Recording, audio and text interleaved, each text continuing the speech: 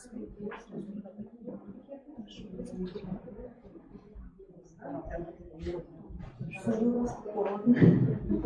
вчера такой замечательный был.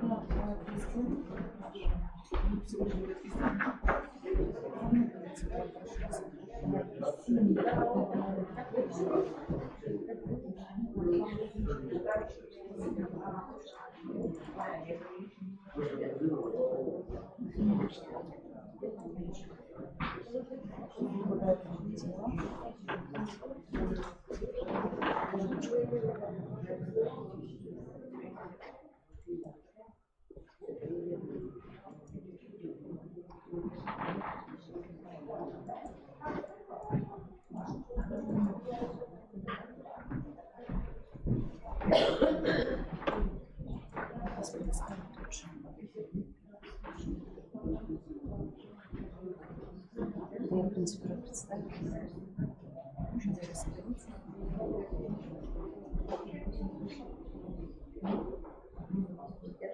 Скажите, что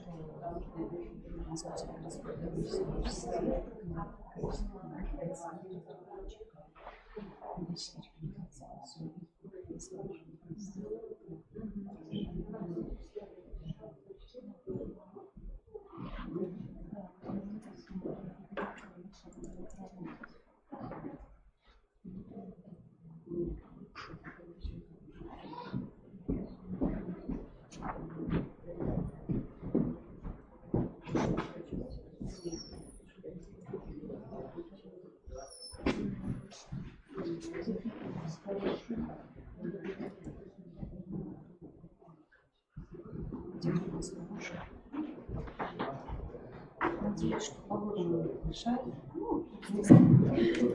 Работа шла слишком жарко не будет.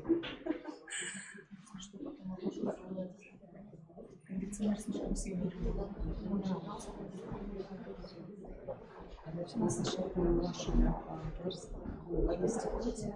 Очень удобно. Как раз вчера разговаривала с коллегой Екатериной Федоровной, тоже по Инстаграму, вместе специалист наш очень понравился вас.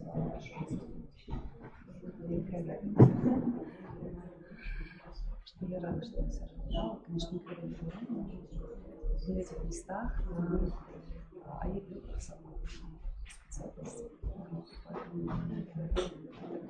Интересно, чистая культура.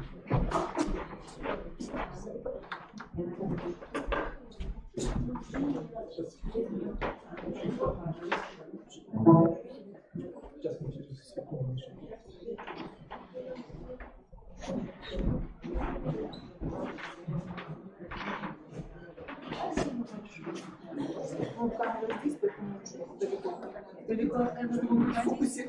А так, а я ближе. А где удобнее стоять? Ну, я просто, где вы будете в основном стоять, я всегда направо.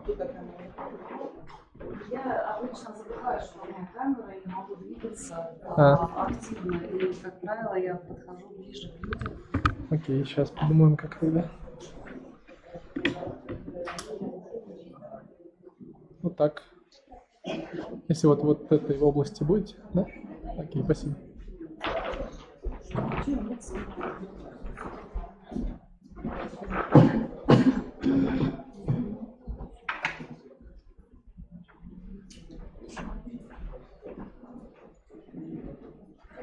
Не вижу, я светильник выдержу.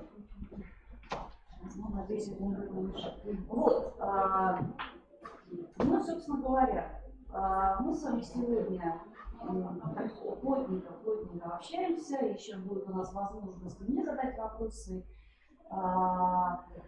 И я вам задаю всякие разные вопросы. А сейчас, как я и просила вас, с вашего разрешения, позвольте мне моментами заняться. Во-первых, у нас программа дистанционная. Повышение квалификации, вы это прекрасно знаете. Что это значит? Это значит, что вы зарегистрировались на эти курсы, получили учетную запись в виде логина и пароля, и должны были попасть в этой учетной записью на систему Мосида, и там начинает курс дистанционно, в общем, погружаться. Будет итоговая аттестация, я еще скажу всем, все подойдут, но повторение моих учений, поэтому я еще раз повторю, 30 апреля, уже совсем скоро, этот курс заканчивается. Если вы, мои дорогие, не боюсь этого слова, товарищи, там еще ни разу не побывали под своим логином и паролем, это значит, вы, вас нет. Вас система не видит, она вас не фиксирует, ваши следы там никак не отражаются, поэтому свой след надо там оставить цифровой. То есть, да, во всяком случае, надо зайти, и если даже не погрузиться в содержание, я сегодня вас буду погружать в это содержание, и вы, надеюсь, после моих замечательных пар, значит, как придете домой, как погрузитесь туда, вот. Но самое главное, что ваш след там должен появиться. И он там должен будет остаться в виде итоговой аттестации. Иначе вы не получите вожделенный документ, сертификат, что вы, как могли, повысили свою квалификацию по финансовой грамотности. И у меня в списке, уважаемые коллеги, 92 коллеги.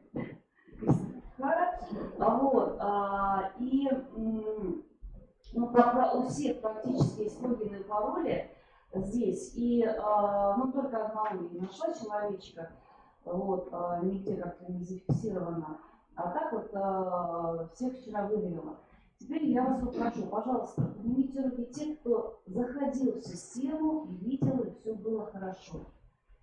Да, ничего не делали. Ничего не делали, но время еще много. Отлично, хорошо. То есть те, кто заходил, теперь у меня такой вопрос. Все ли там понятно? Да, все ли открывается, все хорошо? Да? Вы просматриваете материалы, там очень много материалов. Кто не заходил, поднимите ручки. Есть, да, такие, кто не заходил. Теперь меня волнует причина. Вы не заходили, потому что вам некогда, и вы об этом забыли, или вы не могли зайти? Давайте так. Нет, логина, пароля нет. Тогда давайте с тех, кто у меня здесь ближе ко мне, как вас зовут?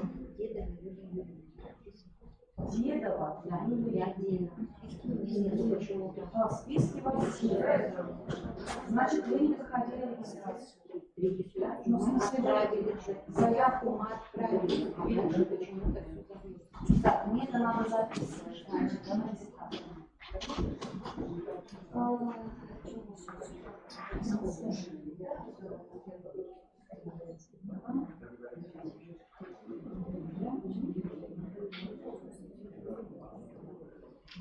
Вашу номер телефона.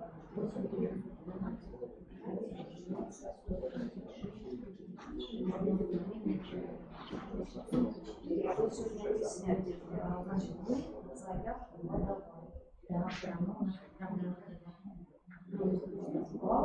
но не пришел, да? Так, хорошо, вы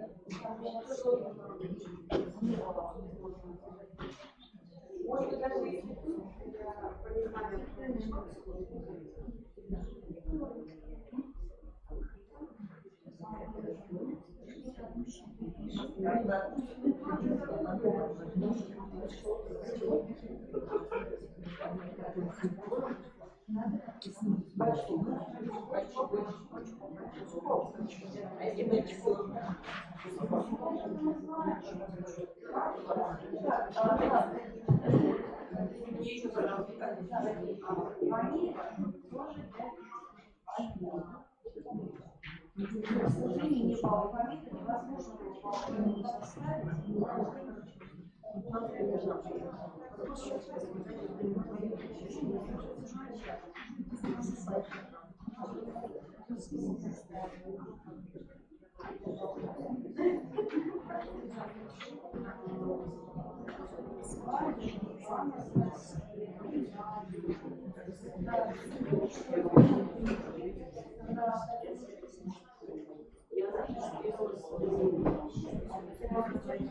Скажите, пожалуйста, командировочные у кого-то еще есть?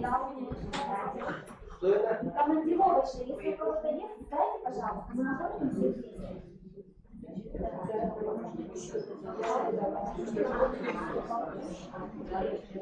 Командировочные.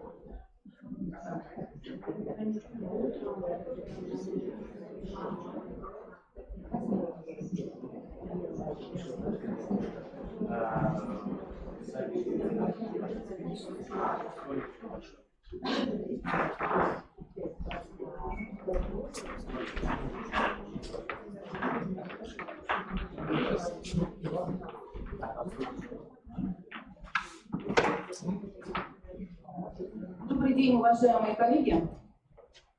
Сегодня начинается Всероссийская неделя финансовой грамотности. Вопросам развития финансовой грамотности населения уделяется очень большое внимание и в правительстве Российской Федерации, и в нашей республике. Очень замечательно, что у нас с вами появилась такая возможность пройти курсы повышения квалификации по дополнительной профессиональной программе формирования финансовой грамотности обучающихся, технологий и инструменты. Центральный банк России совместно с Московским городским педагогическим университетом разрабатывает методические рекомендации, пособия для обучающихся, для педагогов. И мы очень рады, что именно разработчик этих пособий Марина Ивановна Подболотова, кандидат педагогических наук, доцент, приехала к нам и будет работать с вами эти 2 дня. Марина Ивановна. Да, спасибо большое. Здравствуйте, еще раз, Пожалуйста, коллеги. вам слово. Я, во-первых, хочу сказать, что я рада, что я здесь. У вас прекрасный город. Вчера меня встретила прекрасная погода. Была тишь, благодать, красота. Сегодня вот тоже неплохо, снежок.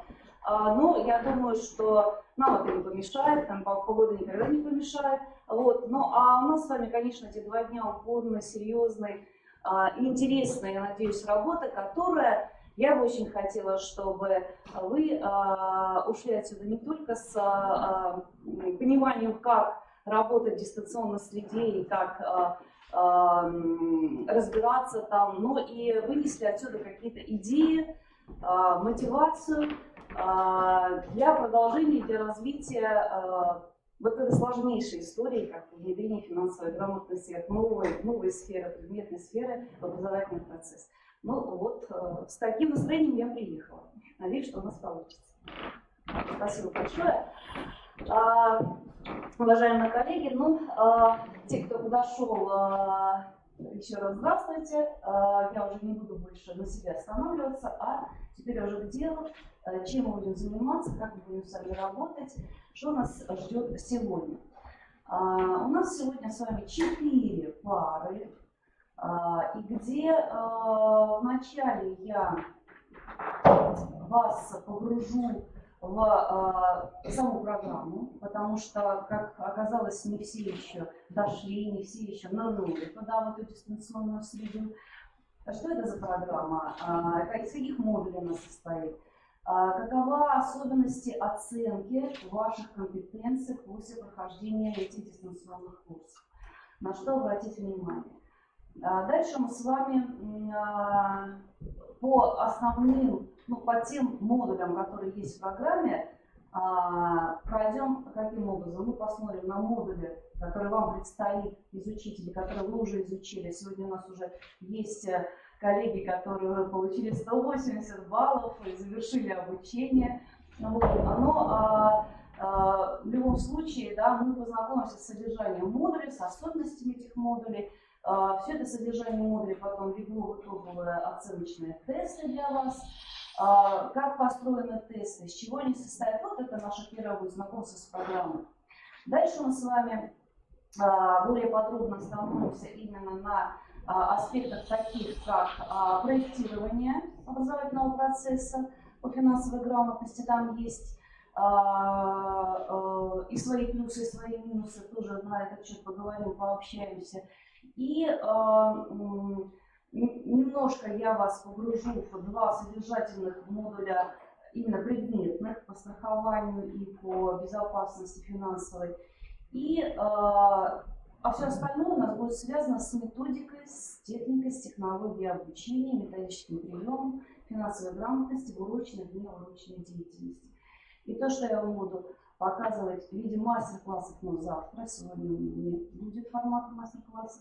Вот, это часть того, чего нет в программе повышения квалификации, хотя мне, когда я собиралась к вам, уезжала, настроена на то, что у нас эта сессия установочная. Это не повышение, я здесь приехала, не повышать квалификацию, а разъяснять, комментировать, консультировать по тем вопросам этих курсов, которые находятся в дистанционной среде. Вот. Ну, если все понятно, то поехали, а если непонятно, то будете задавать мне вопросы. Договорились? Ну, отлично. Так, уважаемые коллеги, вот этот проект, вот эти курсы повышения квалификации, формирование финансовой грамотности обучающихся технологии и инструменты. Да. Плохо слышно меня? Повыше микрофон. Громче говорить еще. Хорошо. Так, слышно? Да? Я буду чуть громче говорить. Значит, у нас... Я-то себя не слышу, мне кажется. Какой-то шипящий. Да? Ну, наверное, не очень сложно послушать. Да, давайте это. Давайте вот это заберу вас. Итак, у нас эти курсы... Все нормально? Громкость нормально или прибавить? Прибавить? Вам слышно? Прибавить? Прибавьте чуть-чуть. Итак, эти курсы, я вам сразу хочу сказать, уважаемые коллеги, нет истинных последней инстанции. Эти курсы – это еще просто один ресурс, который может обладать разными характеристиками. Да, что-то может нравиться, что-то нет, что-то ух ты, а что-то я уже это знаю. Это нормально. Это наша нормальная история. И вообще я вам хочу сказать, что несмотря на то, что вот я вам сказала, что финансовая грамотность уже 10 лет, как, в общем-то, у нас развивается в России, все равно мы еще находимся на пути проб и ошибок. Еще мы находимся на пути поиска. И здесь очень важно, когда ваш опыт, ваша практика на местах имеет для нас особое значение, то есть обратная связь. Вот обратная связь, это очень-очень важно. Ну, эта история теперь развивается надолго, и вопросы финансовой грамотности, как компетенции планируется включить в федеральные образовательные стандарты в виде планируемых результатов, и это, скорее всего, будет. Но говорить об отдельном предмете обязательно речи не идет, но то, что эта история масштабная, она будет развиваться, и вы в этом участвуете, это очень-очень здорово. На этих курсах повышения квалификации, на которых вы сейчас находитесь в дистанционной среде, у нас более 2000 человек по всей стране. По всей стране. То есть масштаб такой нехилый, я хочу сказать. И знаете, еще в чем особенность? Вот я посмотрела по списку присутствующих на этих курсах, и это и представители высшей школы, и представители среднего профессионального образования, и начальная школа, и основная. То есть у нас такой собрался коллектив, команда, очень работающая на разных уровнях образования, но нам нужна, занимающаяся одним делом. И это сложно с одной стороны, интересно с другой стороны, и, наверное, это нас должно обогатить, я просто в этом уверена.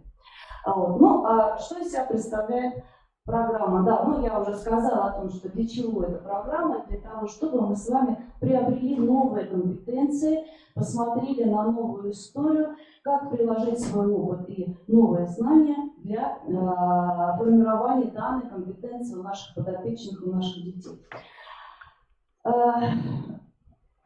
Идет в дистанционном формате, эти курсы идут в дистанционном формате, очень удобный. С одной стороны, ты не завязан ни на времени, ни на расписании, но неудобен тем, что ты не видишь преподавателя глаза в глаза. Как бы ни развивались дистанционные технологии, преподаватель – личность, фигура, которая стоит передо мной, и глаза в глаза – это очень важно. Именно поэтому в этой программе предусмотрены очные выезды нас, преподавателей, к вам на встречу, чтобы вот так вживую пообщаться, обменяться эмоциями, впечатлениями и так далее. Но формат дистанционный. Московский городской педагогический университет. Здесь показаны вот фрагменты, когда мы заходим на сайт, заходим в систему МОСИДа и находим там наши курсы, которые имеют название, которое я вам уже 10 раз говорила, уже язык отбивался. Вот, имеете свой логин и пароль, и уже вы имеете все доступы к учебным материалам на данном ресурсе. Так.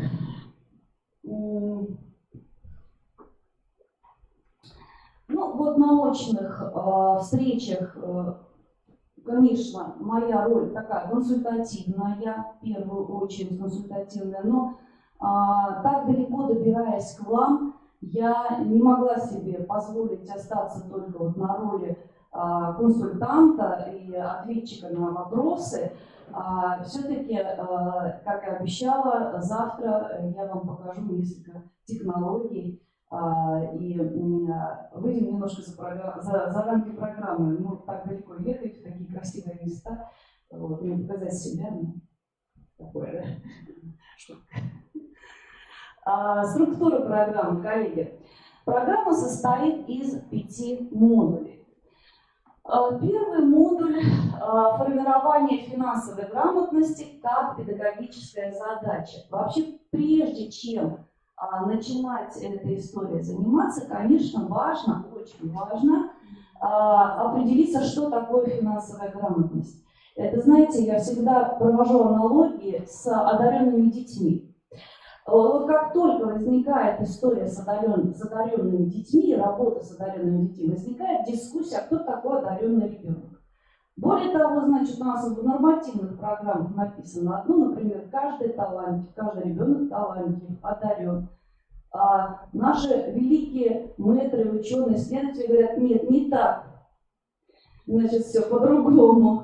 А что делать учителю, да, на что ориентироваться? Вот по финансовой грамотности здесь нет такого разночтения серьезного, но тем не менее для того, чтобы понимать или как бы развивать свою технологию обучения и формирования компетенций, нам нужно самим четко очень уяснить эти цели и саму сущность, внутреннюю сущность финансовой грамотности, что это такое, как компетенция вообще, чем она отличается от всех остальных.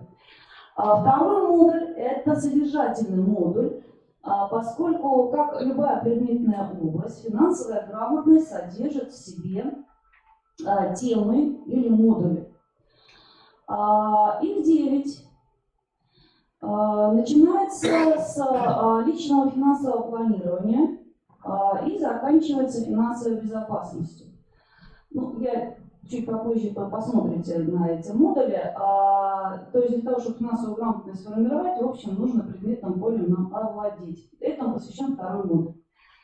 Третий модуль – формы и что-то, педагогические технологии формирования финансовой грамотности. Конечно, раз предметная область имеет специфику, имеет свои собственные цели, она имеет и какие-то особенности в педагогических технологиях. Вот этот модуль этому посвящен. Какие возможны форматы, какие технологии преимущественно следует использовать при формировании этой компетенции у детей. Такие рекомендации. Четвертый модуль. Четвертый модуль уже на такую специфику целевой аудитории. Ведь все дело в том, что у нас эта программа по содействию формированию финансовой грамотности, она у нас разработана на все возрастные целевые группы, на разные целевые группы для взрослых людей и для маленьких детей. И вот особая такая целевая группа – это дети-инвалиды, дети-сироты, дети с ОВЗ. И пятый модуль – это формирование финансовой грамотности с использованием учебно-демонстративного комплекса. Потому что, это же и такая история, это функциональная. И мы будем об этом говорить. И для того, чтобы научиться действовать, для этого нужны определенные средства обучения. И вот такой комплекс здесь будет представлен.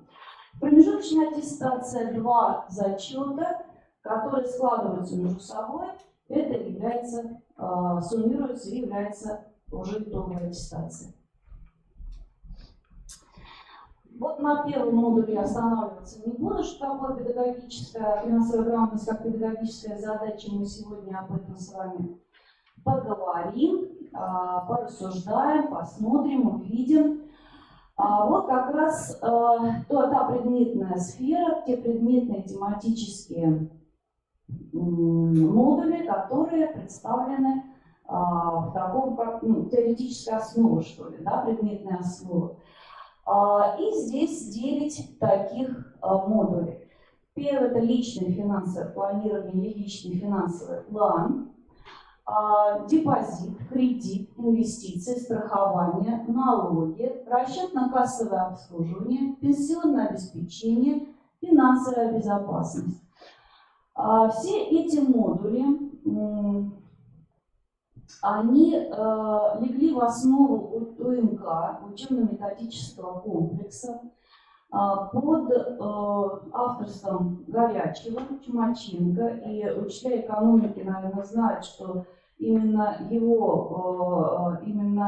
этого авторского коллектива учебник вошел в федеральный перечень. Кстати, учителя экономики, наверное, тоже наслышано, что Липсиц не вошел в учебник экономики, Липсица не вошел в федеральный перечень в этом году учебников, а вот эти авторы вошли. Поэтому придется работать, они не классические, не в таком понимании, вот, как мы приводим к Липсицу, да, немножко по-другому построено, более современно. Ну, оценить это будет уже ваша прерогатива. Есть вводная лекция, где рассказывается видеозапись особенностей этого модуля. И по каждой теме очень подробно изложена презентация, теоретический материал. Язык изложения очень доступный, потому что я увидела, что здесь много разных учителей и иностранного языка, и не только обществознания, да, как такого предмета наиболее приближенного к экономике, да, а и разные предметники. Вот, поэтому язык очень доступный, очень понятный, и даже гуманитариям, если вы из гуманитарной сферы, в общем, овладеть этим предметным содержанием будет несложно. А те, кто уже прошел, могут даже поделиться и, не знаю, во всяком случае, подтвердить мои слова или опровергнуть. Есть такие желающие? Кто смотрел предметные вот эти темы? Вы смотрели? Вот. Ну, не все, на какую-то часть смотрели. Скажите, сложное там содержание изложено? Сложно, понятно, хорошо. А вы представьте, пожалуйста, кто вы такая? Ирина Павловна, заместитель директора и учитель математики. Учитель в средней школе. Да. Вот, и вы подтверждаете, что там все понятно, доступно, достаточно хорошо. да. И даже интересно. Да. Я бы так сказала, что даже интересно читаешь, но хочется дальше изучать это. Вот так построен материал. Почему именно такие модули предметные были выбраны? Вы сами поговорили, это очень взаимосвязано с самой целью финансовой грамотности и ее структурой как компетентности. Ведь и продиктовано не просто так, да, вот именно эти модули были взяты за основу. Ведь у нас есть еще одна программа по финансовой грамотности, как раз Липсиц и команда ей занимаются, там у них тоже есть УМК свои, начиная с начальной школы. У них там немножко другие модули, по-другому немного построено, да? Но они пересекаются очень сильно. И вот самый ключевой модуль, или ключевая тема, главная, это первая тема – личный финансовый план. Вот знаете, сейчас у нас эти боссы перелопачивают, может, вас тоже подключают и говорят там, отнеситесь, посмотрите, что там предлагается содержательное ядро. Помните, как было когда-то? по всем предметам. Так вот, здесь вот тоже это личное финансовое планирование, это если поговорить, посмотреть на содержательное такое поле, то это ключевое смысловое содержательное ядро, такая смысловая содержательная единица. Значит, для зачета по модулю вот основные вопросы содержания необходимо выполнить итоговый тест. То есть по первому модулю финансовая грамотность как педагогическая задача мы тесты не делаем. То есть у вас будет первый тест, он будет предметный по содержанию вот этих вот тем. Я в конце вам покажу, какие тесты, как они выглядят, какие особенности оценки. Просто сейчас обратите внимание, что вам нужно будет по содержательному модулю тест сделать. Вот вы изучили все, просмотрели все эти 9 модулей, вникли туда, потом делаем тест. Третий модуль. Форма организации педагогические технологии на формирование финансовой грамотности. Значит, что здесь? Здесь 3 темы. Первая тема – это, конечно же, учебно-методическое обеспечение. Потому что мы педагоги, мы учителя, нам нужно на что-то ориентироваться. Мы не можем с воздуха, мы можем придумывать, да, по образованию еще что-то там, кружок, круги шитья можем, да, или там еще кулинарный кружок сделать, очень хорошо и здорово. Но когда возникает вопрос предметного содержания, когда возникает вопрос вот такого целенаправленного ответственного действия, как формирование компетенций у большого количества детей, да, не просто мотивированных, которые пришли на наш кружок, то здесь очень большая доля ответственности. Нам нужно на что-то ориентироваться. Поэтому учебно-методический комплекс и знакомство с этим комплексом обязательная часть ваших курсов, и это нужно сделать. Вторая – организационные формы, тема, и третья – педагогические технологии. Здесь вот 3 темы, как они выглядят. Ну вот обратите внимание, по первой теме информационно-методическое обеспечение и учебно-программное обеспечение этого курса. Вот по первой теме вам представлен учебник Горячева-Чумаченко «Финансовая грамотность». Дальше методические рекомендации по разработке программы этих же авторов к этому учебнику, УМК. И вот дальше те ресурсы информационные, которые вам могут пригодиться для разработки рабочих программ, для разработки рабочих учебных программ. Очень тоже доступно и понятно там все изложено, очень логично. Ну, в общем, только прикладывать свой талант сюда и желание, и, в общем, должен получиться хороший методический продукт.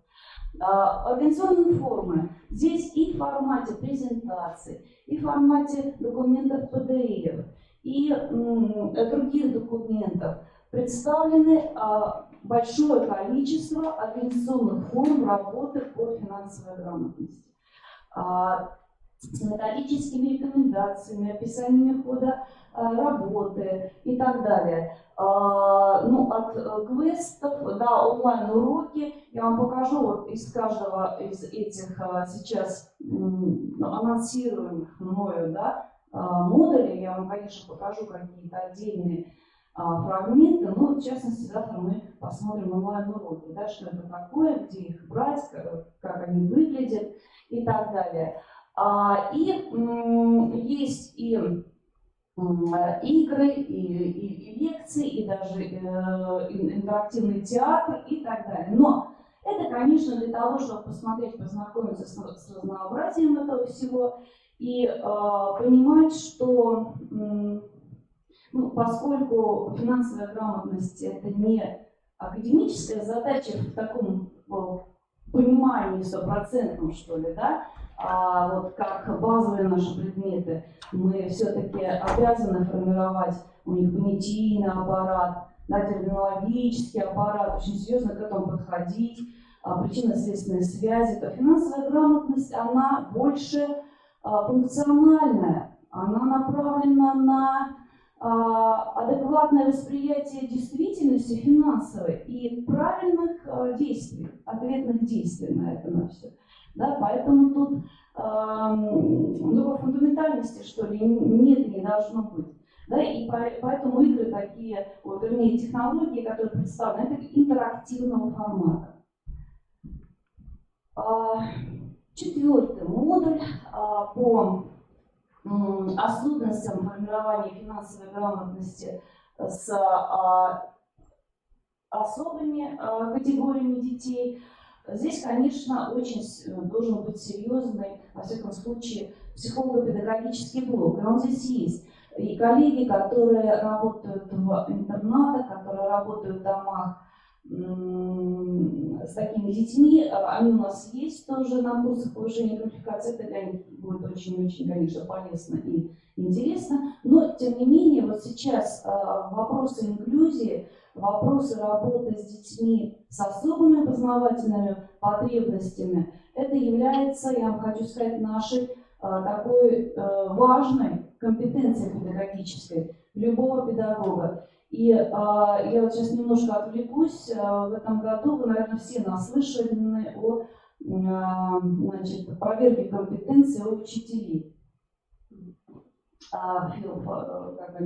ФИОМы, значит, федеральные оценочные средства были подготовлены и в пилотном, значит, варианте учителя проверяли свои компетенции. Так вот, в этих оценочных средствах практически везде, в каждом предметном блоке, математика или русский язык или обществознание, обязательно были вопросы, связанные с организацией образовательного процесса, знанием методик, особенностей психолого-педагогических с детьми с особыми познавательными потребностями. Вот, поэтому это тоже блок очень важный для нас. Ну, конечно, есть специфика темы и представлена сама методика в следующих материалах. Вы видите, здесь есть и инновационный опыт, и методические приемы, и даже есть какие-то ресурсы, вот мультфильмы, например, по финансовой грамотности. Завтра покажу мультфильм по финансовой грамотности. Это не значит, что мультфильмы мы можем использовать только с этой категорией детей. Мы можем мультфильмы использовать и не только с маленькими детьми, но и со студентами и колледжи наших, да, и в ВУЗе. Я в своей практике это использую и для того, чтобы вообще разнообразить эту нашу жизнь. И такой ресурс тоже можно будет использовать. Ну вот посмотрите, там есть ссылки на эти мультфильмы. Так. Все. Потухло.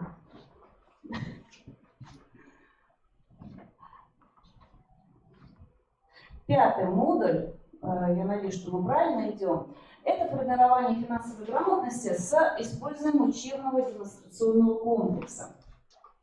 Ну, что такое учебно-демонстрационный комплекс? Может быть, уже у коллег он у кого-то есть, а если нет, возьмите себе на заметку. Скажите, да, я буду развивать финансовую грамотность в школе, но мне, значит, кроме меня замечательной такой инициативы, нужен еще учебный комплекс, да, демонстрационный.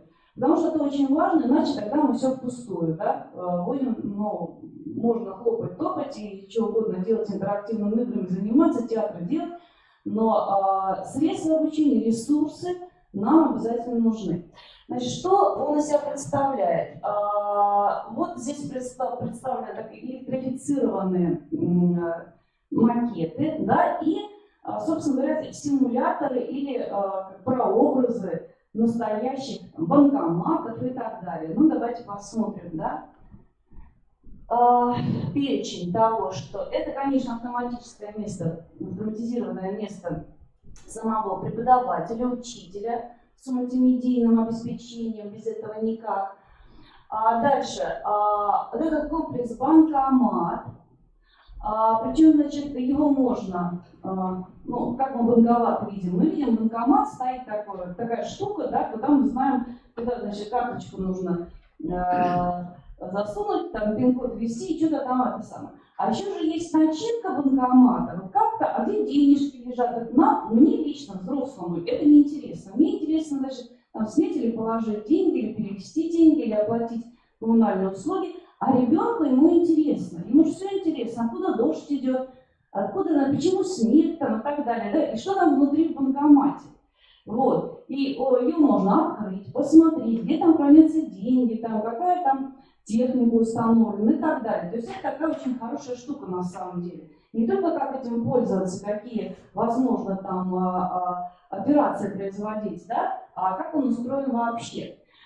Вот интересный тоже демонстрационный комплекс с дополненной реальностью нумизматика.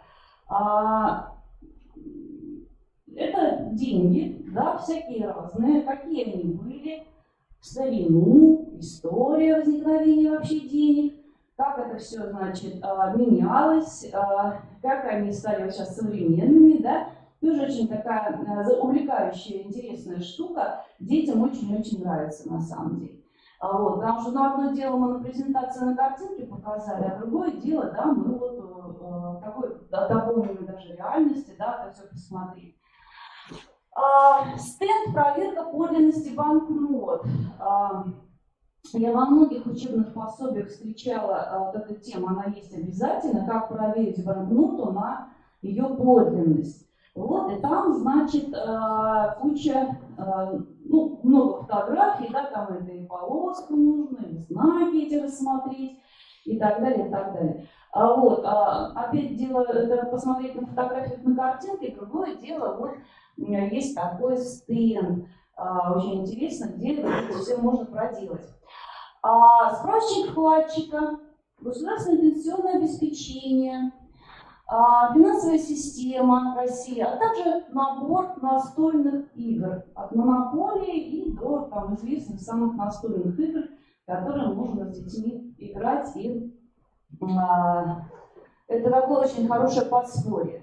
Вообще, здесь на этом слайде такое новомодное слово, мы так любим, что такое наш язык, значит, обогатить иностранными словечками.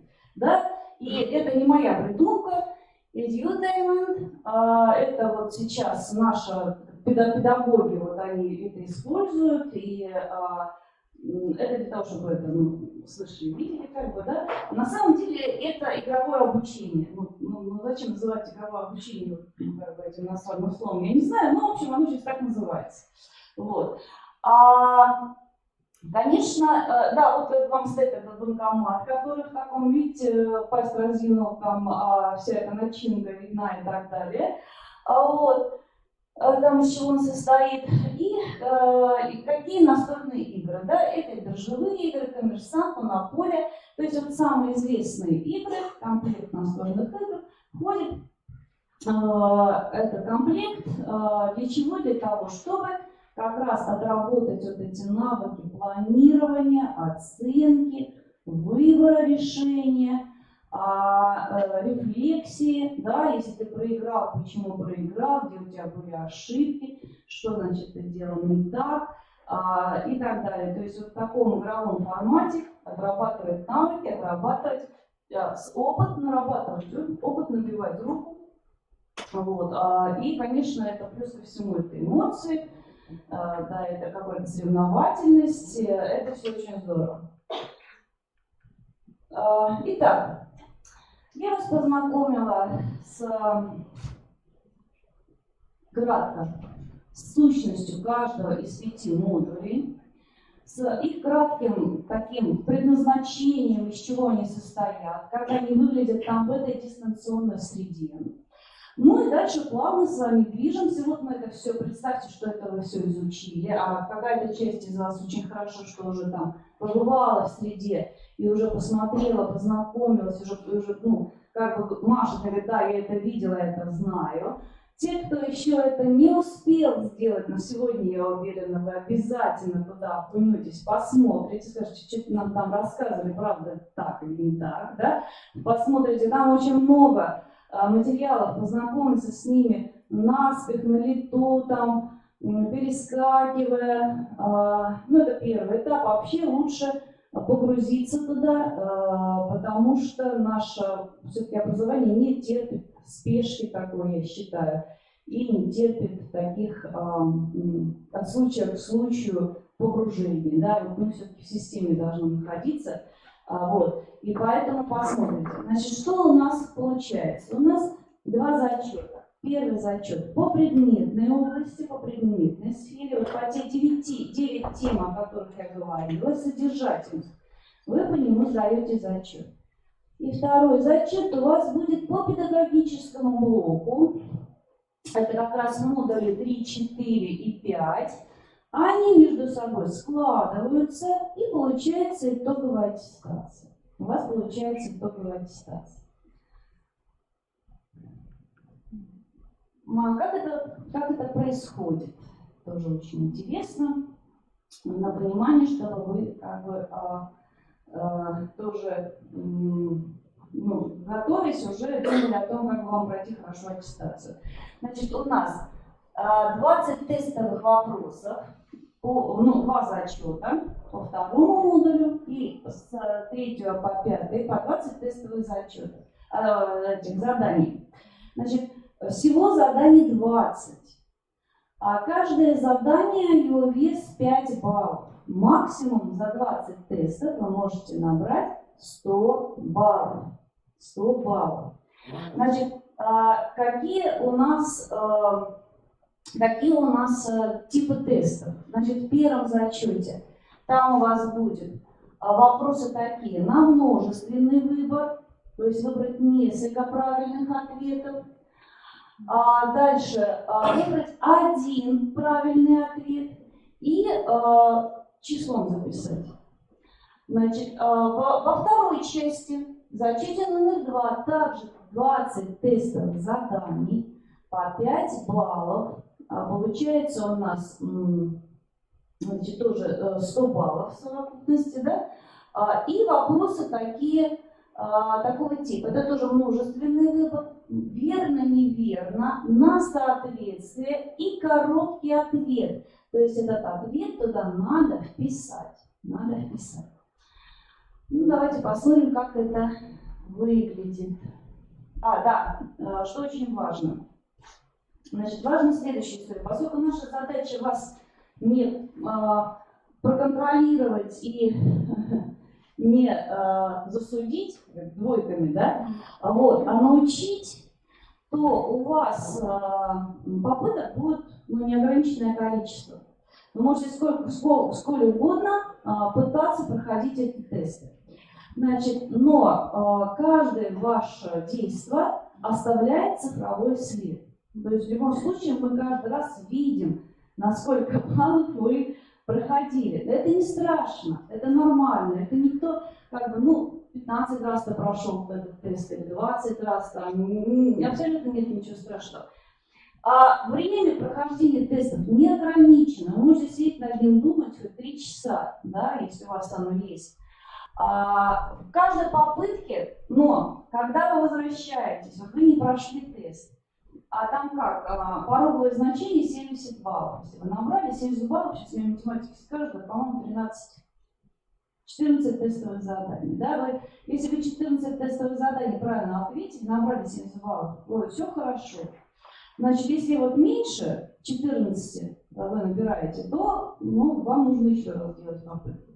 И их неограниченное количество. Но в каждой попытке вопросы перемешиваются. То есть они у вас разные каждый раз бывают. И поэтому вторая попытка может быть хуже, чем первая. И такое бывает. Дальше. И метод оценивания. Пороговый балл — это 70 за один зачет.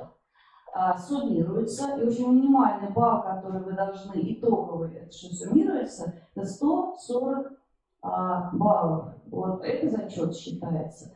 Но я просто уверена, что это не наш предел, и баллы у вас будут очень высокие. Тем более, что с таким условием, что много раз, времени ограничено, еще, что очень интересно, действительно интересно, захватывающе читать эти материалы учебные, что обязательно все получится. Да, плюс еще опыт богатый свой, собственный, поэтому все должно получиться. Ну, я вам говорила о том, что эти вопросы, они, тестовые задания, они разного формата. Конечно, нужно внимательно читать всегда вопрос. Я уверена, что вы своим детям, когда они готовятся к каким-то таким контрольным мероприятиям, это неоднократно повторяете. Читайте внимательно. В самом вопросе уже указано на то, сколько там должно быть ответов. Вот. Ну вот я здесь выделила красным, значит, в первом вопросе должен быть один правильный ответ.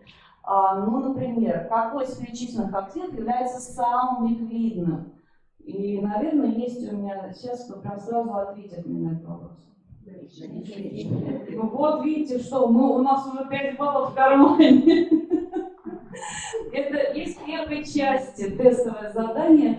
Они, ну, да, несложные. И основные критерии при выборе страховщика. Да, и тут уже даже мы пошли на то, что пишем, выберите 2 правильных ответа. Ну и какие здесь правильные ответы? Ага, все, поплыли. Ну вот. А и Б? Наличие лицензии и стоимость страховой услуги не прошел. Так, теперь пошли гадать. Да, нет, тоже не прошла. Все, нет 5 баллов. Так, мы над этим еще поработаем, коллеги. Давайте поехали дальше. Вот вопрос из второй части, там, где модули 3-5,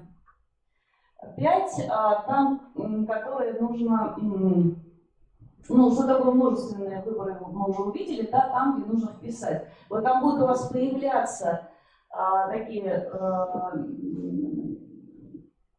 пространства, что ли, куда вы должны вписать правильный ответ. Пишите, пожалуйста, и вот здесь показано, да, вот, красным показано, напишите, пожалуйста, если вы там букву пропустили, он будет у вас засчитывать, это же машина, она же, машина есть машина, я же говорю, она же тупит иногда, она же не понимает, что может там буковка, например, у меня в компьютере западает буква первая, вот, F. Я, например, вместо лекции нашел лекция. Хотя я писала лекции, но не увидела. И он мне засчитал как неправильный ответ. Вот тоже это имейте в виду, если вы ошибку сделаете, то не как вот задано, да, в эталонном ответе. Он будет, вы будете, например, вы, напишите младшие школьники. Ну, например, окончание не то сделаете. Он тоже будет вам считать, что это неправильный ответ. Но даже это машина, это не человек, у него там нет заданных разных вариантов, да, поэтому постарайтесь и в окончаниях тоже писать в соответствии там, со смыслом, который задан.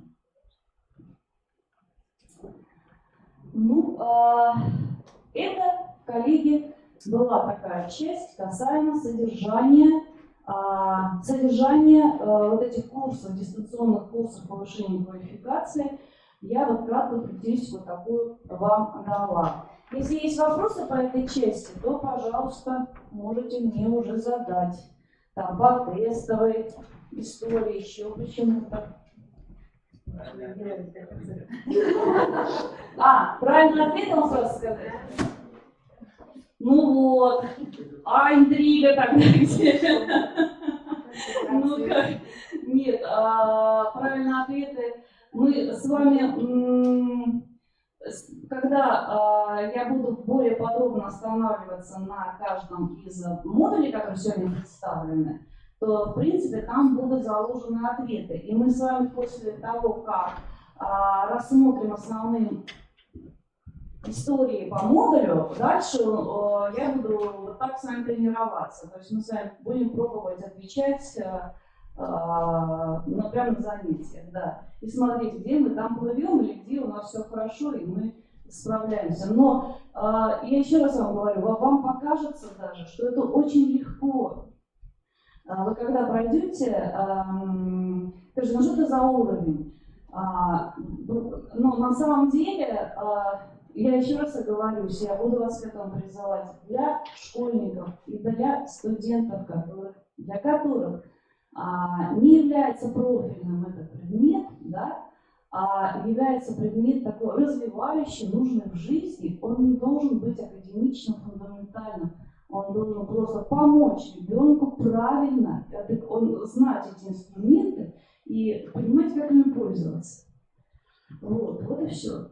Тут вот с этим это связано, потому что мы не можем все время усложнить нашу программу. Это невозможно. А сделать ее более жизненной, нашу учебную программу, наверное, нужно. Вот.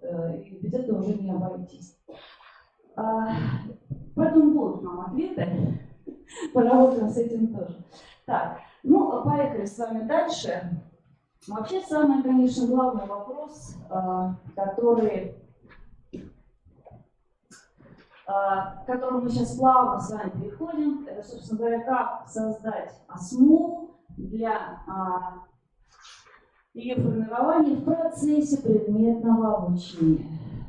Почему именно этот вопрос я сейчас поставила в продолжении нашей беседы, погружения в нашу программу? Я предупредила, что я немножко буду уходить за рамки курсов повышения квалификации дистанционным изложенным, которые я сказала.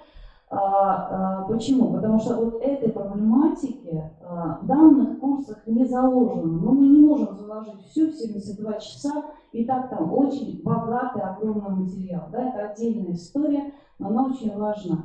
Почему? Потому что одно дело, когда вот тебе дали финансовую грамотность как коллективный курс или как факультатив, и ты его разрабатываешь, ты не делаешь экивоки в сторону того или иного предметного содержания.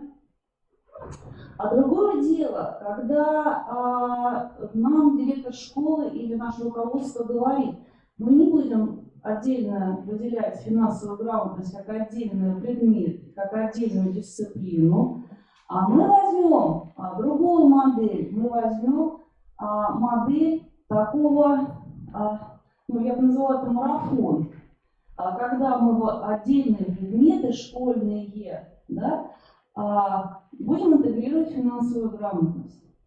Таким образом, не увеличивая нагрузку на детей, не давая, так сказать, больше, не раздвигая сетки часов, но давая нагрузку на предмет и на учителя. Да? Вот. И вот это совсем другая история, она очень сложная, она совсем непростая. Как к этому подойти, с какого боку, еще тоже в поиске находимся.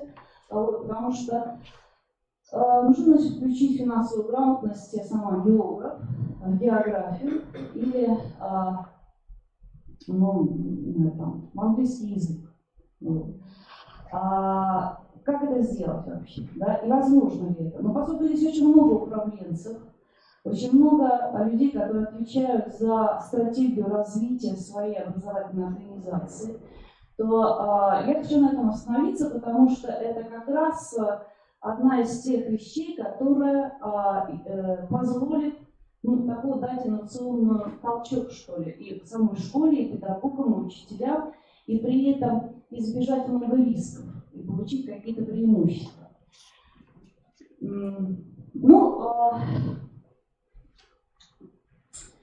Теперь, значит, к тому, что такое финансовая грамотность, да? Вот зачем это нужно, как это можно изучать, да? Теперь уже такое финансовая грамотность. Вот на данном слайде такое слово написано, ругательное, ПИЗа. Вы с ним все знакомы. Это международная оценка качества образования, независимая причем. И мы там, наша Российская Федерация, как уважающая себя страна, обязательно принимает участие в этой оценке. Значит, считается, что, конечно, государства, страны, они участвуют в этом исследовании, и мы тоже. И считается, что по финансовой грамотности, да и по отдельным предметным областям, это такой некий, знаете, катализатор, да? И мы с вами знаем результаты наверняка. Вот по исследованию ПИЗа, по каким предметным областям наши лучше всех? Математика, физика. И читательская грамотность. Да? То есть у нас сначала, как по началке это исследование, значит, математическая грамотность, читательская грамотность, мы впереди планеты всей. Но все остальное у нас гораздо хуже пока. Вот финансовая грамотность — это тоже исследование ПИЗа и тоже считается катализатором, то есть мы смотрим себя относительно других стран. Мы можем по-разному относиться к этому, но не принимать это как мировую такую оценку, да, мы не можем. На этом мы ориентируемся. Что говорит нам ПИЗа? Что такое финансовая грамотность? Вот она говорит. Ну, там все очень понятно и просто. То есть это финансовые понятия, знание, понимание этих понятий, риски, также навыки, мотивация, уверенность для принятия эффективных решений, собственных, которые будут способствовать улучшению благосостояния личности, общества и участию в экономической жизни. Ну, то есть это определенный комплекс знаний финансовых, умений, мотивации для того, чтобы действовать, да, уметь решения принимать. Ну и проверяет, насколько 15-летние учащиеся готовы к принятию таких эффективных решений в разнообразных финансовых ситуациях. Как наши там выглядят, я вам покажу. По-разному выглядят, по-разному. А вот наш документ «Стратегия повышения финансовой грамотности в Российской Федерации до 2023 года». Как раз в рамках этой стратегии вы будете работать как теперь люди, которые будут развивать финансовую грамотность у себя на местах. Значит, какая цель была стратегии? Цель – это формирование финансово грамотного поведения человека. Как они определяют финансовую грамотность? Это тоже, смотрим у них, это тоже сочетание осведомленности, знаний, умений, поведенческих моделей для принятия успешных финансовых решений и достижения финансового благополучия. Ну и, собственно говоря, главным является это формирование финансово грамотного поведения человека, которые могли бы успешно и ответственно действовать в современном мире. То есть мы видим такую практикоориентированную составляющую этих пониманий, что такое финансовая грамотность. Опс, перескочила. И вот кто такой, собственно говоря, говорить-то можно много, теперь нужно понимать, а кто такой финансово грамотный человек и что такое финансово грамотное поведение, из чего оно состоит. Вот эта самая стратегия определяет нам 11 таких показателей, что ли, да? Вот человечек финансово грамотный, у него должно быть сформировано 11 таких качеств. И красным выделено, что, видите, две позиции. Это он умеет планировать доходы и расходы. И второе, следит за состоянием личных финансов. Почему выделено красным? Потому что сформировать весь этот спектр, конечно, нужно. Это такая идеальная мечта. Но мы ориентируемся главным образом, первым образом, на формирование двух качеств. Это первое, чтобы человек умел планировать, значит, понимал, что такое планирование доходов и расходов. И второе, следил за состоянием личных финансов. Вот как бы это ключевые позиции, ключевые качества вот этого финансово грамотного поведения человека, на что и будут направлены наши с вами рабочие программы. Ну, кстати, я хочу сказать, что вот эти все качества, которые определены в стратегии, которые могут характеризовать финансово грамотного человека, они же все легли в основу содержания предметного, которое мы с вами видели, вот те 9 тем, 9 модулей. Каковы модели формирования финансовой грамотности существуют? Итак, мы с вами определили, что финансовая грамотность состоит из знаний и понимания финансовых понятий, умения и опыта их применения, а также установок и навыков на эту деятельность вообще. Потому что если человек не хочет, мы его не научим. Вот у нас разные бывают установки. Сейчас, знаете, такая ходит история, что вот дитю делать в 11 классе. Вот на самом деле. Вот ходит человек в школу в 11 классе, он определил себе уже ЕГЭ. Ну, математику, русский сдавать обязательно, да, и, допустим, обществознание. Все, там, 3-й экзамен. Ни география, ни история, ни литература, ну, в принципе, не нужны, да. Вот, и это все вот так вот проходит. То есть мотивация очень важная вещь, и здесь мотивацию, конечно, поддержать тем, что это тебе нужно в жизни. Вот кем бы ты ни стал, куда бы ты ни пошел, учиться, работать, неважно. Поэтому из этих составляющих на этих оно и зиждется. Итак, ваша образовательная организация решила, что она будет финансовую грамотность развивать и реализовывать. Каким образом? Либо первая модель, она включает свой учебный план за счет времени собственного, да, который выделяется объем часов, образовательной организации в виде отдельного предмета, финансовая грамотность, элективный курс, факультатив и так далее.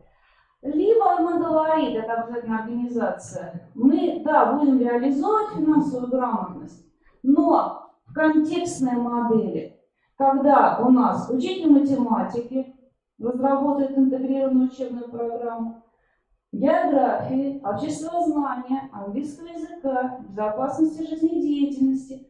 Да? То есть у нас появится несколько интегрированных программ, и мы финансовую грамотность будем реализовывать за счет контекста других школьных учебных предметов. Какая бы ни была модель, вот у вас школа может позволить себе, да, элективный курс там, или факультатив сделать, или колледж. Ну, у колледжа проще история в этом отношении.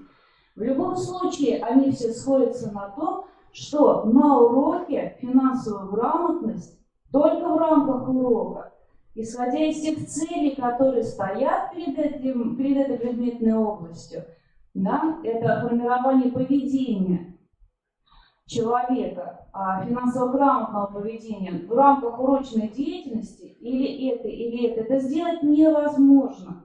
Нам необходим выход за рамки урочной деятельности, а это внеурочная деятельность. Соединение этих двух вещей, когда у нас происходит нет ограничения по времени, нет ограничения по предметным там результатам, нет ограничения по там, мотивации детей или вашей, неважно. И вот только соединение урочной работы и внеурочной работы, да, и либо это программа воспитания и социализации, либо это внеурочная система внеурочной воспитательной работы в колледже, да, программа воспитательной работы в колледже, вот соединение этих вещей даст нам тот результат, который мы, в общем-то, и поставили серьезно. Это формирование поведения, грамотного финансового поведения. Поскольку действия, кроме как в поведенческих реакциях, сформированность действия, мы никак не сможем оценить и проверить или развить.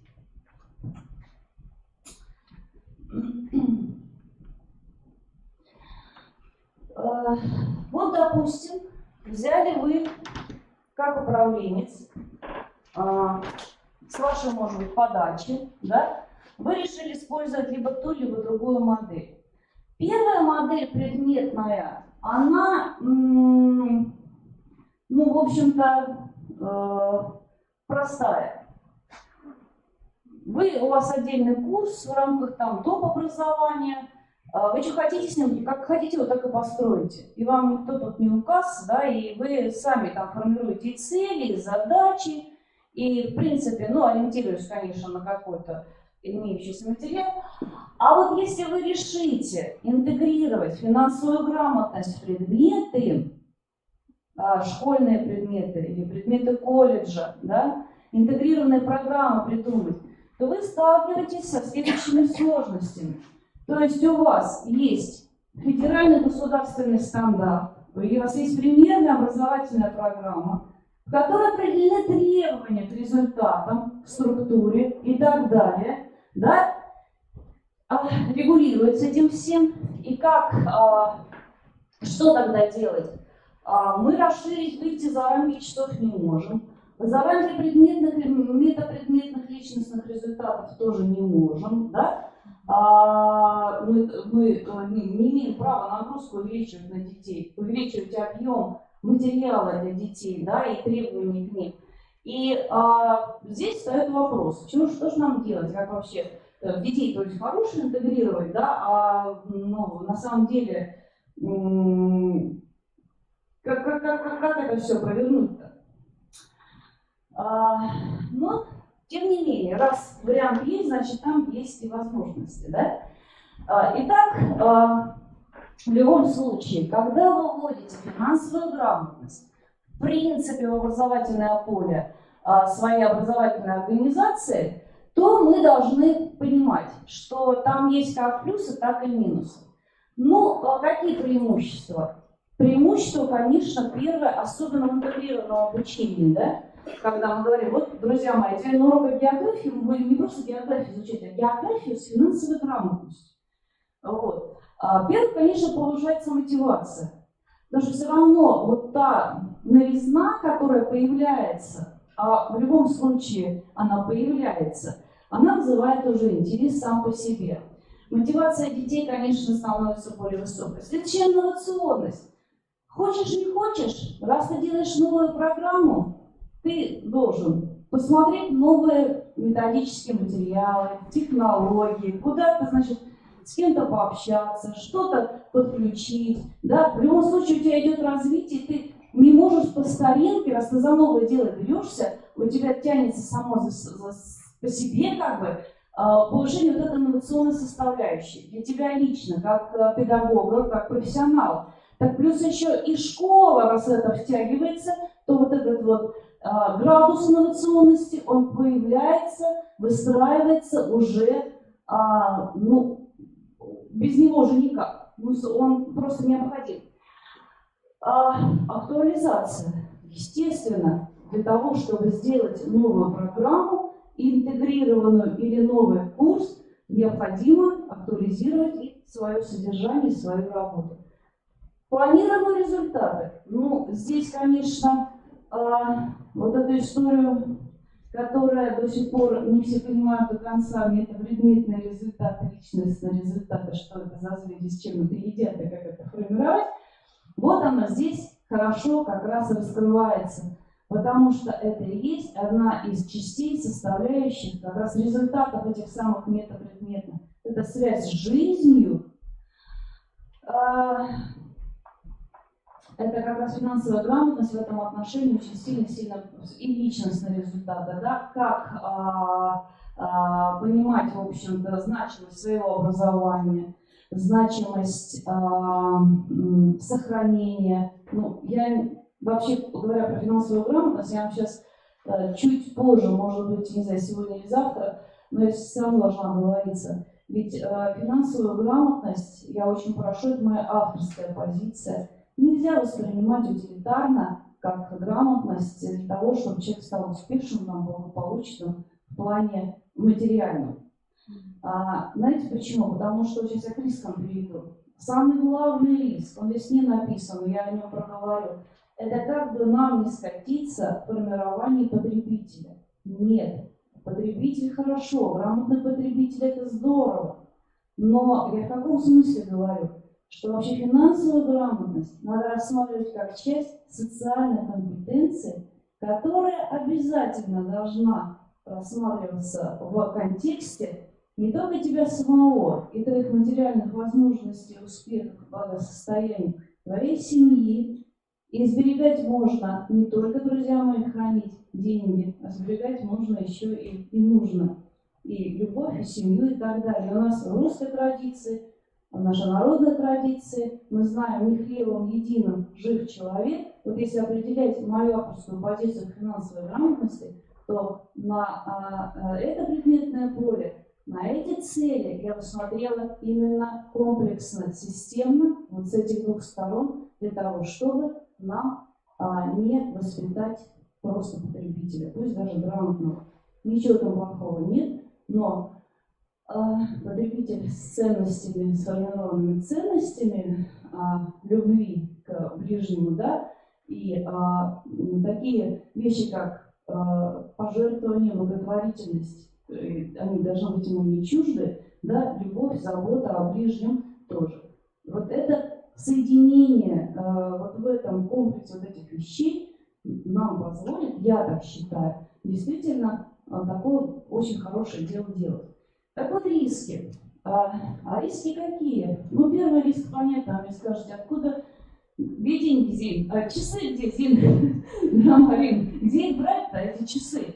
Ну, уже много чего, и астрономия у нас появилась, и, значит, основы духовно-нравственной культуры появились, значит, и финансовая грамотность, а тут еще у нас есть и свои интересы, да, какие. А вот, конечно, часы. Перегружать детей просто уже дальше невозможно, сложно, и здесь надо думать. Либо вы добавляете эти часы, либо вы делаете интегрированные программы. Вот, это тоже очень хороший ход. Теперь второе. Методический контент. Если мы просто берем, еще раз говорю, финансовую грамотность и делаем это как коллектив, вообще история классная, простая, тут даже останавливаться не. А если мы делаем интегрированную рабочую программу, вот здесь, где это взять контент, чтобы соединить финансовую грамотность, скажем, с той же с географией. Если обществознание это является частью предметных результатов, частью, ну, само по себе, вот, они прям в вопросе определены, то в таких предметах, как математика или там безопасность жизнедеятельности, там слова об этом нет, как бы, но все можно обнаружить. Вот. Ну и потом у нас настолько, несмотря на то, что все Министерство просвещения старается оградить учителя от массы ненужной бумажной работы, пока на практике это незаметно. И мы будем все ждать, конечно же, случится, но оно, в общем, вот. И, конечно, методического контента не хватает, это точно. Содержание, да. Здесь, значит, что, друзья мои? Ведь дело в том, что финансовая, там такие есть истории финансовой грамотности, которые постоянно меняются. И вот создать учебник или там учебно-методическое пособие, которое вот мы взяли бы прям тебе по нему бы работали, ну, невозможно. Меняются законы, меняются, значит, там, много чего, да, финансовые инструменты. Нет, есть, конечно, такие стабильные вещи, а вот что касается законодательства, да, там происходят постоянные изменения. И поэтому здесь нужно за этим очень четко следить. Вот. Там у нас по пенсиям был один закон, но сейчас другой. Вот. И некоторые до сих пор не понимают, они вот как на пенсию, когда вот 63 года, так я про себя говорю, 64. А вот в результате, да, или там и так далее. Вот. А некоторым, ну, как бы я еще молод, красив, здоров и счастлив, и во всяком итоге я еще как бы мне, ну, все равно, да. Хотя у нас сегодня так, а через год у нас может быть немножко по-другому. Вот, в какую другую сторону изменится. У нас то была накопительная часть, то не было, пойди разберись там, да. Но раз уж мы за финансовую грамотность взялись, то мы должны за этим следить и содержание актуализировать. Ну и планируем результаты. Вот планируем результаты. Понимаете, мы можем наобум развлекаться с детьми, играть и в монополию, и в нумизматику и так далее, но мы четко понимаем, что если не сформулировать планируемый результат очень четко, измеряемо, то мы можем говорить, что какие мы молодцы, а на самом деле, дети-то, вот, они этот результат они приобретут, получится ли или нет, и нам нужно оценивать, вот произошло, случилось счастье, это любовь-то случилась или нет. То есть она вот элемент этой финансовой грамотности, вот этого финансового, значит, поведения, вот эти качества сформированы у человека или нет, вот рефлексия, что мне делать дальше, как мне изменить работу, так, чтобы это произошло, случилось. При этом как это фиксировать? Мы на своих уроках, у нас есть электронный журнал, там, дневник, мы нам ставим пятерки, четверки, там, да, и так далее, да? А тут-то вроде как, ГОСом-то не зафиксировано, там, в общем-то, сложно. Во-первых, нужно определить сами эти планируемые результаты, очень четко их выделить, да? К ним идти целенаправленно, своей методической стратегией. Дальше понимаете, как это оценивать, как это измерять. И здесь еще до конца это тоже не решено. Вот, когда, может быть, в ГОС внесут этот планируемый результат, когда уже вот он будет окончательно там зафиксирован, ждать нам нужно долго. Обещано, да, но сами-то, если мы беремся за это, работаем, мы тоже должны понимать, и какую-то карту мы должны видеть, картину движения наших детей. Вот они так у нас, да, а вот они вот такие вот стали, ничего не знали, когда мы ко мне пришли. А вот смотрите, да, что у нас уже, какие результаты мы достигли. Вот, это тоже риск такой, и кто во что гораздо здесь нельзя действовать, абсолютно. Как-то мы должны это действовать консолидированно сообща. И вот от этих планируемых результатов отталкиваться. Они есть на самом деле. И вот в этой они не зафиксированы в стратегии как таковой, но ОМК, которую я вам показывала, они разработаны на основе планируемых результатов. Это можно вполне себе использовать.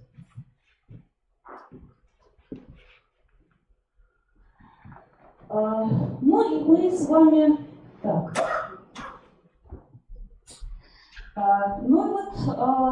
Мы с вами решаемся, что да, так или иначе мы будем эту историю. Так, кстати, а поднимите мне, кто вообще уже ведет финансовую грамотность? Есть такие люди?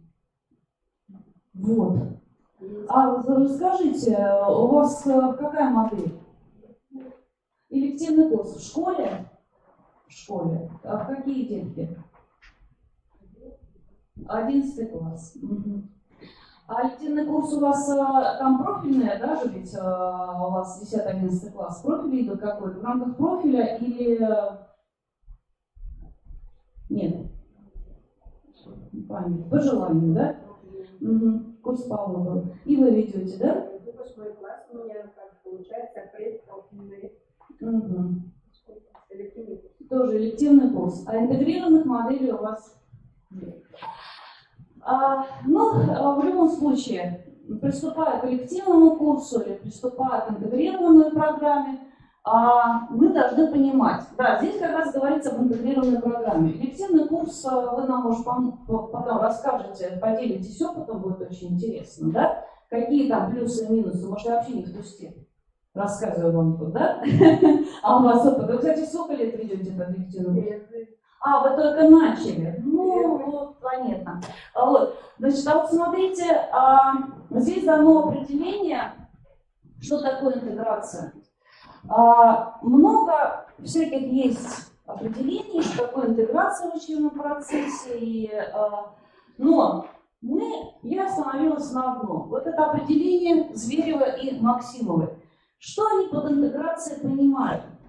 Они понимают слияние в одном синтезированном курсе, а может быть теме, а может быть разделе программы, не обязательно в целом курсе, элементов разных учебных предметов, за счет чего комплексирование и суммирование наук в раскрытии межпредметных проблем. Вот это очень важно, комплексирование и суммирование. Дальше я вам покажу, что это означает. И в любом случае, приступая к программе, у нас 3 этапа. 3 этапа, хорошие цифры 3, методисты знают. Сначала мы интегрируем цели и планируем результаты. Дальше мы отбираем содержание, где будем эти цели и результаты раскрывать. И подбираем для этого технологии и методы обучения. Вот всего 3 таких этапа. Ну, теперь давайте посмотрим. Вам хорошо видно? Вот из-за этой штуки, наверное, не видно ничего. Вот здесь видно? Значит, итак, у нас есть стандарт. У нас есть стандарт государственный как общего образования, так и среднего профессионального образования и начального образования. На каждый уровень у нас, в общем, есть свой стандарт образовательный, да? И есть примерно образовательная программа. Вот у нас одинаковая позиция, что в колледже, что в школе. Ничего не меняется. В этом образовательном стандарте есть требования к результатам. И мы видим, вспоминаем определение, что такое интеграция. Да? Мы видим, у нас есть личностный результат. Вот он из стандарта здесь выписан, основной школы. Значит, один из результатов – это формирование системы значимых социальных отношений, социальные компетенции, способность ставить цели, строить жизненные планы. Это ли, посмотрите, ведь стандарт и требования – это рамка. Что значит рамка? Мы говорим, у нас стандарт рамочный. То есть он нам формулирует, общая формулировка есть, которую мы потом детализируем на своих уроках. На английском вот так, на истории вот так, на математике вот так, личностный результат, да?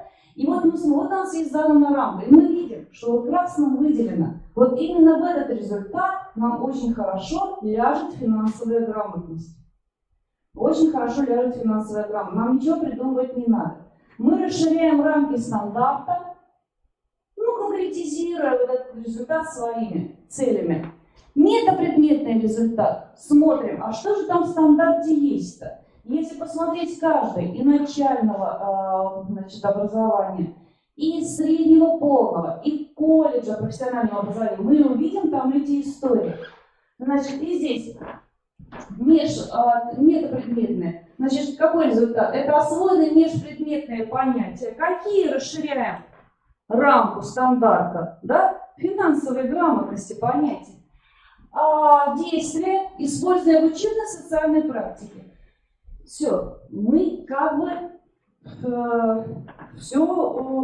нам сама формулировка позволяет туда включить совершенно обоснованно наши требования к результатам. Помните, я говорила, что это риск такой, да, вроде есть.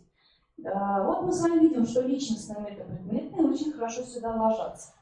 Дальше у нас есть примерно обязательная программа, которая нам диктует предметные результаты, расшифровывает их, раскрывает их. И мы должны выстроить матрицу, да? И вот в эти предметные результаты включить наши результаты по финансовой грамотности. Но они могут быть у нас какие? Они могут быть у нас двигаться по вертикали. Вот если вы взялись за эту финансовую грамотность, то я уверена, что если вы в 8 классе формируете, вы же не бросите в 8 классе, значит, только значит, позанимались в 8 классе и все, да? Наверное, 9 класс дальше, да, будет продолжать. То есть вы будете формировать свои результаты от 8, 9, 10 и так далее. Где-то в школе финансовая грамотность начнется с началки, не знаю, с 1 класса по 4, да, а потом в основной школе с 5 по 9 и так далее. То есть мы формируем эти результаты, движение их по классам, как они развиваются, а дальше очень важно еще понимать, что то есть идет движение развития результатов по классам, а еще по горизонтали. Вот мы в 5 классе взялись или в 8 классе взялись на начало и на конец. Мы должны спланировать с вами вот на начало они с чем пришли, как они будут двигаться, с чем они выйдут у нас в 8 классе. И таким образом у нас формируется матрица по горизонтали, по вертикали. Но эту, конечно, историю учитель сам один сделать ему сложно. Если ваша администрация берется за вот это все, то это должна быть целая команда, которая планирует, выстраивает движение результатов в том числе. Движение результатов. Потому что там еще и подключается неурочная работа, мы об этом говорим, да, и одному это сделать, конечно, очень тяжело.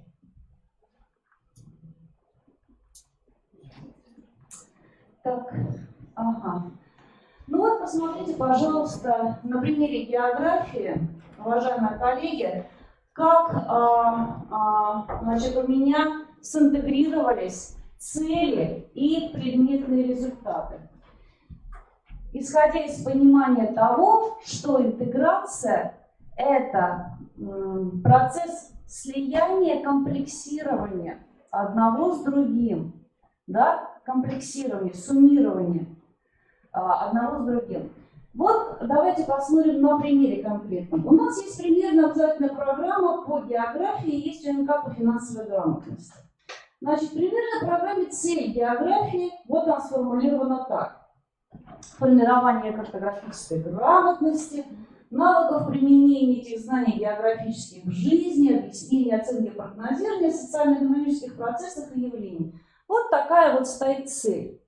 Смотрим по финансовой грамотности цель. Тоже чего-то. Дальше видим приобретение опыта применения, полученное решение элементарных вопросов экономики семьи. Если мы говорим о том, что у нас суммирование, комплексирование, то мы вот эту цель, да, ну, применение знаний в жизни и оценки прогнозирования социально-экономических явлений и процессов детализируем, раскрываем. А что это такое? Вот, прибавляем сюда, да, расширяем вот этот аспект. Приобретение опыта применения, полученных знаний, умений для решения элементарных вопросов в области экономики семьи. Если мы будем географию интегрировать с балетом, ну, с балетом, наверное, футболом, я так утрирую, конечно, да, то там тоже есть свои цели. Вот что значит интегрирование? И тогда я вот в этот кусочек, да, что-то про футбол напишу, не знаю, да, суммирую цели с футболом. А здесь у нас вот финансовая грамота, главное найти место, куда они хорошо ложатся, где они именно комплексируются, суммируются. Мы смотрим предметные результаты. У нас есть требования к предметным результатам на 3 аспектах я показала.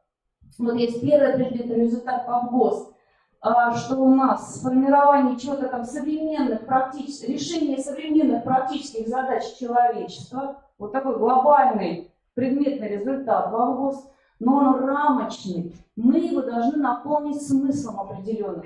И вот на каких этих современных проблем, раз мы интегрируем географию с финансовой грамотностью, а вот о способах достижения финансового благополучия. То есть мы уточняем, и у нас получается предметный результат. И он не противоречит ГОС никаким образом, он его просто конкретизирует с нашими задачами. И также мы говорим, мы можем интегрировать финансовую грамотность с любым другим предметом, находя там такие вот моменты и особенности. Так. Ага, ну вот он, получается такая структура по результатам. Посмотрите, не буду останавливаться. Следующий у нас, первый был этап, у нас интегрируем цели, планируем результаты, я вам показал. Ну, сама механика, надеюсь, понятно стала, да, как это действует. Теперь, значит, содержание. Помните, да, у нас 9 модулей. 9 модулей. Что с ними делать? Мы их можем пройти целиком в 8 классе, в 9 классе. А можем их рассредоточить, начиная с 5. Например, вы решили внедрить финансовую грамотность с 5 класса. Но в 5 классе это невозможно все пройти. И не надо.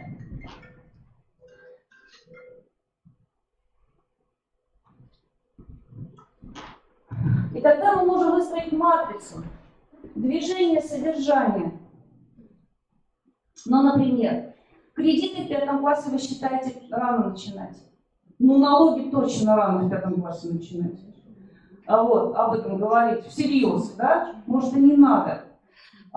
Вот эта матрица примерная. Она может у каждого выстроена быть по-своему, да? Но самое главное, что вот эти темы они потом собрались в каком-то курсе, который заканчивает. Либо вы заканчиваете в 9 классе эту историю, либо продолжаете дальше ее, да, но движение результата может быть, вот на примере курса географии. Мы интегрируем в географию, у нас география с 5 класса начинается. И мы говорим, вот мы в 5 классе будем говорить с ними в географии о личном финансовом плане и о финансовой безопасности. Все, да? Дальше в 6 классе у нас там что-то добавляется страхование, да? В 7 классе у нас добавится то-то, то-то. И вот таким образом, это вот как раз движение результата по горизонтали, да, по вертикали. Матрицу можете составить, это просто как пример. Она не хорошая, не плохая, просто как можно работать с содержанием. Ну и ключевые моменты, коллеги, уже подходя к итогам, выводам. Первое. В ГОС это рамка, которая нисколько не противоречит нашим целям по финансовой грамотности в части планируемых результатов личностных, метапредметных, целей вообще и так далее. То есть мы не должны бояться того, что мы нарушим ГОС, если будем заниматься вопросами интегрированного образования именно в рамках учебных предметов, я сейчас говорю, потому что элективы, они никак не регламентированы этим документом. Значит, второе. Компетенция учебного материала. Предметное содержание как инструмент достижения планируемых результатов. Если мы говорим об интегрированном обучении, то мы финансовую грамотность вносим туда не просто как самоценность, а мы формируем ее средствами предмета. Мы не привносим туда финансовую грамотность как таковую саму по себе. Ну как объяснить вам? Ну, например, есть в географии тема, связанная с опасными биологическими явлениями. Вот мы изучаем природу и изучаем, значит, землетрясения, возникновение пожаров, наводнения, всякая такая история, что происходит в природе. Очень хорошо с этим коннектится, как говорят у нас в деревне нашей, коннектится страхование. От несчастных случаев, страхование имущества и так далее. То есть мы не просто вносим, как вы что захотели там, да, а то, что может действительно быть сформировано средствами учебного предмета. Третий вывод у нас. Конечно, структурировать учебный материал нужно по смысловым крупным блокам, разделы, темы, модули по финансовой грамотности. При этом выстраиваться они должны, вот я вам матрицу показала, в зависимости от условий, в которых вы работаете. Контингент ваш, класс, с которого вы начинаете. Будете ли вы с 1 класса по 11 это делать? Будете ли вы только с 5 по 9? Будете ли вы только 8-9 работать? Вы выстраиваете это в виде матрицы для того, чтобы вам было видно движение вашего результата по модулю. Потому что такие сложные темы, как инвестирование, например, да, мы с младшими детьми, мы можем с ними так, серьезно это все не изучим. Это только дети старшие, которые уже имеют определенный багаж для этого. То есть надо смотреть в зависимости от возраста, в зависимости от контингента. И, возможно, даже не все модули взять себе в разработку, потому что какой-то часть у вас идет на внеурочную работу. Вот в урочной деятельности не надо стремиться объять необъятное. Это невозможно. То есть мы можем какие-то взять отдельные темы или отдельные модули на урочку, что-то на внеурочку, соединив эти предметы, эти планируемые результаты. Градирование.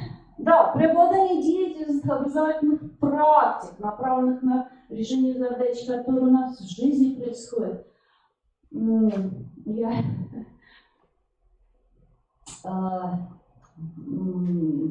Есть одно пособие, как пособие югор, может меня простить, я буду говорить, что мне близко, что я понимаю, да, вот я, может, хотела чуть по математике там рассказать еще, но буду примеры вам приводить, вы их можете легко перенести на свою предметную область, на то, чем вы занимаетесь. Значит, есть пособие, значит, специальные модули по финансовой грамотности и географии. Значит, авторы, я их знаю очень хорошо, люблю, уважаю просто безумно, но я им прямо говорю, ребята, вы что-то подумайте, пожалуйста, над своим пособием, потому что, значит, они предлагают вести длительную игру «Я планирую путешествие». Причем планируют они путешествия, значит, ну, как минимум, интеграция с финансовой грамотностью, там надо и маршрут посчитать, и сколько денежек нужно, и вся такая вот эта, и страховка, и так далее, да? Вот, и какая валюта нужна, все очень круто, хорошо, но страны они выбрали, например, Южная Америка и Южная Африка. Я им говорю, послушайте, вот как далеки вы от жизни, товарищи. Я вот в Сыктывкар прилетела первый раз, я географ, я просто, ну, я рада, что я здесь, потому что мне интересно это с точки зрения с географии, природы, погоды и всего вот этого, да. Почему бы мне, например, это путешествие не распланировать из Москвы вот сюда к вам? Или в Хабаровске недавно была, или в Хабаровск, например. Понимаете как? Почему нужно лететь в Южную Африку, когда ты точно там никогда не будешь, но... Не, ну можно. А? Ну, да, ну ближе к жизни как-то. Ну, вот как-то ближе к жизни. Нет, я не там все хорошее, да, замечательное, да? Вот, ну, как-то так. Ну что, кредитирование компетенций.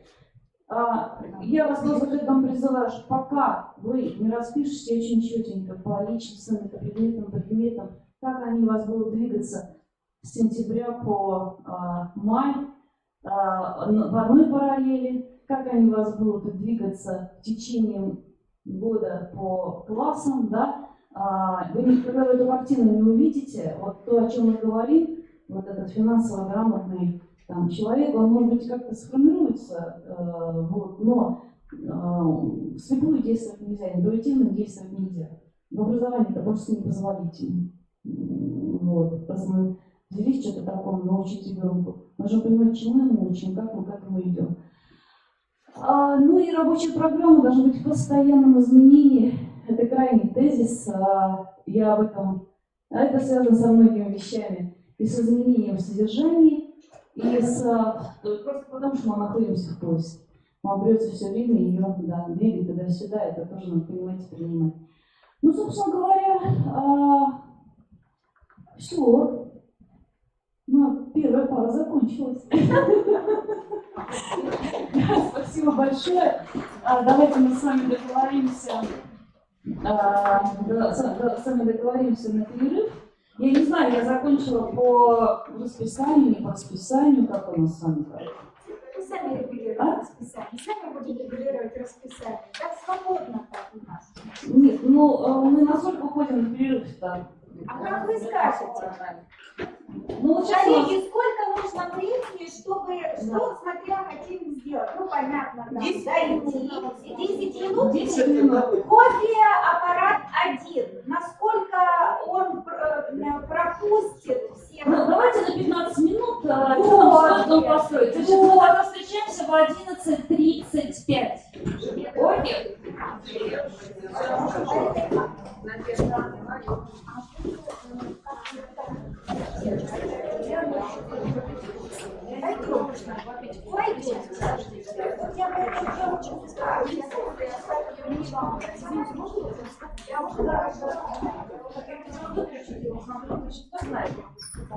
Ну, чтобы он отдыхал.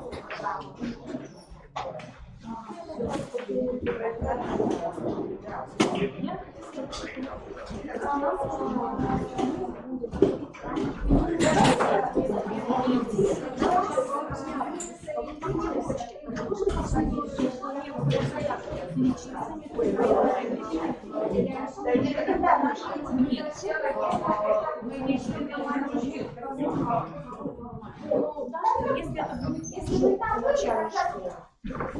О, послушайте, вот с лекарями вообще бизнес-история. У нас есть регистрированные программы, уже. Видимо, регистрирование разрабатываются обычно на Вообще это компетенция образовательной организации и регулируется локальными образовательными. вот если ваше начальство придумало, что оно должно быть очень делать, интересуется. Если оно не придумало, что оно должно быть, никто не пишет. Понимаете, это личностное место, потому что это на мой взгляд. Да, и они, как правило, там есть. Вот. Предметно, если нужно, значит, вы откуда возьмете? Вы возьмете эти вот, горячего, да, которые там есть, у них там есть эти планированные результаты, вы выбираете те, только те, которые вы хотите. Вы не обязаны всех тренировать. И может быть всего 2 или 3, максимум, больше не надо. Посмотрите, исследования к программам вообще. И второй вопрос. И если это будет в рамках умерочки, то есть это ведь тоже какие-то промежуточные аттестации? В зависимости, еще раз повторю, вся аттестация, подождите, вся аттестация – это компетенция образовательной организации. Как у вас определено? Если у вас неурочная деятельность подвергается обязательно итогам аттестации, то значит вы выходите на итоговую аттестацию. Все зависит, еще раз повторю, от той основной образовательной программы, которую реализует образовательная организация. И как там прописано, в какой форме, какие сроки. То есть это изначально, несмотря на то, что в законе об образовании и так далее, это относится к компетенции образовательной организации. Даже если в стандарте это прописано, то есть мы То есть на основе этого, ну в стандарте там не столь прописано, это прописано в законе об образовании, что итоговая аттестация, не итоговая,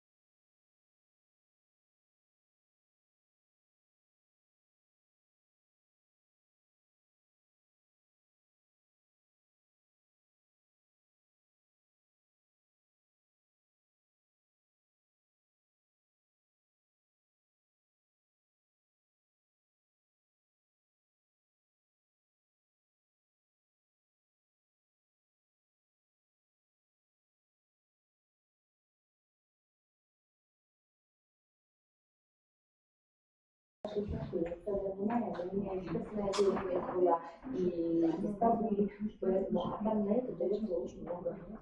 Да, там сейчас новое такое. Конечно, если вы наши которые были не участвовали, то получается очень интересно. Там вообще нигде набрать.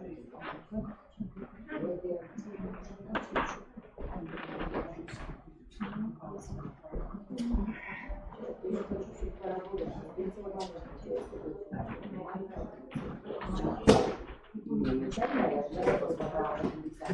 Это 12 часов.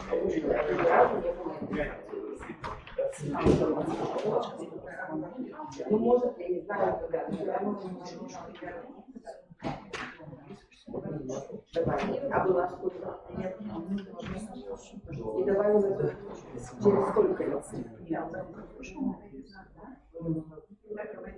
Ну вот не просто же 15 или 16, а все равно я показываю, это очень много реально. Может, потом. Поэтому надо чуть-чуть поработать, конечно, лично я не хочу. Просто было чуть 4 года. 4 года можно по-нормальному сейчас нормально, 40%.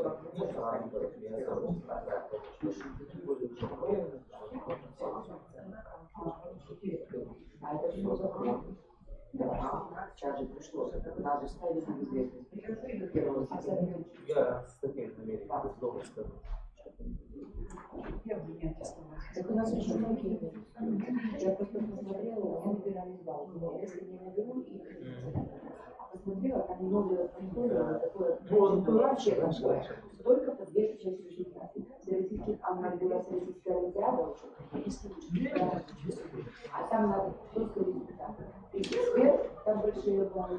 Статья, если изменишь, если держишься в внимании места, только результаты. И тогда они дают вот эти результаты. Я посмотрела, олимпиады, если прошлый раз проблемы брала, это как раз все участники еле-еле. 43 было низшее. А это оставалось. А если я уже решила воспитывать, вот как раньше не идет, а вот ничего не надо. И задача, если не важно, как задача, убрать людей с высшей категории. Что я буду работать без а 40%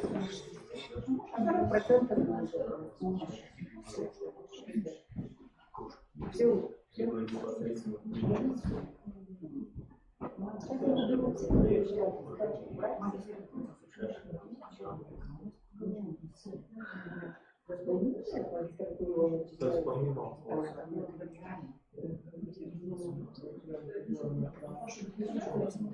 Да, даже сейчас рыбу могу показать, куда ее найду, буду сразу делать это такая красочная учебная тетрадь и программа. Она мне предлагает возьмите ее все изымали, она говорит, все возвращается. Думаю, хорошо забытая старая. И говорит, я посмотрела, там но обе 4 часа. Я говорю, 2 часа. Это здесь 2 часа. Я говорю, там ничего не спит. Можно сидеть программа. Да, но там уже программа верная, что мне понравилось. А давайте. У нас есть нормально. Я вот это свободно.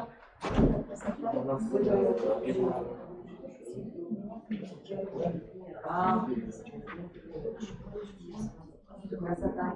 Когда вы думаете,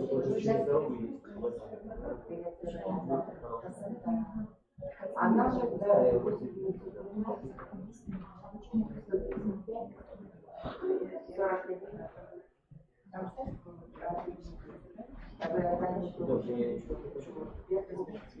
Там же очень хорошо.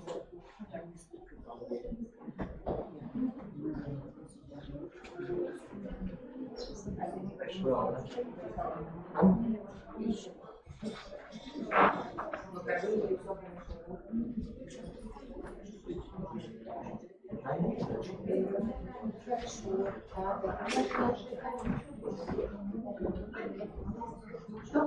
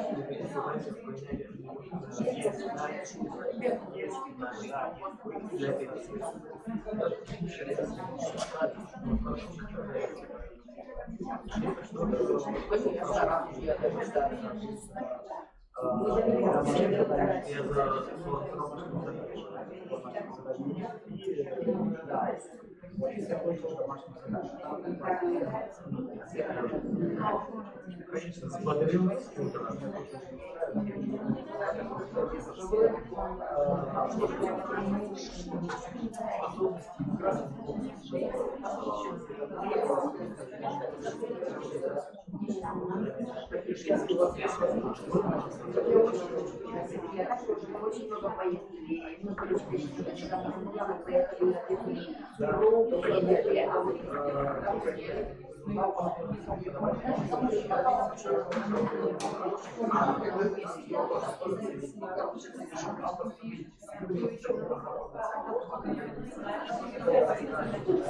Мы все прошло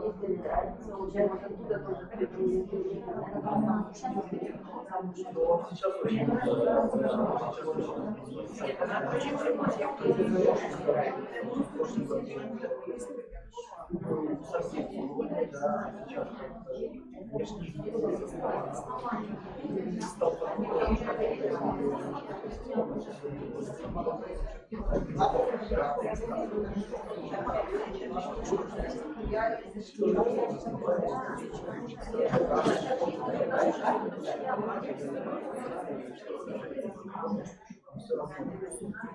А мы это наша задача.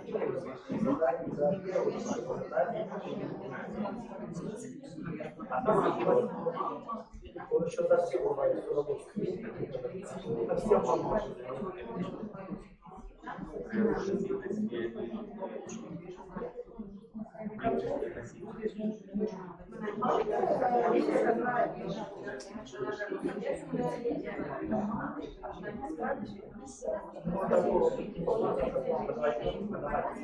Что в основном домашнее смотрели. Поэтому я не буду приглашаю. Может быть, в начале лета,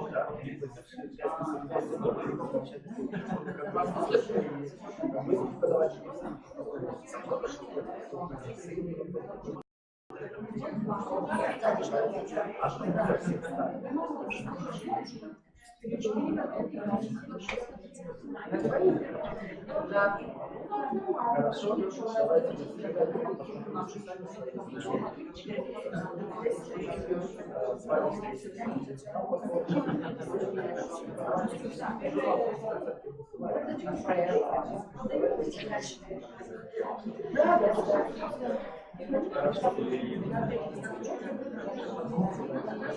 Вот у нас тоже прикрепку, у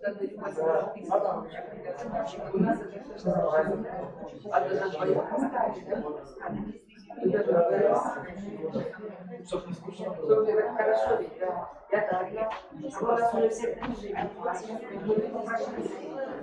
Сейчас придет, да? Мы только прошли. У нас даже закрепали хорошо, нас никто не трогал, это как закрепали.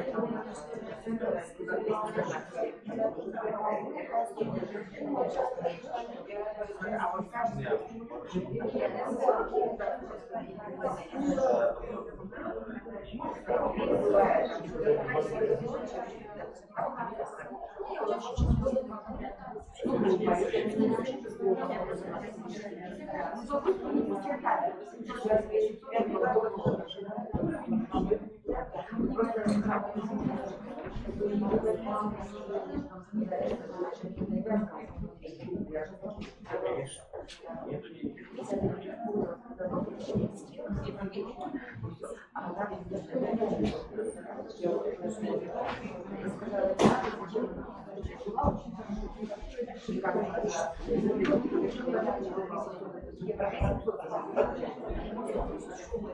если бумаги все остальные неприятности, тогда они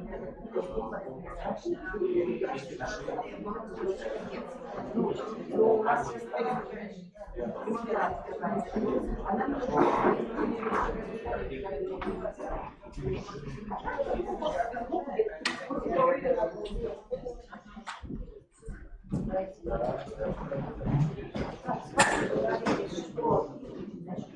Дождались.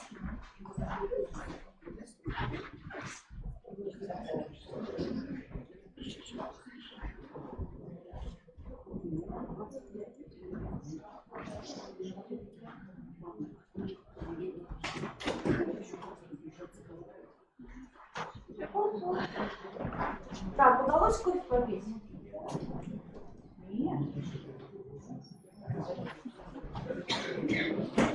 Уважаемые коллеги, мы продолжаем. Я смотрю, что у нас выбыла какая-то часть. Свинтили по важным срочным делам. Итак, мы с вами продолжаем. На первом полуторачасовом нашем общении я вас попыталась погрузить в проблематику сразу такую проектировочную, смыслообразующую, целеполагающую по финансовой грамотности и вообще чем эти курсы отличаются внутри. Сейчас мы переходим с вами к модулю и знакомимся с модулем номер 2, предметный модуль, содержание вот этих тем, о которых я вам говорила, 9 тем в финансовой грамотности. Ну и чего мы сегодня с вами? Значит, во-первых, посмотрим, из чего это состоит, этот модуль, да, как он там внутри выглядит. Ну а дальше более детально я сосредоточусь на 2 темах. Итак,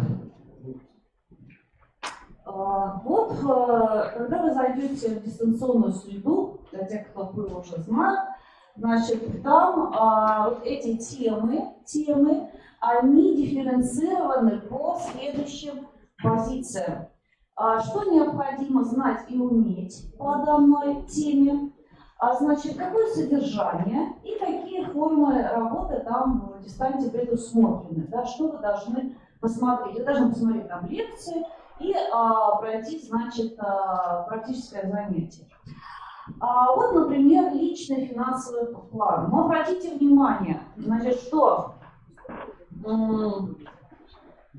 минимум планируемых результатов.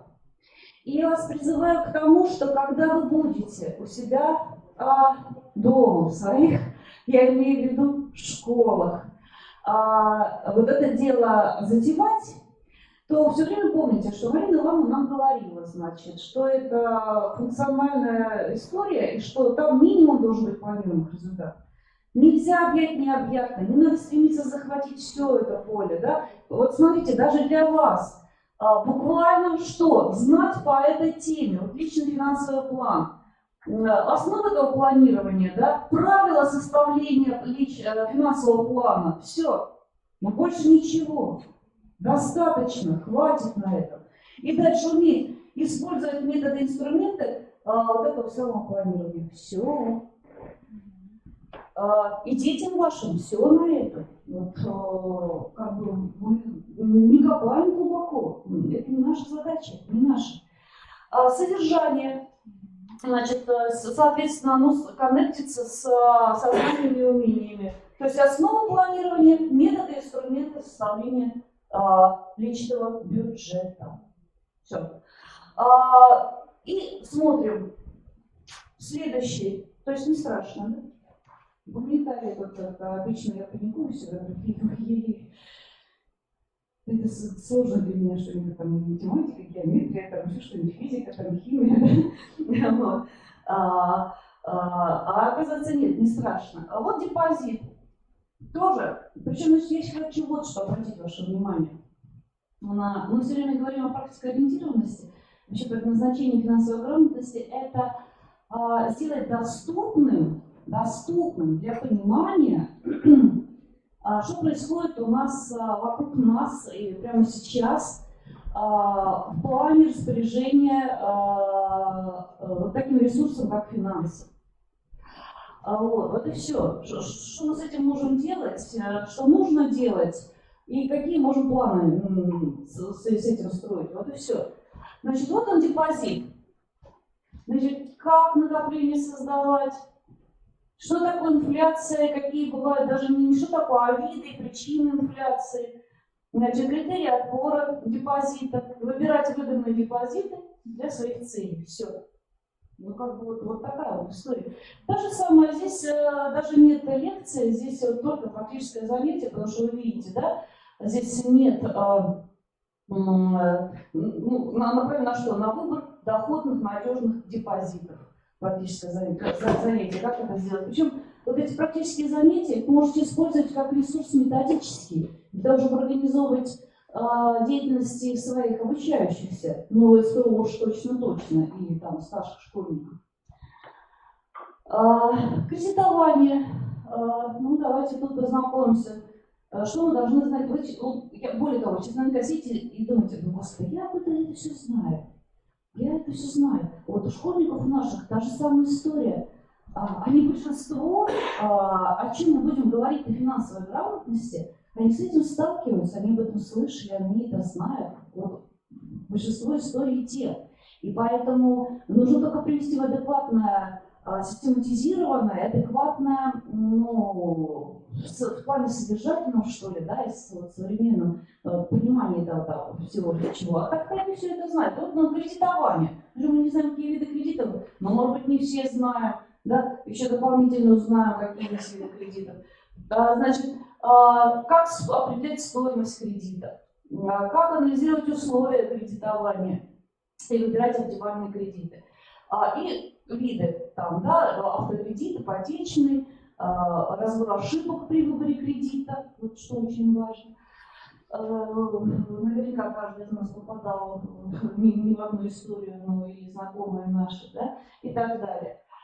Что дальше? Расчетно-кассовая операция. Что это за тема такая? Что там будем изучать? Значит, это банковские операции. Как вести счета, да, собственные счета.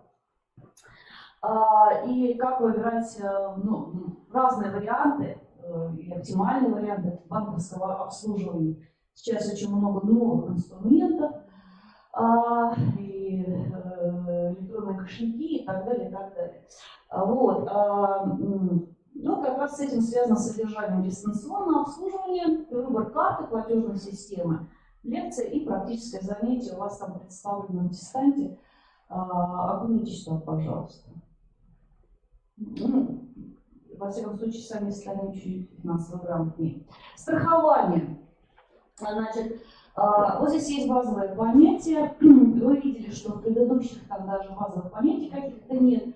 Вот здесь страхование, значит, предполагает вот эти понятия, виды, типа страхования и уметь отбирать, сравнивать страховые компании.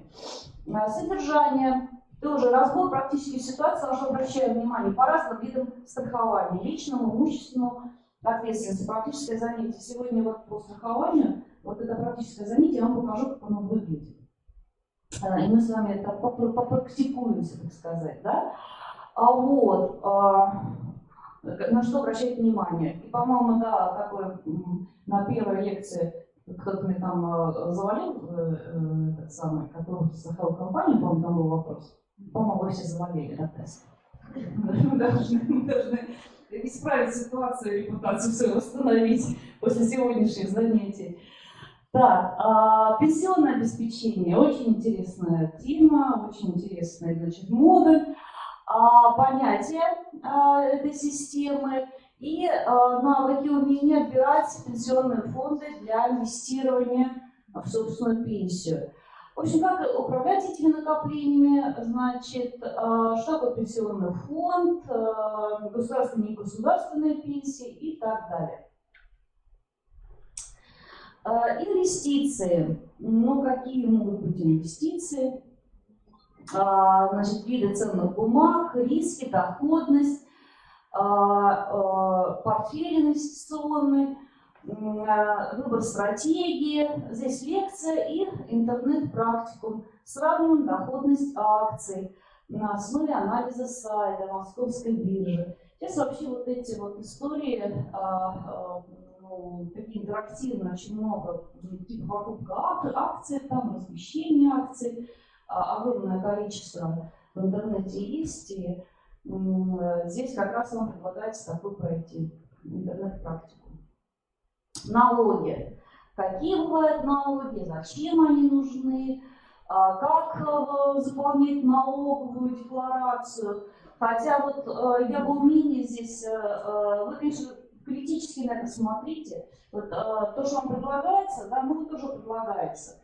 Если у вас, вы ощущаете дефицит, вот сейчас вы смотрите и думаете, ну вот это я знаю, а мне бы вот этого хотелось, да, если вы чувствуете дефицит собственных знаний, то это можно, ну, самостоятельно, естественно, просмотреть, изучить там, и так далее, и так далее, и так далее.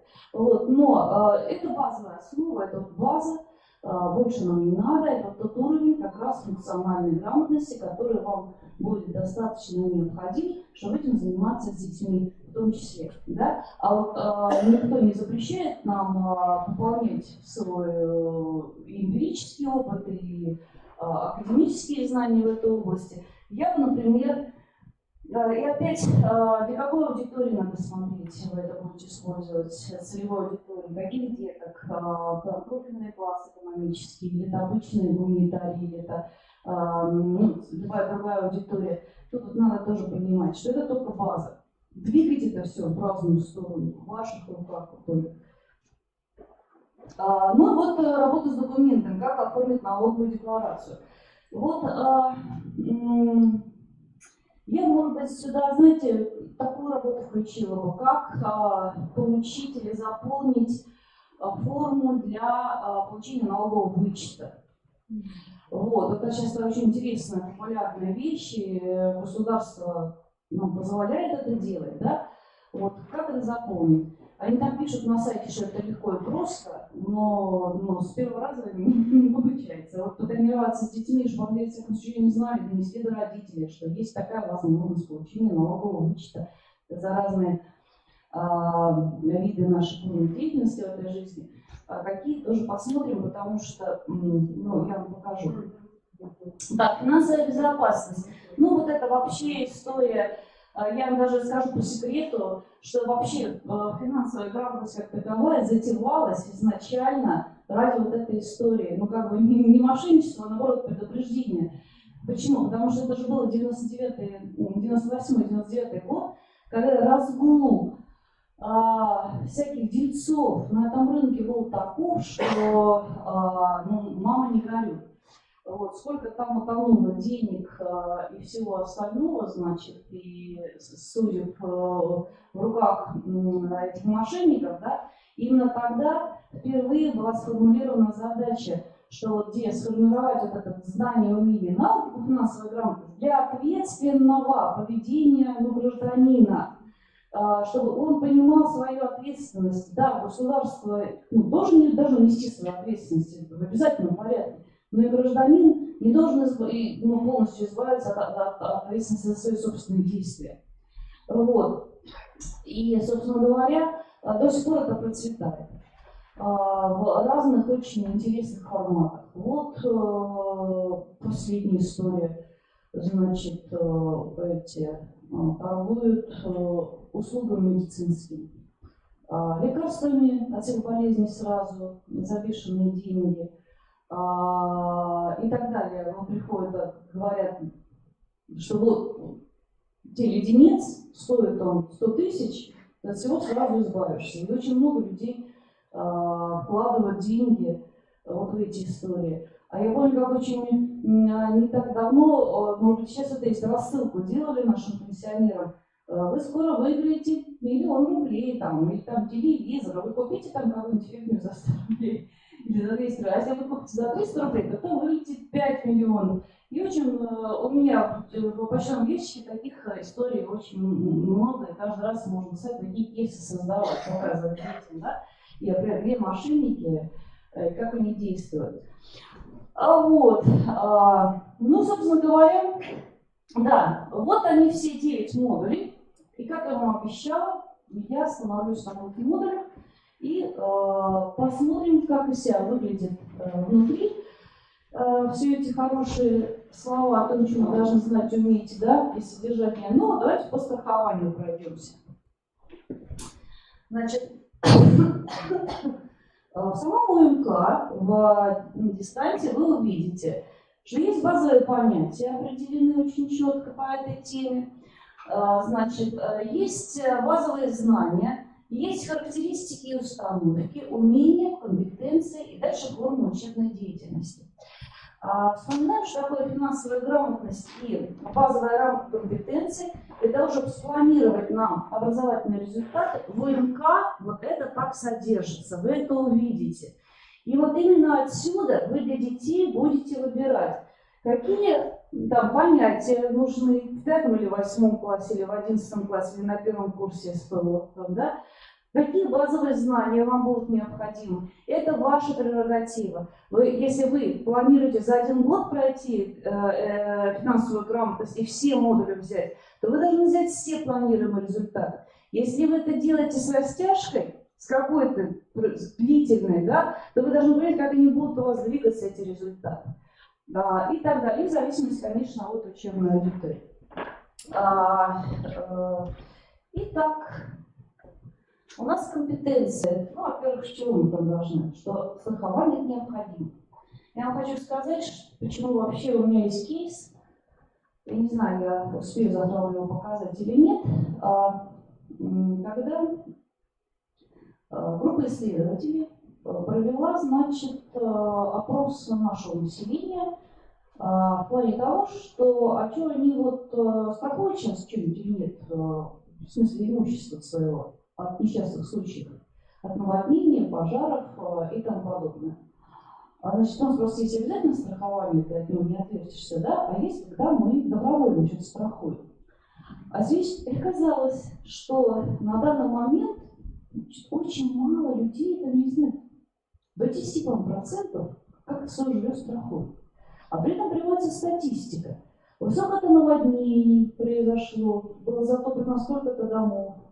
Значит, сколько-то произошло пожаров там лесных, сколько-то там погорело, сколько там сели, ну и так далее. То есть вот очень много чего. Ну вот. И спрашивается, а вы, значит, чего вот не страхуете? Ну, многие считают, что это дополнительное бремя на семью. Значит, очень многие считают, что вообще это много. Во-первых, даже не знают. То есть поколение, которое имеет имущество, не знают того, что можно вообще застраховать. То есть какая-то часть вообще считает, что государство почему-то должно выплачивать этот материальный ущерб за потерю имущества в случае там каких-то стихийных бедствий и так далее. А при этом я вспоминаю, что в свое время наши родители обязательно страховали свое имущество. Вот это было так. И причем это добровольно, и как-то даже не возникало мысли, что ну как-то не застраховать-то, а вдруг что случится с своим домом, там, своим участком и так далее. То есть этого нет. Поэтому вот необходимость страхования, во всяком случае, твой выбор, будешь ты страховать или не будешь страховать, это твой выбор. Но виды страхования, возможности страхования, последствия, которые могут, конечно, детям об этом надо говорить. Сравнивать различные виды страховых услуг, определять надежность страховой компании, они тоже разные бывают, сейчас рынок очень большой. Значит, что еще? Критически относиться к рекламе страховых продуктов и принимать решения о страховании на основе анализа ситуации. При этом специфика ведь финансовой грамотности, знаете в чем? Что мы будем стараться не учить, как правильно. Вот это правильно, вот это неправильно. То есть я сейчас не должна говорить, что страховать имущество это правильно. Или страховать имущество это неправильно. Нет. Вы должны сделать выбор сами. Ученики должны сделать выбор сами. Делать это или не делать. Но Но для того, чтобы сделать выбор, он должен владеть информацией для этого. И уже самостоятельно сделать выбор. Вы знаете, как мы тоже играем в игру, называется она «Голосуем ногами». Значит, в выборе детьми с пятачками. Ну, пятачки – это 5 класс. Вот они. Называю их пятачками своих детей. Значит, вот пятачки мои, значит, выбирают, голосуют ногами. Какой способ сохранения денег лучше? Значит, эффективнее дома, в банке, в копилке или в банке. Да? Вот, значит, и плюсы и минусы расставляют. При этом заканчивается игра не тем, что я, как учитель, говорю: нет, друзья мои, лучше всего денежки хранить, значит, копить. Вот не дома в копилке, а там нет. Важно показать преимущества и недостатки того и другого способа сохранения, накопления денег, а выбор только за учеником. Вот еще одна специфика финансовой грамотности, что мы не говорим, как надо, мы говорим, что как есть. А выбор за тобой. Так. Итак, начнем мы с рисков. Значит, чистые и инвестиционные риски. Ну, понятно, что инвестиционный риск, он всегда есть, и он, как правило, чистый соотносится только с тем, что несешь ты убытки. Да? Вот, инвестиционный риск подразумевает потери, но и получение выгоды. Так вот, ну, как меньше, так и больше, тут по-разному как это можно предугадать. Вот, например, инвестиции, скажем так, в образование, их, во-первых, не так уж много, то есть частный бизнес, он в инвестиции не очень-то идет в образование, потому что такая история длительная и непонятно, как ты выгоду получишь, да? Вот. Поэтому разные бывают вещи. Ну вот, вопрос в чем состоит? То есть как можно защитить себя от событий, вот от этих рисков, и можно ли с помощью такой услуги, как страхование, себя защитить от таких рисков инвестиций. Да? Конечно, эта история, сам вопрос нас уже на что ориентирует, что, ну, наверное, да, конечно, страхование, да, и мы об этом знаем, да, что мы об этом можем знать. Значит, ну, конечно, страхование, прежде всего, это такой инструмент, который защищает нас, это средство защиты в любом случае. Страховка – это защита. Нужно провести ассоциацию с детьми для того, чтобы опять не уходить в академичность, да? Они знают прекрасно по своим жизненным понятиям, да, что это такое. Вот. И какие могут быть непредвиденные события, которых мы себя защищаем с помощью страховки. Это, конечно, события, связанные с нашей жизнью, здоровьем, и этому помогает наше личное страхование. Это, которое связано с имуществом и активами, имущественное страхование. Это те события, которые связаны с действиями или другими людьми. Это страхование ответственности.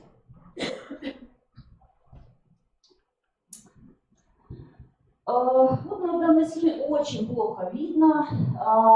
Кстати, вот такую подачу делать нельзя, потому что я думаю, что задних рядов вообще ничего не видно. Да, но я тогда прокомментирую. Значит, страхование, ну, по идее, оно на 3 делится типа там по объекту, и мы сейчас с вами это смотрели, по форме заключения договора и по форме собственности страховщика. По объекту бывает личное страхование, мы с вами увидели, имущественная ответственность и перестрахование, так называемое. По форме добровольное или обязательное. И мы с вами можем привести примеры добровольного или обязательного. Сейчас скажу обязательное. Мужчина, ну-ка быстро, какое у нас обязательное страхование? Да. А вот добровольное страхование, приведите пример. Да, может быть медицинское добровольное, абсолютно верно, но и есть и обязательно. По форме государственное и частное. Есть государственные страховщики, есть люди на рынке. Да? Личное страхование, значит, ну, от несчастных случаев и болезней, медицинское и страхование жизни. Вот есть такое понятие, как накопительное страхование. Это возможность сформировать накопление к определенной дате или событию. Я могу даже детям, вам могу привести пример. Моя мама меня застраховала до 18 лет. Она вкладывала туда денежки, когда мне было 18 лет. Это было в советские, значит, годы. То я в 18 лет получила приличную, значит, сумму на сберегательной книжке. Да? Вот она, такая была практика. Это пример накопительного страхования, который сейчас на самом деле тоже есть и возможен. Об этом надо знать. Значит, ну, тут есть риски определенные. Ну что, обязательно надо, конечно, проверять рецензию. На то, где, того института, с которым вы заключаете договор. Значит, по типу личного страхования. Ну, смотрите, у нас есть страхование жизни, страхование несчастных случаев, на случай заболевания, пенсионное страхование, медицинское, то все относится к личному страхованию. По количеству лиц могут быть индивидуальные, коллективные. По длительности от краткосрочных, это год, да, менее года, до более 10 лет долгосрочное страхование. По форме выплаты либо единовременная выплата в виде ренты, по форме уплаты платежей единовременно, ежегодно, ежемесячно. Все они отличаются, естественно, таким образом суммами. Они тут показаны разными кучками. Вот вчера были по 3, но большие, сегодня по 5 маленькие. Или наоборот. Так, страхование имущества.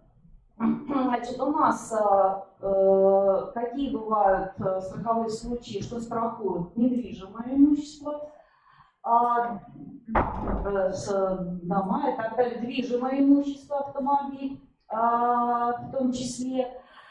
К числу страховых случаев в имущественном страховании относятся стихийные бедствия, авария, катастрофы, последствия чрезвычайной ситуации. И вот здесь, кстати, очень важно, как эти стихийные, ну, например, стихийные бедствия. Очень важно, как эти стихийные бедствия отражаются в описании в договоре. Это может быть очень хороший кейс у вас для работы с детьми. Есть, например, 5 компаний, которые страхуют от стихийных бедствий. И определение, что такое стихийные бедствия, перечисление именно тех позиций, которые они относят к стихийным бедствиям, на это надо особо обращать внимание. Ну, собственно говоря, да, и чрезвычайной ситуации в том числе. Что такое страхование ответственности? Значит, это те страховки, которые позволяют компенсировать потери от третьих лиц. Что это такое? Это ОСАГО, страхование гражданской ответственности. Кстати, ОСАГО, дети знают по опыту, слышали очень часто эту аббревиатуру, а вот как это расшифровать, частично затрудняется. Да? Это как раз и есть гражданская ответственность. Страхование профессиональной ответственности, например, врачебная ошибка. Например, разных видов гражданской ответственности. Вот здесь приведем пример протечка воды в соседнюю квартиру, например. Значит, если за весь срок страхового периода, очень важно, в договоре не произошел страховой случай, то в этом случае деньги не получают лицо, да, не возвращаются. Это тоже очень важно знать. Очень важно знать. Добровольное обязательное страхование. То, что тоже надо объяснять и понимать. Конечно, страхование, в общем, является как бы априори, как данность добровольной такой услугой. Да? Человек сам принимает решение о заключении или не заключении договора страхования. По большей части. Но есть обязательное страхование, которое прописано законом. То есть я как гражданин своей страны подчиняюсь законам, я обязан в этом участвовать. И я уклониться от этого никак не могу. Да? То есть примером может быть как раз вот эта ОСАГО, о чем мы вам говорили. Если у вас автомобиль, то ОСАГО вы обязаны в этом участвовать. По закону. Что с медициной? Вот у нас сегодня был тоже пример, мы нам говорили, что медицина может быть как добровольно, так и, значит, обязательно. Да? У нас есть обязательный полис медицинского страхования у каждого из нас, и мы им пользуемся. Это часть ответственности государства. У нас государство страхует, значит, социальное страхование такое, да? И по этому полису нам сами гарантируем какой-то базовый, минимальный набор медицинских услуг, которые прописаны в этом самом полисе, да? Поэтому мы сами знаем, что не все услуги, которые мы хотим получить в медицинском учреждении, нам могут сказать, что эта услуга не вписана вот в полис, да, и поэтому она является платной. Значит, оплачивается он за счет наших с вами средств. Вот мы все платим налоги, государство наши налоги собирает, и нам вот страхует, нам дает такое страхование медицинское. Значит, что такое добровольное медицинское страхование? Это когда вы самостоятельно решили заключить договор такой вот медицинского обслуживания. И вы платите как гражданин собственные деньги за такую страховку. Это могут делать либо граждане, либо, знаете, такие корпорации, серьезные фирмы. Они могут страховать своих сотрудников, выдавать им такой полис, проплачивая тоже за это деньги собственного предприятия, значит, по договору.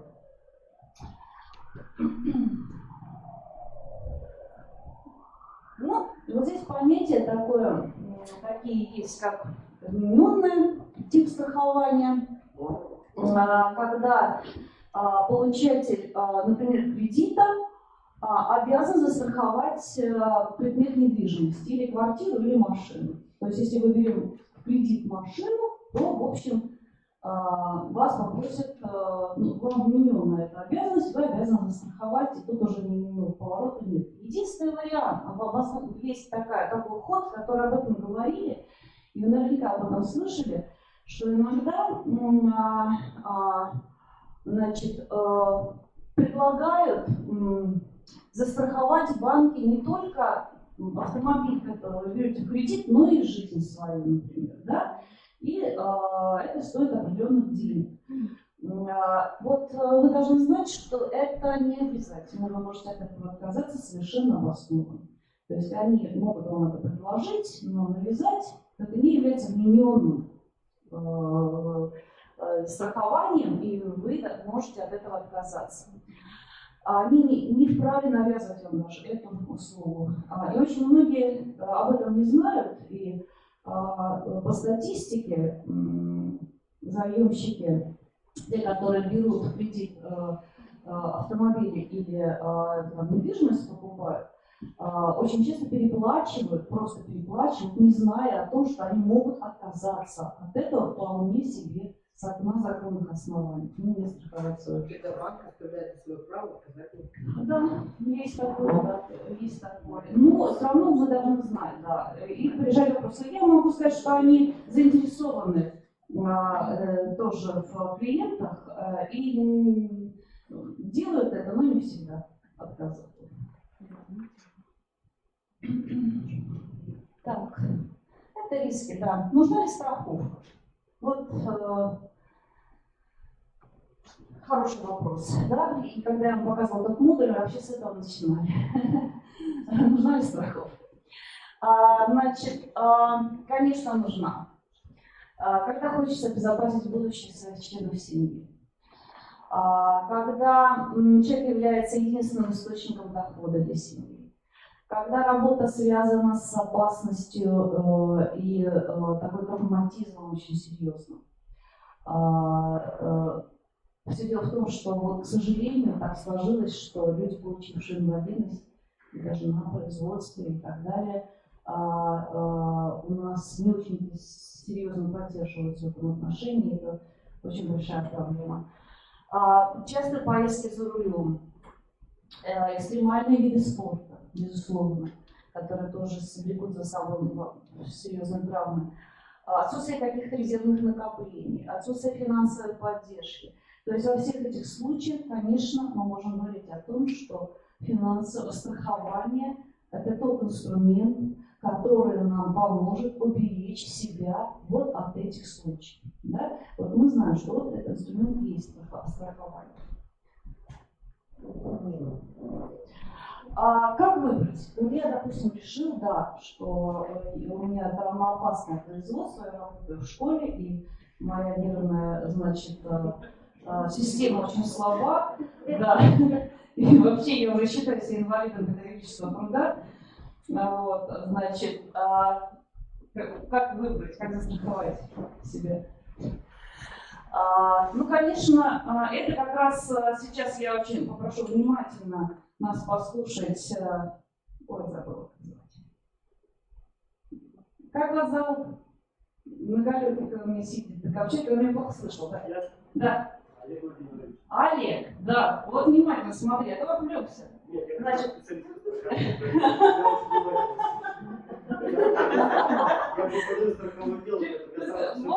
вот, слушай, да идите мне, знаете, лекция вдвоем называется. Ну-ка прокомментируйте. Да, вот сейчас такой педагогический прием. А вот смотрите, критерии выбора страховой компании. Да, ну идите сюда. Ну не надо стесняться, да. Вот у нас, видите, у нас оказывается от первого лица. Тоже вот, да, человек. Ну, критерий выбора страховой компании, в первую очередь, конечно, наличие лицензии Центрального банка, поскольку Центральный банк является мегарегулятором страхового рынка. В тесте, который нам давали, там правильные ответы вообще А и В, в ответе В. Неправильные. Неправильно, да? Ну, вот я как специалист говорю, что это правильно, это рекомендация рейтингового агентства. Скажем, если рейтинг А3+, то это надежная компания. Рейтинг вычисляется по очень многим сложным позициям по бухгалтерскому балансу за прошлый год, и там оценится огромное количество рисков. Если выбрать ответ Е4, который был рекомендация, конечно, могут порекомендовать выбрать страховую компанию, потому что у них самые дешевые страховые продукты. Но если в страховой компании дешевые страховые продукты, это говорит о том, что в страховой компании отсутствуют денежные средства, им необходимо наработать как можно больше страховых премий, чтобы продержаться еще какое-то время, поэтому они демпингуют. И дешевый страховой продукт говорит только о том, что страховая компания скоро рухнет. Ну вот это в ответ на тот тест, который был. Ну, слушайте, спасибо огромное. Вот ценные комментарии специалистов, вы имеете в виду. Но, значит, надо, конечно, критически относиться, смотреть, но все люди делают, человек, может быть, там есть ошибка. Я не могу за это отвечать полностью. Я дала бы голову на плаху, себе это сама лично делала. А это делали такие же специалисты, типа, да, близкие к страхованию.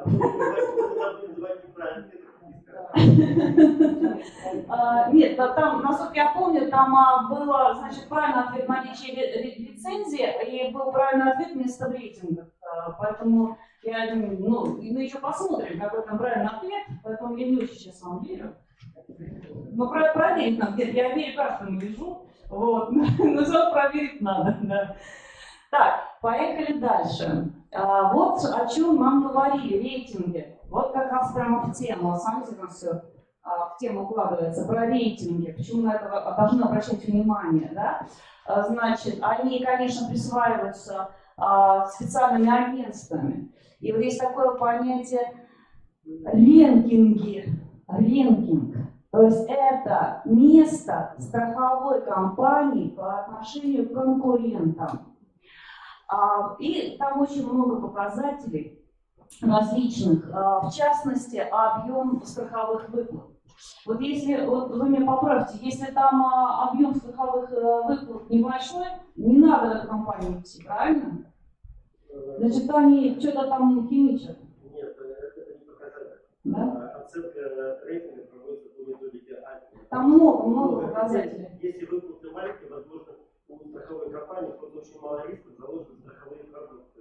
Возможно, да.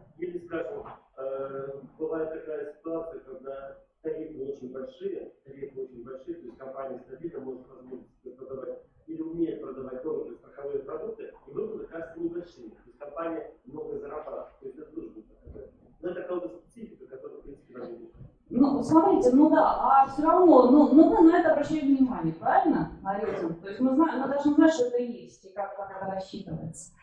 Ну и, конечно, стоит обращать внимание на опыт других людей, которые пользовались услугами. Это никто не отменяет, узнавать мнение потребителей, которые воспользовались этой услугой, этой компанией.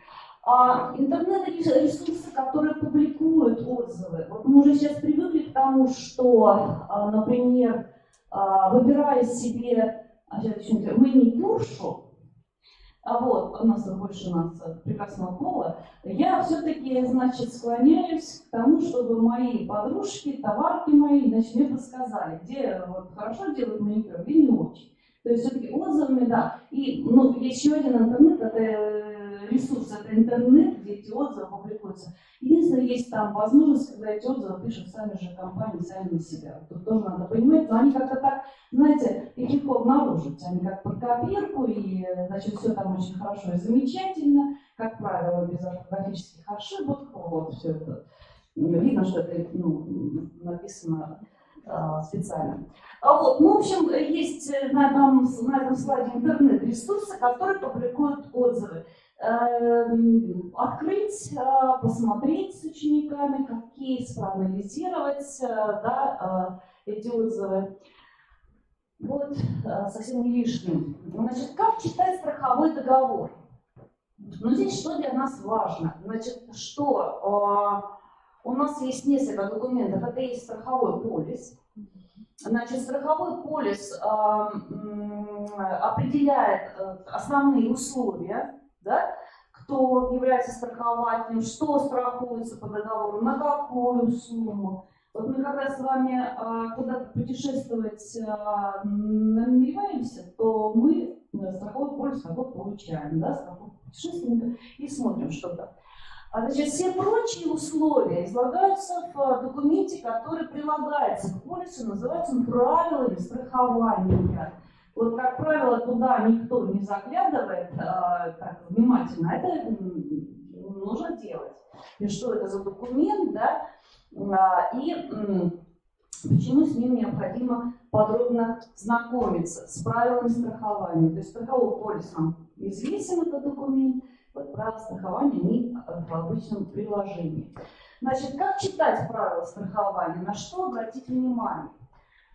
На перечень рисков, которые покрываются страховым полисом, и сумму покрытия. Вот этот перечень рисков должен быть написан подробно, качественно.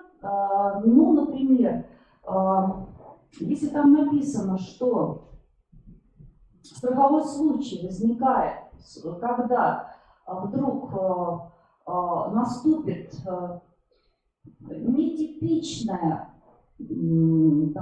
ситуация,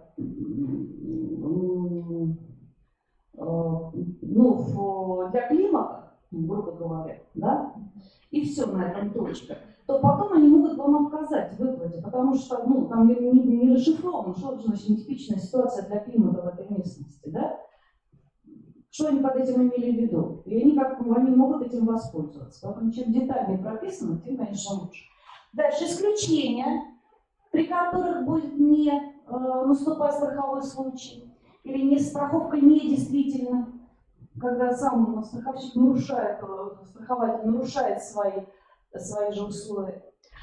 Перечень документов, которые необходимы для получения страховки, размер страховой премии, и все эти правила должны быть сформулированы языком, который исключает двойное толкование. Это очень важно. Вот как я вам сейчас назвала, да, что двойное толкование, что нетипично для данной ситуации климатическое явление. Ну и все, значит, это двойное толкование возможно здесь. Так. Условия страховых выплат. Тоже очень внимательно надо смотреть. Значит, описываются в правилах и в полисе. И должна быть прописана процедура, понятная процедура. Что в первом случае? Это сроки. Сроки как со стороны страховщика, так и страхователя. Дальше, обязанности. Перечень документов. Тут написано желательно ограничены. Их нужно внимательно смотреть, возможно ли вам предоставление таких перечней документов и так далее. И обоснованность прав страховщика отказать в выплате. Вот это очень важно. Вот вы должны понимать, что вы несете риск такой, что вам страховщик может отказать в выплате, поэтому вы прочитайте внимательно этот пункт, когда вам страховщик будет отказывать в выплате. И это внимательно очень отслеживаем. Вот давайте на примере добровольного обязательного страхования, например, с медицинское страхование. То есть схема такая простая показана. Вот если у нас страхователь, у нас добровольно, вернее, обязательно страхование медицинское, да, имеется у страхователя, он обращается по полису лечебного учреждения, да. Дальше лечебное учреждение его лечит только по тем прописанным условиям, да, не выходя за рамки. То есть анализы делает те, какие там прописаны. Если какой-то вам, допустим, анализ рекомендован врачом, выходящий за рамки полиса, то поликлиника не будет вам бесплатно этого делать. Вот. И дальше страховщик это определяет, да, договор, и таким образом происходит. Если у нас страхователь сам со страховщиком договаривается, что добровольное страхование медицинское, то идет наоборот, идет оплата счета, затем этот счет поступает в лечебно-профилактическое учреждение, и оно лечит самого человека уже по этим счетам. Причем это может быть как сам индивид человек, так и может предприятие само страховать своих сотрудников дополнительно к имеющимся. Как я вам и говорила, есть теоретическая часть в модуле и есть обязательно практическая часть. Итак, какая практическая часть, что будет предложено вам сделать, выполнить? Значит, задание такое, например. Есть у нас ресурс, сайт, на котором имеется калькулятор стоимости ОСАГО. Значит, нужно воспользоваться этим калькулятором, по данной ссылке пройти и проанализировать, как будет зависеть стоимость ОСАГО от мощности двигателя автомобиля, места регистрации собственника, минимального возраста и стажа, класса страхования, нарушения условий, допущенных к управлению автомобилем. И представить свои соображения в виде аналитической записки. Значит, зависимость стоимости ОСАГО от мощности двигателя представить в виде инфографики. Вот такое практическое задание вам дается. Я, честно говоря, кто-нибудь проходил практические занятия в дистанции? В этом, нет, вы только теорию смотрели, да? В практическое не заходили. Вот чем отличается дистант? Все преимущества в том, что мы, конечно, когда хотим, сколько хотим заниматься, кого хотим, подключаем к себе, к работе. А знаете, чем он плох? Тем, что это нас сильно расслабляет. И мы стараемся облегчить себе работу. В этом смысле нам никто не мешает это сделать. Но для того, чтобы использовать, например, такое практическое задание в своей практике, оно очень даже неплохое, вы должны его прорешать. Сами вы его прорешаете сами и потом можете, конечно, применять. Но там, как вы видите, нет системы зачета. Вы знаете как? Вот это прошел задание, практическое занятие, да, сделал, у тебя система дальше пускает следующий шаг, да? А у нас этого нет. То есть здесь все полностью на вашей совести, добровольности и доброй воле, скажем так, делать или не делать. Но я вам рекомендую это, естественно, сделать. Есть такой калькулятор, хотя бы вы будете видеть эти ресурсы, да, что есть такие калькуляторы, где симуляторы, которые можно использовать. Есть такой калькулятор страхования путешественников. Есть такой калькулятор, где вы можете тоже потренироваться в том, чтобы определить, наша главная задача, что не вычислить там, я не знаю, стоимость страхования и так далее, может, это тоже очень важно, а познакомиться с этим документом, страховой документ, полис, правила, как они выглядят, где чего читать, где чего смотреть, структуру документа. И, конечно, вот эти расчеты, это еще отдельная история, вот. Но тут уже, извините, по-разному. Вот расслоение общества в Москве очень сильное. И в школах, и так далее. Да? И один себе может позволить рассчитать себе поездку на Канары и не заботьтесь вообще о стоимости, и наоборот сделать, чтобы все подороже. Да? А кому-то очень надо серьезно экономить, чтобы съездить в соседний регион. Поэтому по-разному.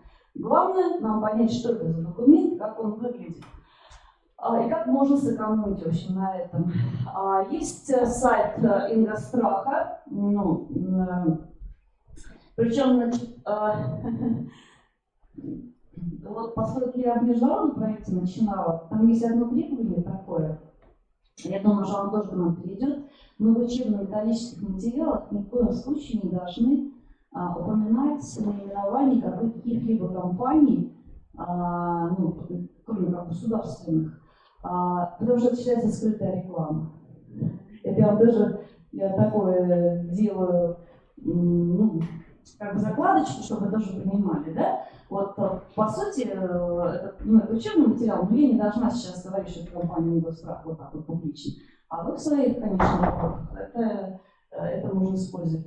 Ну, в общем, используйте этот сайт этой компании, там есть калькулятор. Вот, вы можете очень хорошо поработать с этой историей. Но для этого нужно, чтобы каждое рабочее место ученика было выходом. У нас президент обещал. Сказали долго жить. Мы дадим, но вы держитесь. Да. Или дальше там люди пошли, предлагаем нам подойти, если мы что-то нам не нравится.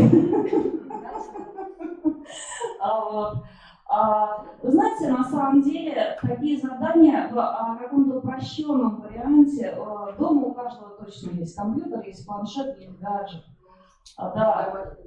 Вот, как самостоятельную работу, как часть какой-то проектной работы, да, или что-то такое, или домашнее задание вот, с калькуляторами, это, во всяком случае, интересно. Вот, когда тебя что-то как-то считает, это условие, когда вводишь, да, там просчитывают, ты получаешь результат. Ну, потренироваться, хотя бы увидеть, как это выглядит, это очень неплохо.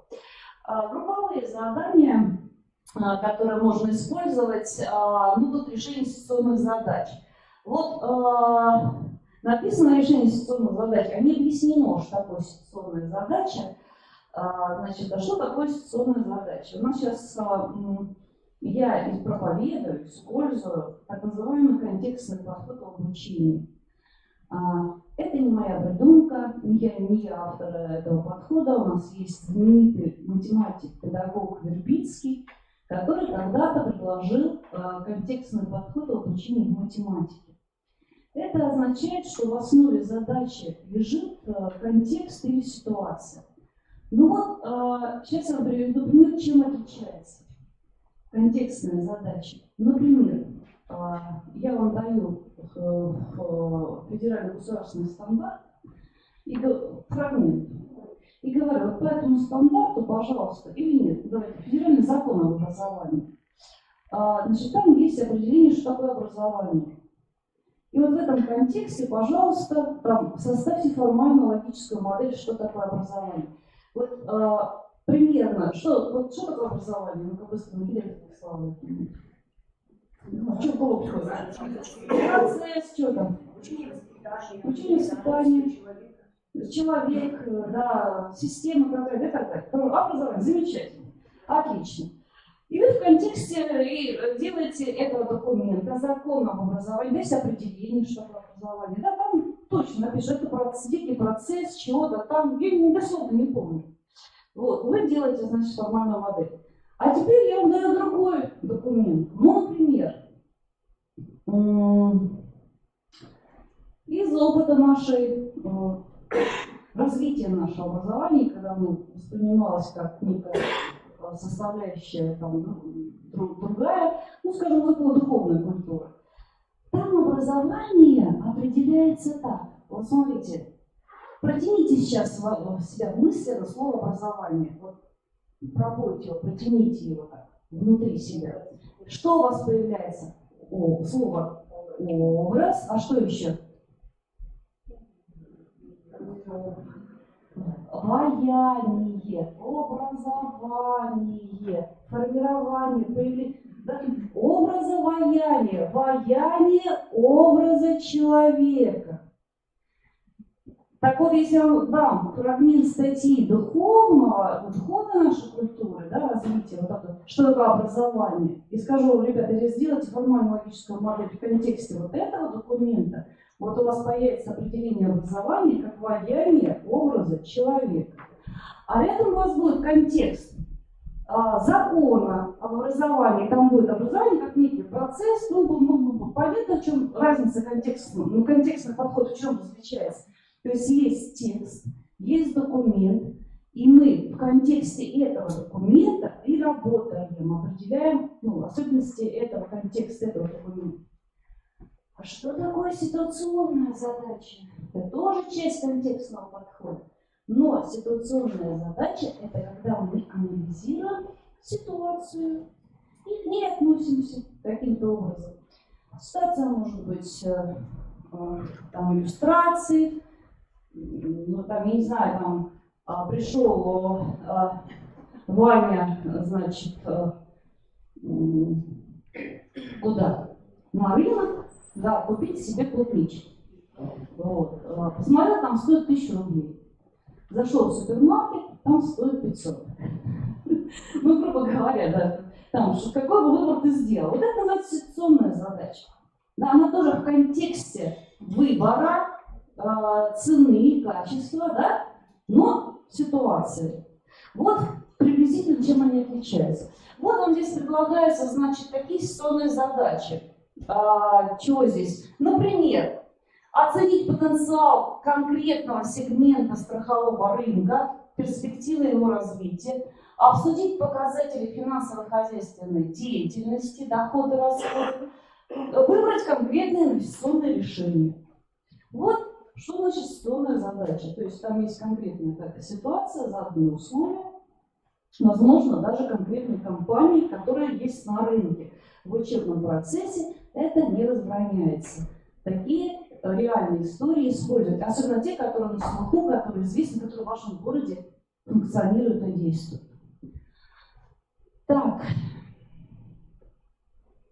это что такое? Это деловое совещание. Ну, это сюжетно-ролевые деловые игры, я вам даже пояснять не буду, вы лучше меня знаете, проводили, наверное, миллион раз. Это когда есть какая-то деловая ситуация, деловое совещание. Есть руководитель, экспертная группа, значит, какие-то малые группы, и можно вот такие проводить совещания, например, я не знаю, там пришла семья, например, даже можно такое там придумать, которая собирается в поездку, например, в Калининград на каникулы, да, вот, где застраховать, чего застраховать и так далее. Вот. Ну, здесь некие методические рекомендации, значит, какие здесь действия преподавателя, какие действия обучающегося, но это вам ничего не даст, пока вы не проиграете в эти истории. А поиграем мы с вами завтра. Я вас буду испытывать в роли учеников своих. Я вот такая буду учительница, да. И вот, ну, надеюсь, вы мне поможете, потому что все это технологии, механику, это можно увидеть, и наверняка это знаете, как эти игры проводить, всякие разные. Теперь тест. Итак, у нас с вами модуль страхования пройден. Мы с вами узнали, теоретически немножко погрузились, да? Практически, ну, предположим, что вы в дистанте это такие ответственные, честные, студенты, слушатели, все практические задания вы прошли, вы пройдете хотя бы часть. Вот, и теперь вы дальше проверяете свои знания. Да? Итак, у нас вопрос первый. Базовая программа обязательного медицинского страхования определяет. Выберите один вариант ответа. Да? Значит, качество лечения, перечень мероприятий, что там еще? Виды медицинской помощи и так далее. Очень много написано чего. Один вариант мы должны ответить. Первый, второй, третий. Какой? Третий. Больше написано, поэтому вот определили. Ну ладно, сейчас проверим. Дальше. Основными критериями страховщики, которые сидят профессионально, молчат и не подсказывают. Значит, основными критериями при выборе страховщика являются наличие лицензии, стоимость услуги, рейтинги, отзывы. Вот видите, мы же уже с вами, вы уже прям вообще отличники. Ну давайте проверять, мы молодцы или нет. Так, базовая программа определяет действительно виды медицинской помощи и ниже с ними, что там все написано, очень много правильно, грамотно, значит, правильные ответы. Вот. Ну и критериями является наличие лицензии и высокие рейтинги. Вот о чем я говорила, что там все-таки был правильный ответ. Мы меня хотели сбить с истинного пути. Все, я понимаю. Так, вот это что мешает? Да я знаю, что мешает, но не мешает. Стойте. Так, в общем, коллеги, по страхованию все. Обед? У нас обед? По плану, да? Хорошо. Значит, давайте договариваться тогда. Сверим наши часы. Как уж Штирлица, без 15 час. Время. Мы во всем встречаемся.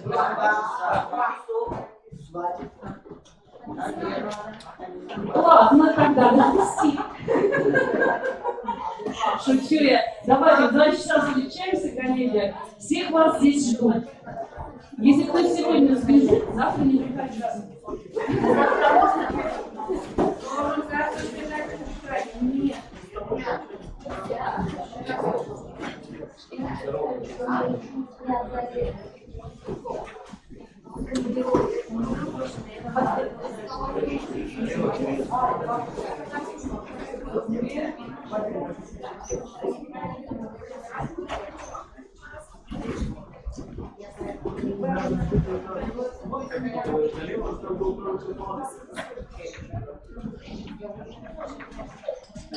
Вот смотрите, если вас вообще не встречаешь, вы, собственно говоря, здесь свободно стоите. Это хорошая тоже история. Мы не можем этого не слушать, зайти.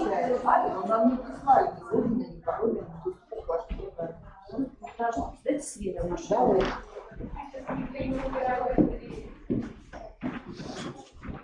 У нас очень распространены специалисты, поэтому и вопросов возникает очень много.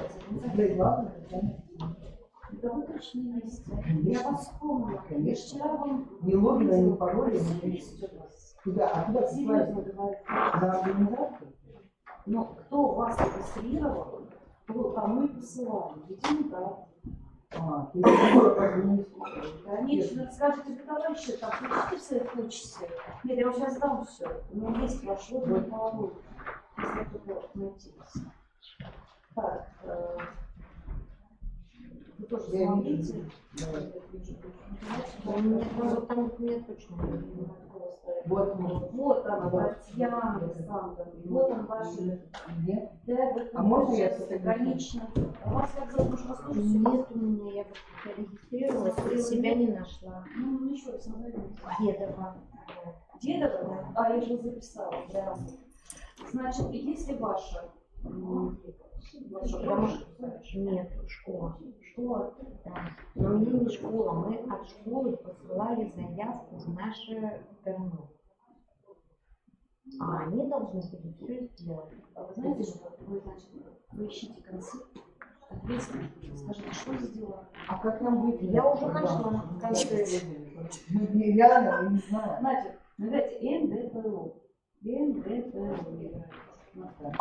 Вот. Значит, личный кабинет. Личный кабинет. логин и пароль. Значит, там личный кабинет зашли. Так, вот это вот среда, как Мусида наша, как она называется, эта среда. Вот. Увидите, она прям нам там вот эти всякие эти квадратики, она вот первая. Мусида. Я ее называю Мусида. Вот туда заходите, и там вот ваш этот вот курс. Всегда надо набрать логин и пароль. Не, ну вы в личный кабинет должны зайти. Сначала в личный кабинет. Да. Вот. А вообще уже вот девчонки, Да. которые зашли, уже там Они уже, протестировали. да, они уже Вот, протестируют, я их спрашиваю. Девчонок к стенке сказать, девчонки, быстро. Логины, пароли, значит, входы, ящики и так далее. Опыт, как они заходили. Потому что я туда захожу как преподаватель, а не как студент. У нас Сейчас уже разные каналы. Потому что у нас был единственный вопрос о том, что я, может быть, 15-16 сюда бы не приехала. А все остальное должно было пройти. А потом мне говорят, а тебя в списке не было. Как посылалась заявка, если меня нет в списке? Я вот сегодня уже нашла нашего Да. крайнего. Да, правильно. Пусть они, значит, тогда связываются, ну, по тем письмам, которые приходили на это все, сказать, ну, вы срочно Юлию Юрьевну туда вставьте, она до 30 апреля, я вам сказала, что 30 апреля у вас? Да. Точно? Я уже Потому что уже куда-то, уже посылали куда-то официальное письмо. В поисках меня. В поисках, да. Потому что, то есть, ну, как, я тут дело такое затеваю, вы мне, ну, не даете пройти дистанционный курс. Так что только через своих. Вот. И если они там все обнаружат, все будет нормально. Да.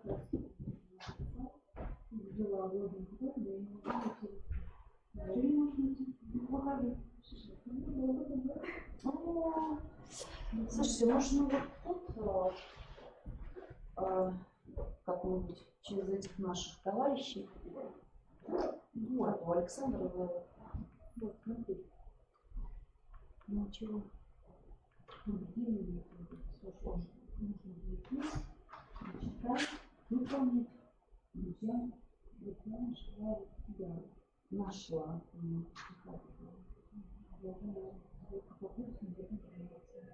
Здесь что? ГБУ, на курс смотрите, я не знаю, как у студентов работает. Я не знаю, что не вижу.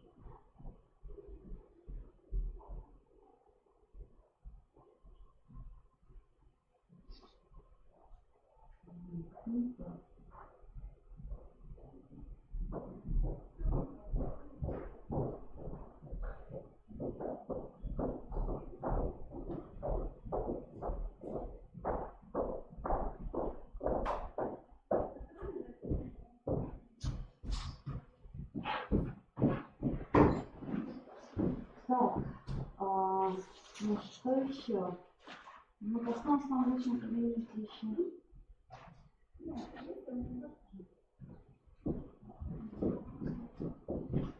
Книжку, что ли? Значит, это ваш. Играйтесь.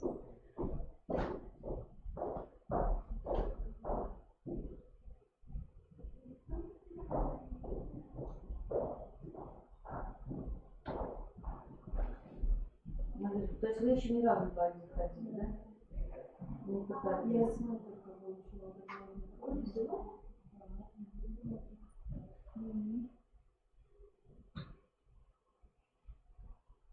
Слушайте, страничка не отвечает. Так, в общем, сейчас мы когда начнем 2 часа, давайте так, я с девчонкой, которые уже все прошли и тест даже прошли, попрошу выступить с опытом работы в этой системе. Ничего не прошла, если Ничего не прошла. я только нашла вот этот. Самое интересное, что вот одна из нескольких только кто этот курс читает. Вообще за докторщиком Просто мне пароль, как деятельности. вот это говорит, тоже мне пришло поздно. Ну только в четверг получили. По понедельникам ехать, а у меня дома интернет не было, на работу. Да? Ну, 30 апреля вам нужно все пройти. 30 апреля вы закончится еще 2 недели. Времени еще.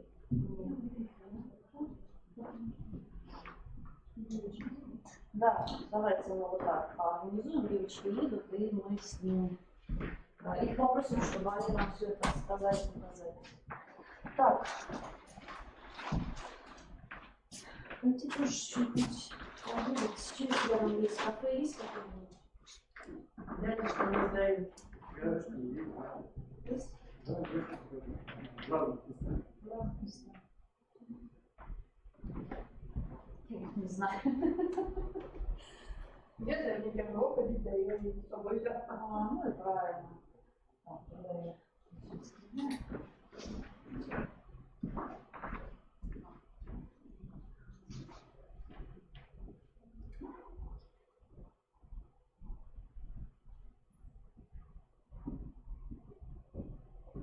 Скажите, пожалуйста, а вот вы сейчас говорили, логин, пароль вам поздно пришел, да? А это на каком ресурсе вы регистрировались?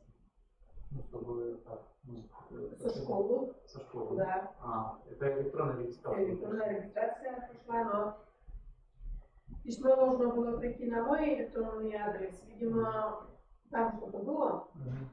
С управления нам сказали, что придет на 1 апреля уже этот логин пароль. Мне лично пришло тоже. Понятно. Понятно.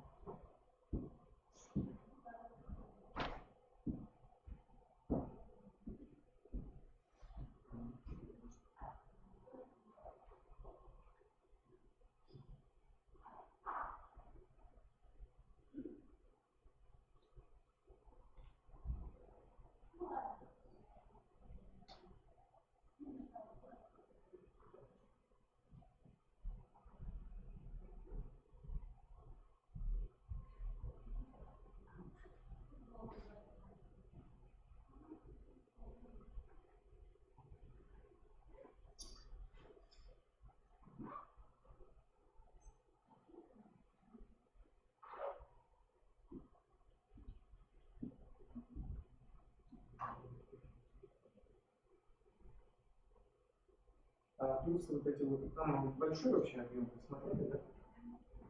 Объем достаточно большой, но там надо сначала нам еще скачать. Угу. Вот эти все 9 модулей, там все написано. Вот эти, что 5 модулей я сказала, то все написано. И затем, да, И там тестовые задания? Да, да. То есть прочитал модуль, очень на задание. Да, там вы видели, что надо зайти в тест. А если я утренне прочитала, на тест не зашла, то сначала внутри прочитать. Хотя бы. То есть сначала 9 модулей этих надо прочитать, потом уже... Вот тоже со школы. Я вообще заведу. Ясно. Спасибо.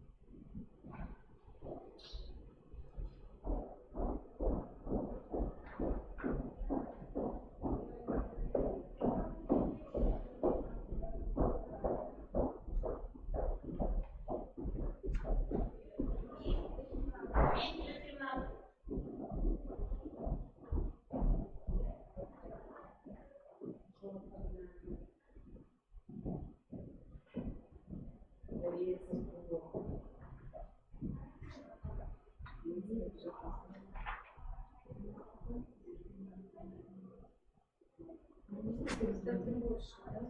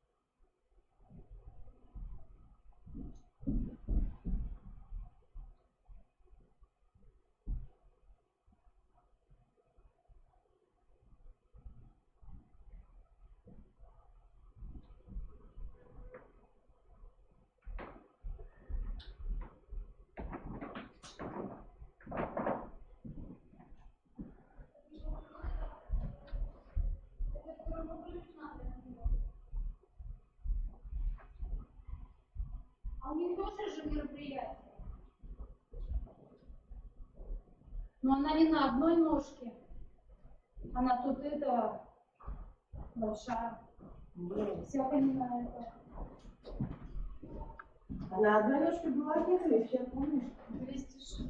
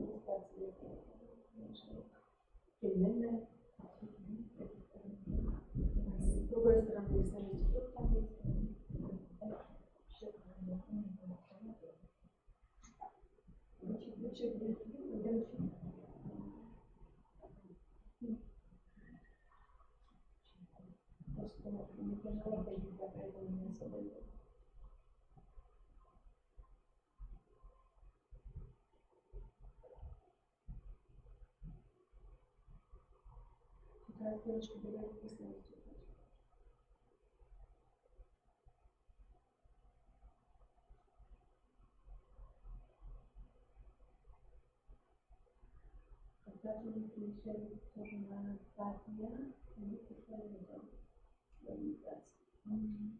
Надо смотреть, и вот тоже такие там показывают, там надо.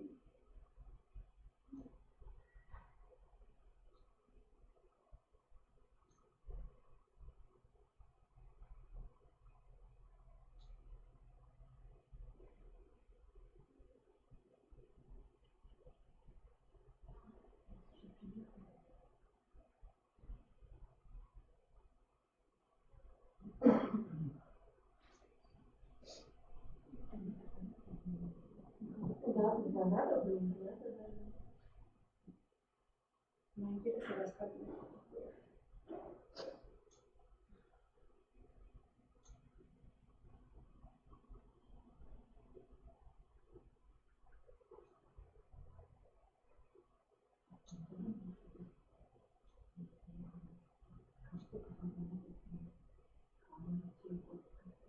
Да.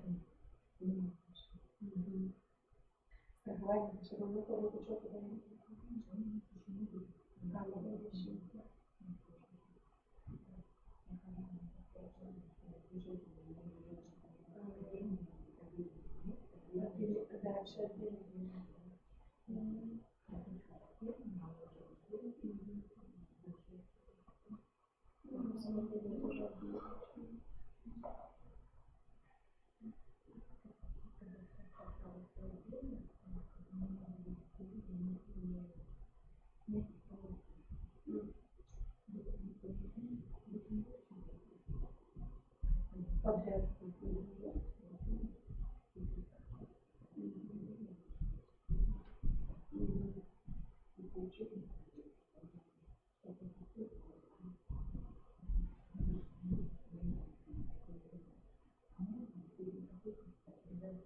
Ну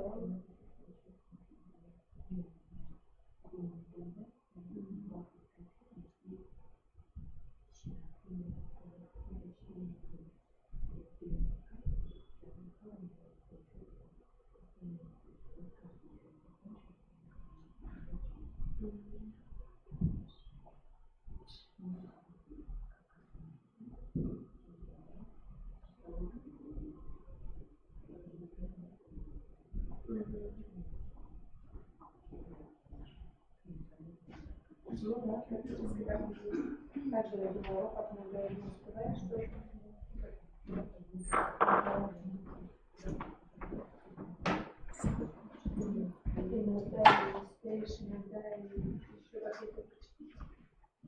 Пообедали?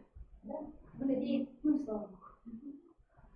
Есть раздел, все обеды не остались. да. Нашли сами. Покушать. А где покушать? Нашли сами? Да, не главное кофе, ведро. Сестры. Яблочко.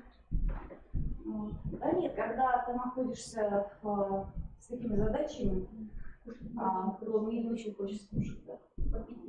Поэтому в это время мало ем, это мне на пользу идет. Купить надо. Все выгоды, да? Все выгоды, да. Так, рассказывайте. Я же не про искусство руками, где сувенир купить интересно. Говорите о вашем городе. Сувениры можете купить, по улице прямо так идете.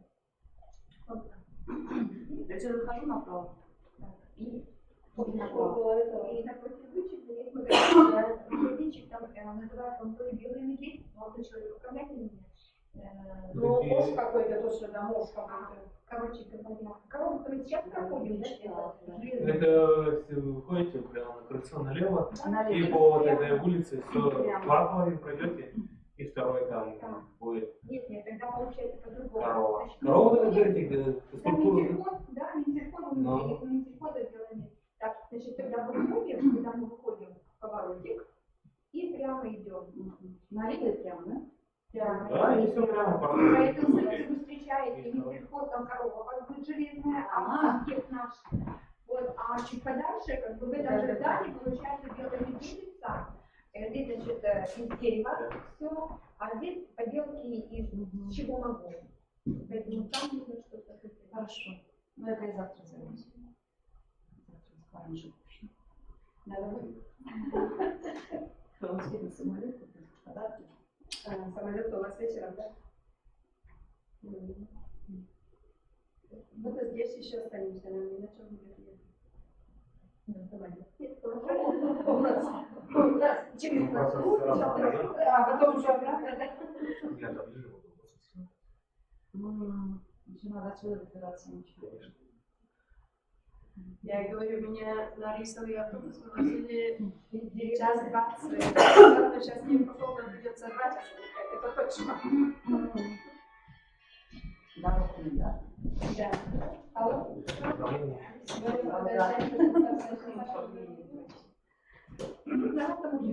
Нет, ты можешь, чем большинство, наверное, приезжих, которые что ж,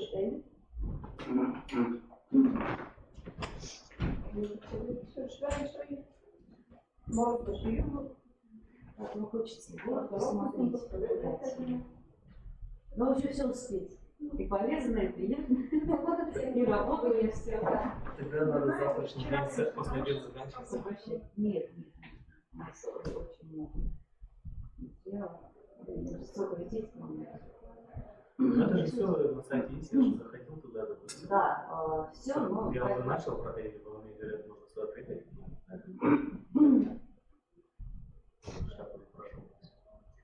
Ну, здесь тоже, понимаете, такой толчок тоже нужен педагогический. Почему такие очные встречи? Потому что я по себе знаю, я так проходила курс английского языка. Значит, когда мне было совсем нет, когда я сажала свою дочь и говорю, давай, мы тут даже до этого не дойти, вот это вот сделать, потому что мне нужен сертификат. Когда это для сертификата, это одна история. Когда это для дела, а я все-таки хочу видеть, что для дела, для того, чтобы вы, потому что вот эта вся история, это ваш, на самом деле, очень высокий потенциал инновационный. То есть вы можете стать инициатором, разработчиком своего инновационного продукта, оригинального, интересного для всех, нужного. Вот, и это такая вот, поэтому я говорю, что здесь понимаешь. Такого деятельности не проводится. Ну, должен же быть кто-то инициатор. Я прошел курс. Понимаете, у меня есть такой, да, предложение, и такой проект, да, у меня есть проектная идея по поводу того, как называется финансовый грамотность у нас в школе.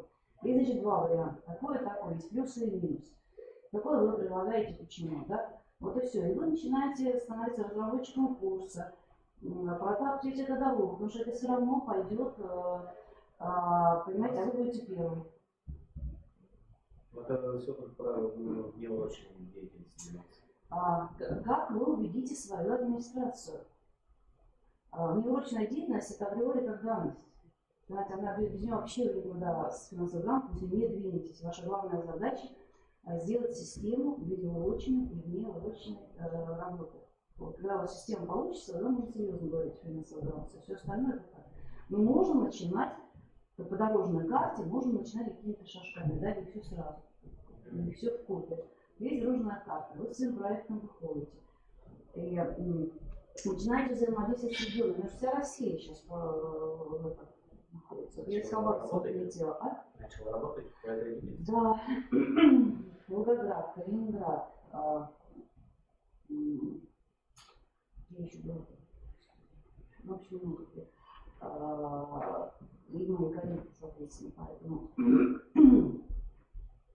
движение идет, движение пойдет, и тут это ваш ресурс, он же нужен действительно как-то, ну, если вы не просто ходите на работу, а я верю, что учителя у нас, да. Я вот неправильно, например, ответила на вопрос. С одной стороны, да, там был вопрос финансовая, основа финансовой грамотности как предмет, и как там еще было в школе, да. Я вот выросла на давка, думала, что это можно в школе, тоже как отдельно.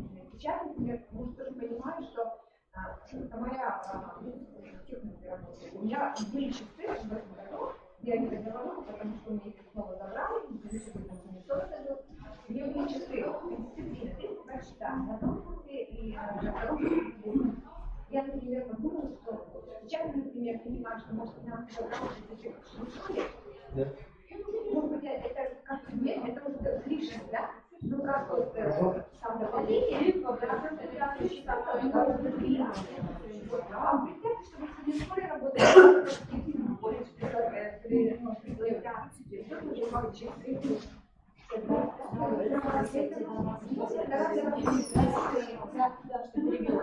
по логину и паролю. Значит, ей не пришел пароль.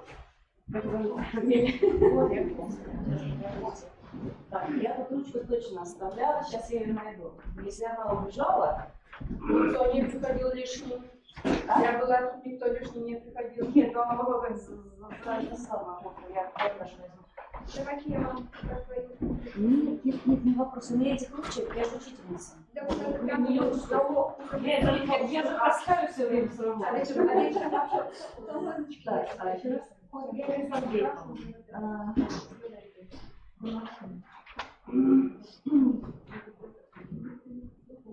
может, завтра с 9 и рассматривали это вопрос? Рассматриваю. Как Сразу сразу? раньше,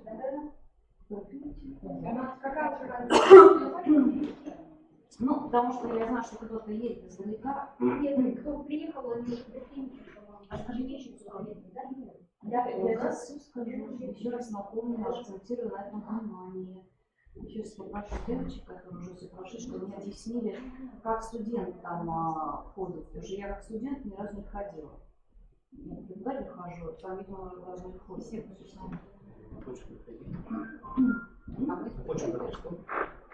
Мы как Вы студенты, да. Я говорю, вы как я как студент, но не заходила, не знаю, что путь. Да. и потом шаги прописывают, там есть шаги прописывают. Ну, вот кто-то походил по шагам, и что-то там не получается. Надо объяснить вашему Как, что делать учились? А вы ведете интегрированный курс, да? Знаете, я специализируюсь все-таки на интегрированной модели, потому что считаю, что это перспектива наша. Я более сложно, за нее еще никто вот так серьезно не брался. Вам школа порекомендовала или вы сами? Нет, я же в университете работаю. Я математика. Я просто вот вы про географию, а как вот скомпоновать, чтобы там на математике были и там обществоведы, и право, информатики, какой-то один предмет. А в школе это очень трудно сделать и с расписанием, и с оплатой там все. Интегрированный сложно. Сложно, очень сложно. Я даже не спорю. Значит, есть, вы видите в поисковике, значит, УНК финансовая грамотность и математика, и вы выйдете на эти материалы. Вот, если там и английский язык, безопасность, география, обществознание, что еще, по-моему, информатика, история. Есть уже какие-то наработки по включению модулей в эти предметы. Вот. А вот как это организационно решается с оплатой, я вот и говорю, что единственный вариант это только решение ваших руководства в местах, да, и пожание друг другу руки в этом отношении. Но вы как инициатор всегда же ведь под лежащий камень вода никогда не течет, а наши директора им некогда вникать в суть вот этого всего и возможности, самое главное.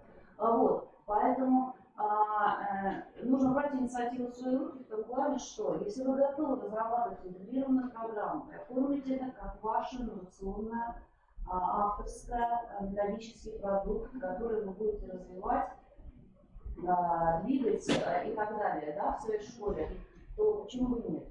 Потому что я еще раз говорю, там организационно ничего не надо, только лишь, что вы будете делать интегрированную рабочую программу, которая должна быть полностью соответствовать ГОС. А я вам показала, что она соответствует ГОС. То есть в каких-то разделах, там, где это возможно, матрицу составить содержательную, да, интегрировать и средства для нет, а там, где это возможно и можно, вы реализуете финансовую грамотность. Поэтому там масштабов таких вот не надо.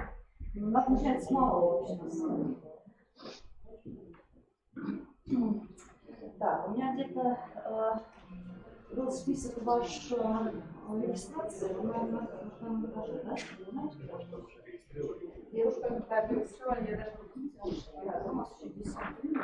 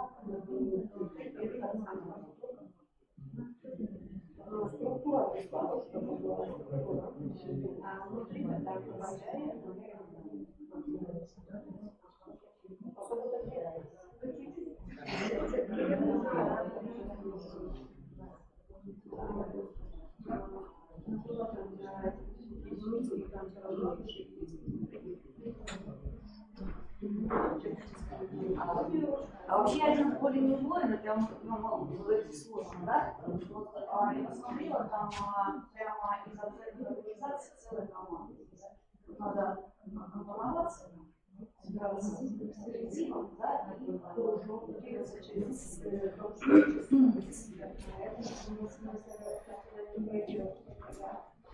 так, а вот эти команды,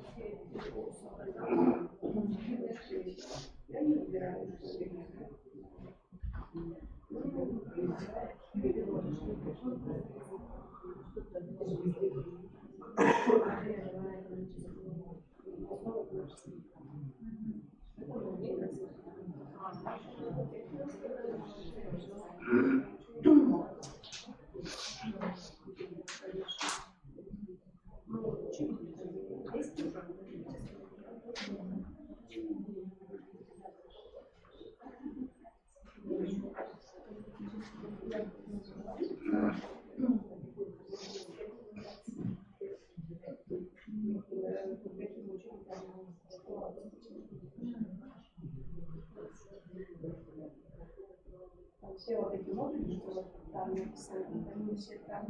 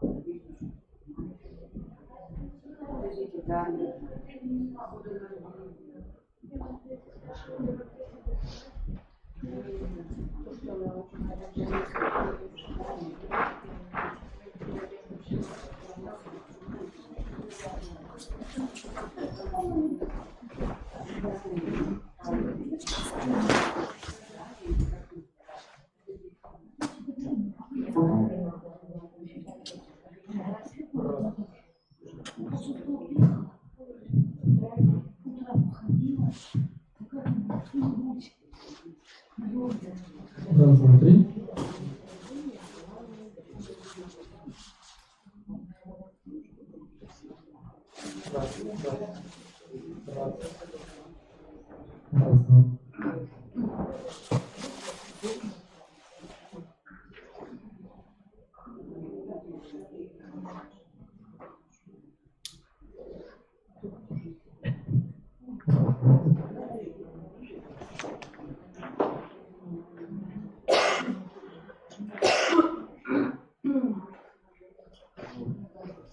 Раз, два. Раз, два, три.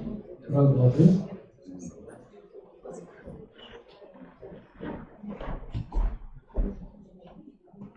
Раз, два, три. Раз, два, три. Раз,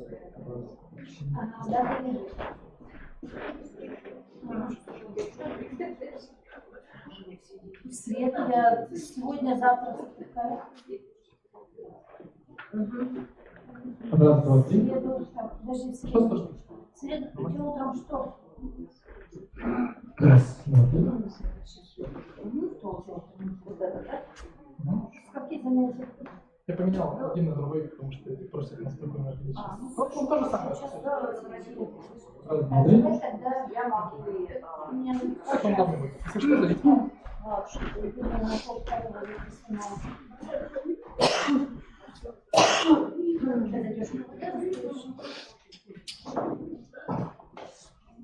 Давай вечером для персон приедешь.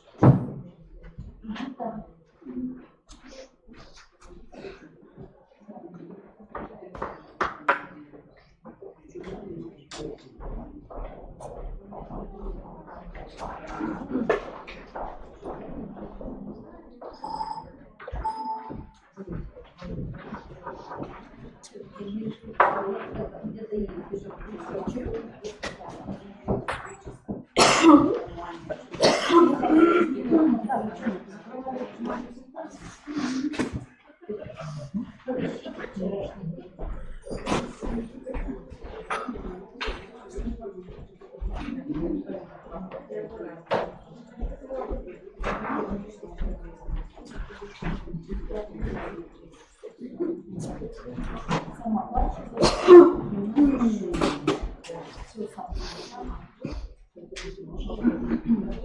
Так, ну что, коллеги, я снова рада вас видеть. Вы подкрепились, набрали сил для продолжения еще на парты. Значит, первое, я хочу еще раз сконцентрировать ваше внимание на следующее. Значит, у нас курсы дистанционные заканчиваются 30 апреля. Они будут закрыты для вашего уже посещения, прохождения аттестации и так далее. То есть времени остается не так уж и много. Вы до 30 апреля должны туда попасть, оставить там свои следы, до 30 апреля протестироваться и все, и вперед, значит, с новыми идеями, выносить мозг своему директору, строить планы. И если серьезно, то, конечно, вот этот ресурс, о котором мы говорим, финансовое образование, видите, у нас всего нашего коллектива всего несколько человек, кто это уже реализует. То есть, вы, получается, у нас перспективная модель, перспективные люди, которые могут привнести финансовую грамотность как инициаторы в свои образовательные организации, увидев, какие модели возможны, предложив одну и вторую модель, выбрав. Но один поле не будет, поэтому я вам всегда советую все-таки объединяться и действовать в команде, потому что это должна быть и урочная, и неурочная деятельность. И если это интегративная модель, то лучше запускать сразу на парочке предметов хотя бы, для того, чтобы было сопоставление, был обмен какой-то, было движение. Да? И если вы будете автором, разработчиком, вы интегрированы рабочие программы у себя в районе, у себя в муниципалитете, в городе, это ваш ресурс, который будет вашим продуктом, инновационным вашим продуктом. Поэтому я вам советую очень серьезно, внимательно подумать, соизмерить свои силы, желания, мотивацию, потому что время, когда мы получаем с вами какое-то образование дополнительное, любое для сертификата, оно ушло. Потому что я вам скажу, что самый дорогой ресурс сейчас – это время. Очень дорогой ресурс. Тратить его впустую, не вынести отсюда какую-то новацию, какую-то идею для себя, мне кажется, это не очень было правильно. Итак, до 30 апреля. Теперь у нас некоторые сегодня там пытались коллеги зайти и оставить свои следы, у них не получилось. Я очень прошу, кто может сейчас кратко, видимо, мастер-класс сказать, что я как слушатель туда не захожу, я не могу, я как преподаватель захожу, у меня другой путь захождения на эти курсы. Да, вот как слушатель, как студент. Какие там особенности? Кто может сказать? На кого были проблемы сегодня? Кто-то не мог. Да, вот. Какие вопросы были? Задайте, а вот вам может ответить, коллеги. Значит, ты заходишь, я захожу, скажи, как ты заходишь, какие у тебя проблемы?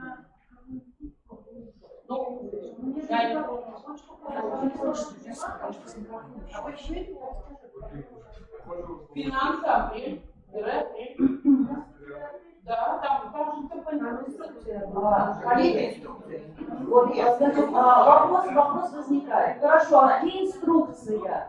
Письме в электронном письме. Значит, отсюда вытекает письмо.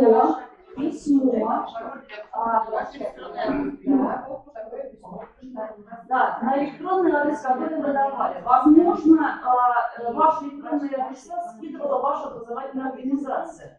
И кто-то секретарь или кто-то ответственный человек это делал. Возможно, на образовательную организацию. Но нет, там не было вашего дома, там пришла, там нету никакого, там же форма плана как заполнять, там нету, чтобы это адрес электронной почты. Поэтому некоторым не пришло. Теперь смотрите, у нас мы не встретили собрались, и для того, чтобы решить вот эти вот наши вопросы, как попасть и так далее, поэтому у кого есть проблемы, у кого нет проблем, что может помочь, пожалуйста, встаньте, представьте, я вижу, что нам можете помочь, дайте свой контакт, пусть вам напишут, а вы скинете по полю. У всех же есть электронная почта.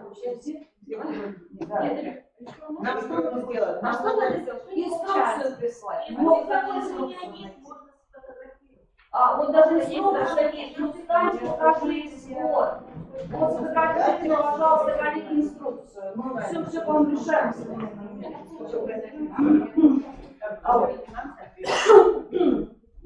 Я думаю, что справитесь. Да.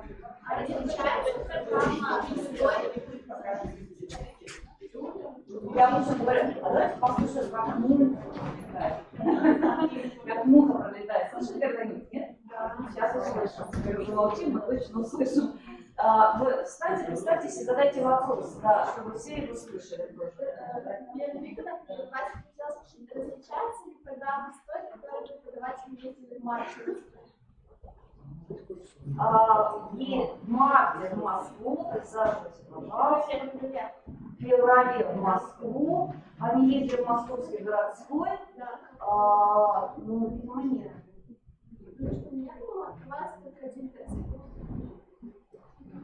В смысле, не открываются сами ресурсы? Нет, у меня открылся, но у меня третьего, четвертого, пятого модуля, только второй. Вы знаете, я советую, у вас же есть обратная связь. Можно писать, да, задать этот вопрос, потому что я точно не могу вам сказать, какая там разница, но у нас были очные курсы для кого? Ну, для тьюторов, скажем так, которые приезжают, они очно проходили эти курсы для того, чтобы прийти в свои региона, да, и транслировать эту информацию. Вот. А есть заочный формат. Курсы одинаковые, только формы разные, очные и заочные. И, там было почти то же самое. Так, скачать вот это все можно, да? Да, лучше скачать. Да, все скачивается очень легко. Я вот даже все легко открывается, я каждый день просто хожу, смотрю, открываю, что все скачиваю, нет проблем никаких. Так, мы с вами продолжаем. Итак, давайте мы с вами еще пробежимся по теоретическому предметному блоку. Про режим дня, спасибо, что напомнили. Да. Коллеги предлагают начать в 9, чтобы процесс пошел. Начать в 9 нам наше занятие, а не в 9:45. Как мы на это смотрим? Положительно. Хорошо, договорились. Тогда мы в 9 здесь встречаемся и, соответственно, на час раньше уйдем. Ну, как там, жизнь служится должна. Знаете, когда я говорю, все хорошо в меру, когда ты с лекарством перебарщиваешь, оно становится ядом вместо лекарства. Поэтому посмотрим, где у нас будет мера находиться. Вопрос структурировать эти курсы, чтобы нам к ним подойти. Дать команду с электронной своей почты, чтобы они нам прислали вот это письмо, все, о котором говорят. Это вам самим идет на почту.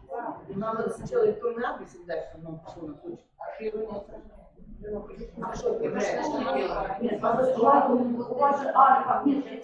У вас же логин и пароль мы обнаружим. Да, ну для того, чтобы туда повесить, куда логин и пароль забыть. Письмо-то нам не пришло. Да, смотрите, у нас следующая история. Вы заходите на сайт. У нас есть инструкция, да? Инструкция все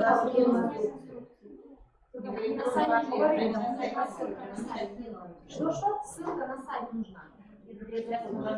Сайт МГПУ. МГПУ. Официальный сайт. Да, СДО.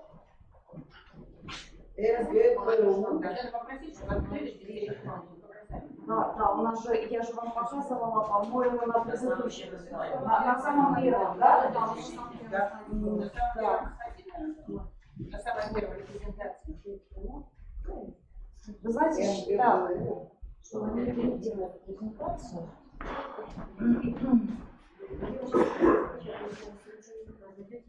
Самая первая. Да, это презентация программы.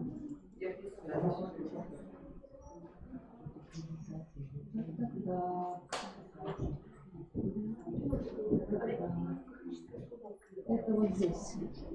Коллеги. Да. sdo.mgpu.ru.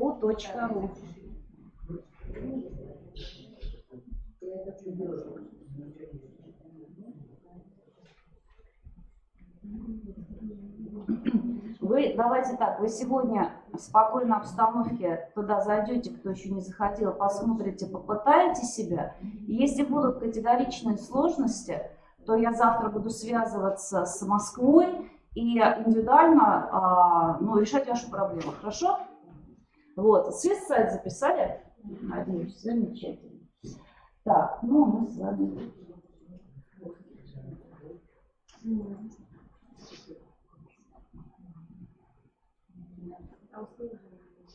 А у вас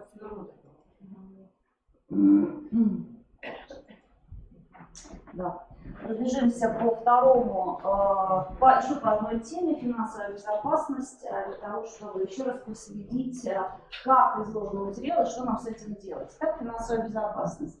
Та же самая структура вы видите как страхование. Здесь определены базовые понятия, их немного, причем, значит, они очень такие, ну, простые, несложные, да? Есть базовые знания, опять есть личностные характеристики и установки, ну, например, какие, что деньги необходимо хранить в надежном месте. Видите, не указано, в каком надежном месте. Просто все эти надежные места, они как обладают плюсами, так и минусами, то есть рисками. Их просто надо знать и понимать, какое для тебя место будет более надежным.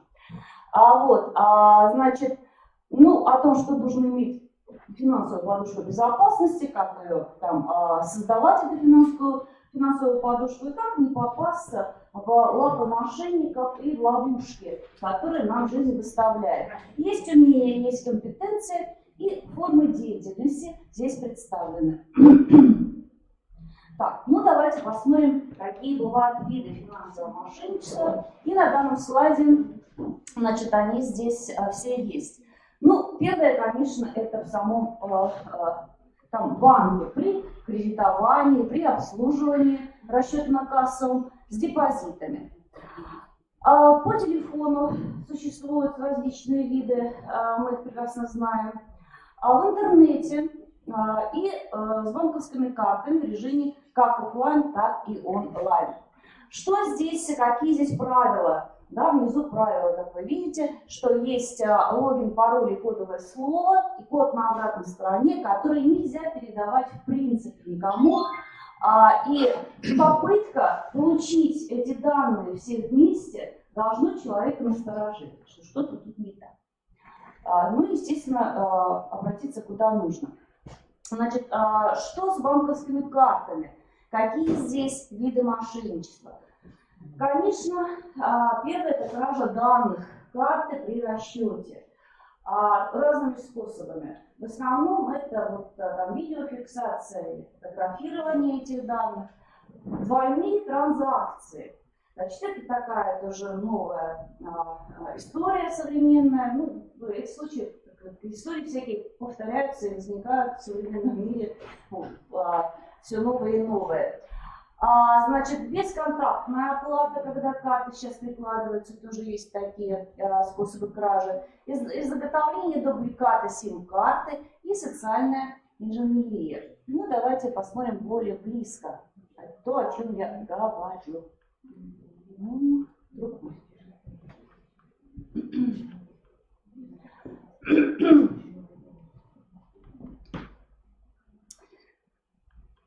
Ох ты. Так, как избежать? Ну, понятно, есть какие-то простые правила, совершенно простые, не требующие там сильного интеллектуального напряжения или памяти глубокой, да? Ну, первое, это, конечно, не продавать карту посторонним, естественно. Дальше, ну, отмечать особенности поведения сотрудника, который совершает операцию. Ну, я, например, всегда, если в кафе это происходит, то меня сильно смущает, когда мою карту там уносят куда-то, там, чтобы провести, значит, расчет, вот, потому что с ним можно сделать там все что угодно. Конечно, если есть такая возможность, то интернет это такое поле деятельности для мошенников, благодатная малина такая, да, конечно, нужно завести отдельную карту, которая будет ну, защищена, и либо вот сделать какие-то ограничения, либо вообще заблокировать возможность совершения покупок через интернет. Что еще можно сделать? Конечно, СМС-оповещение по операциям, наверное, сейчас у всех это есть, и эта услуга платная, но она, в общем, необходима, потому что ты понимаешь, сколько денег было снято со счета, столько ли денег вы заплатили. Обязательно надо все посмотреть это подтверждение. И если вам пришло двойные транзакции, два оповещения, да, что списали одну и ту же сумму, то, конечно, нужно обязательно позвонить в банк и проверить, так ли это было. Потому что такое бывает, причем не обязательно это мошенничество, но за этим надо следить. Дальше. Это касается тех карт, где есть бесконтактная у нас оплата картами, да, вот использовать такие экранированные бумажники. Например, один из вариантов. Следующий момент. Если у вас сумма более 1000 рублей, то, конечно же, с вас попросят ввести пин-код, а не подписать чек. Хотя я с этим давно уже не сталкивалась на самом деле. Ведь в свое время мы подписывали чек. Сейчас ты понимаешь, что если у тебя больше 1000, ты должен ввести пин-код. Дальше, если вы планируете бесконтактным способом покупку более 1000 рублей, значит, можно установить индивидуальный расход-лимит по карте и ограничить вот этот размер ваших транзакций. Это может быть для детей очень важно, когда у детей есть какая-то сумма. Так. Значит, что делать? При изготовлении дубликата SIM-карты.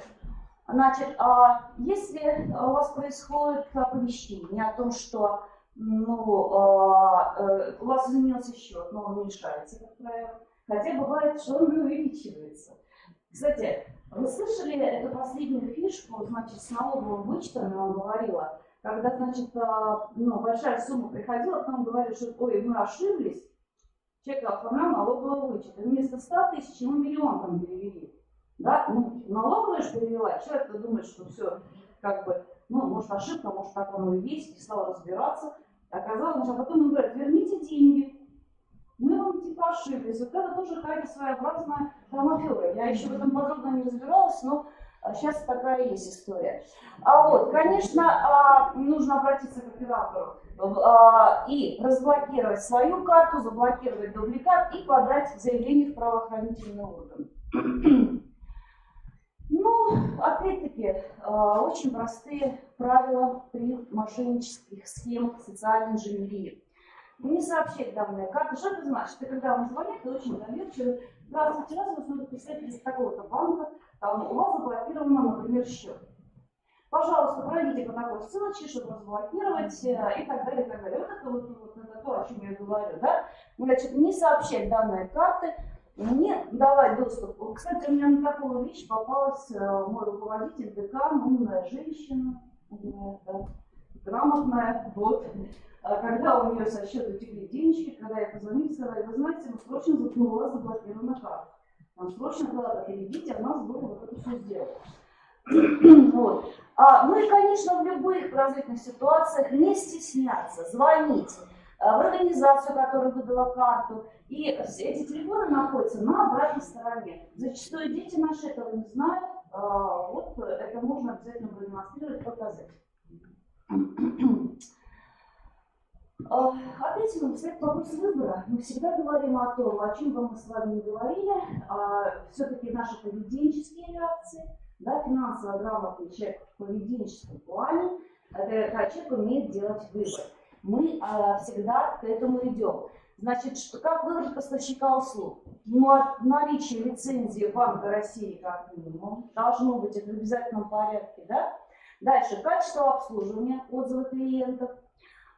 Доступность, открытость, наличие понятной информации и выгодность, хорошие условия, договорные, конкурентоспособные и так далее. Где смотреть информацию о финансовых институтах, которые должны вызывать у нас доверие или даже не. Это, конечно, надо смотреть информацию с сайта Банка России и вот там проверять все.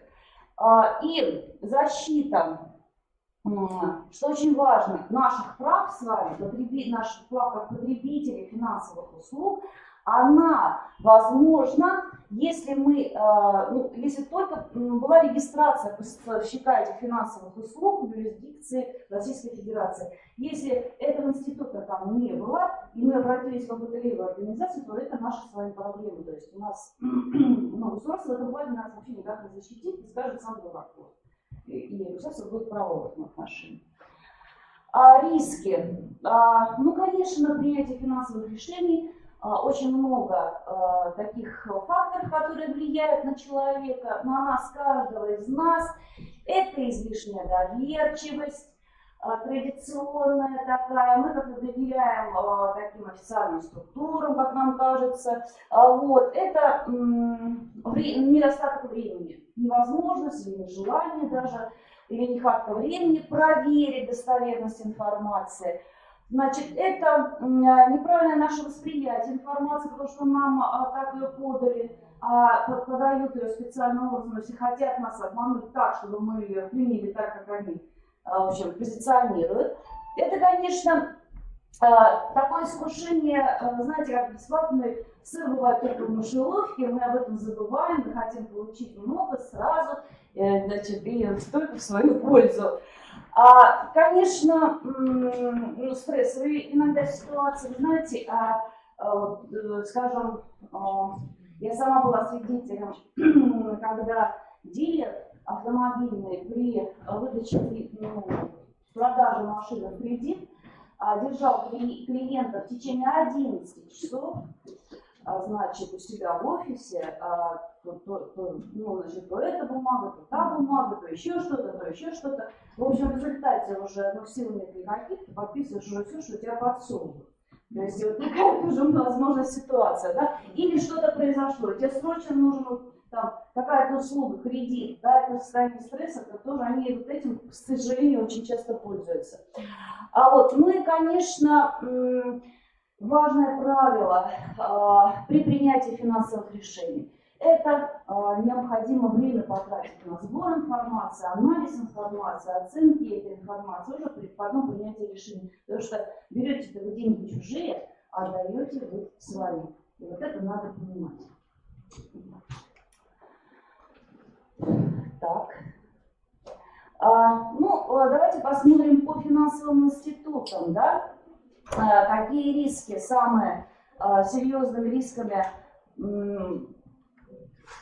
мы должны понимать, да, будем сталкиваться, если мы ими воспользуемся. Это, конечно, Форекс и все остальное. Букмекерские конторы сюда входят, пирамиды финансовые, казино. Причем финансовые пирамиды часто скрываются за всякими благородными целями, такими как косметика, лекарства и тому подобное. Так, что такое Форекс? Наверняка это не всем знакомая информация. Вот Форекс это когда торгуют виртуальными валютными парами, а не реальной валютой. И, грубо говоря, дилер, Форекс-дилер, он покупает от своего имени, как бы за свои деньги, и потом это продает клиенту. Значит, это очень высоко рискованно. Конечно, они зарабатывают на предоставлении заемных средств, как так называемое кредитное плечо, как бы подставляют. Но они могут убедить, конечно, своего клиента, что он пришел работать на фондовый или валютный рынок, да, но это обман на самом деле.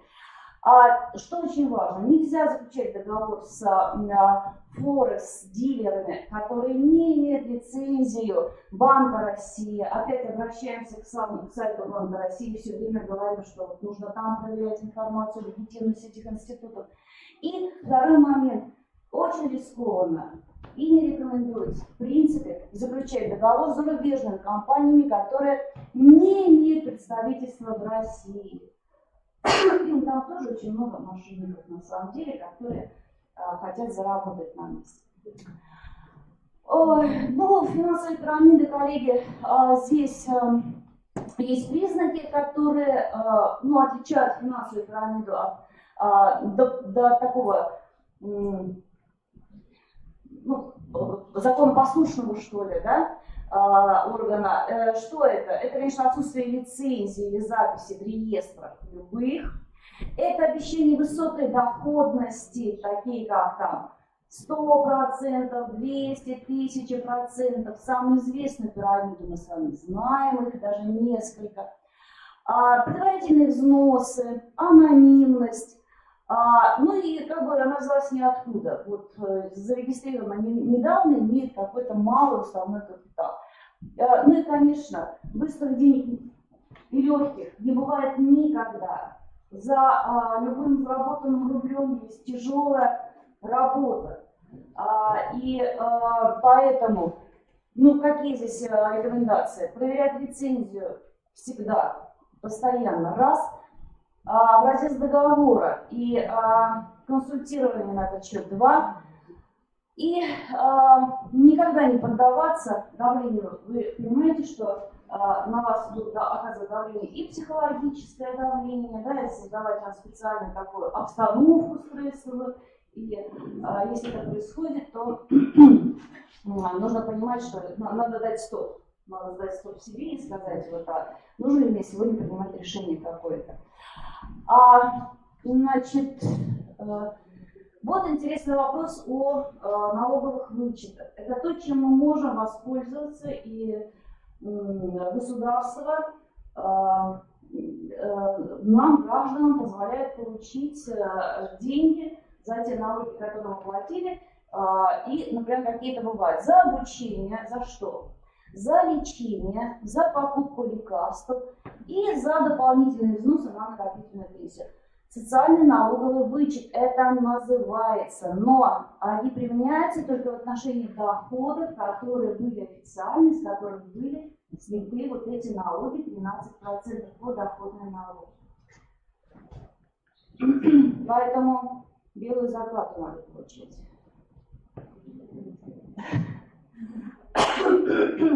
Имущественный налоговый вычет на продажу или покупку собственности, погашение по кредитам и на изъятие имущества для государственных нужд. Вот у нас, например, когда Олимпиада в Сочи была, там было куча изъято земель и всего для строительства объектов Олимпиады, да, и жители могли воспользоваться этим.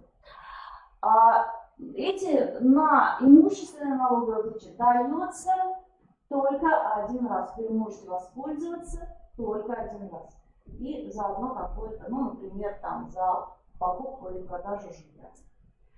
Вот. Тоже очень хорошая поддержка. Оформляется декларация, заполняется на сайте, рассматривается, есть определенный порядок. Вот очень интересно следить, как это бывает, да, и проверяется все, и вам приходит тот налог, который вы платили, смотря за какой период вы будете брать этот налоговый вычет. Это все зависит от вашей заработной платы, а не от той суммы, которую вы потратили. Это понятно, да?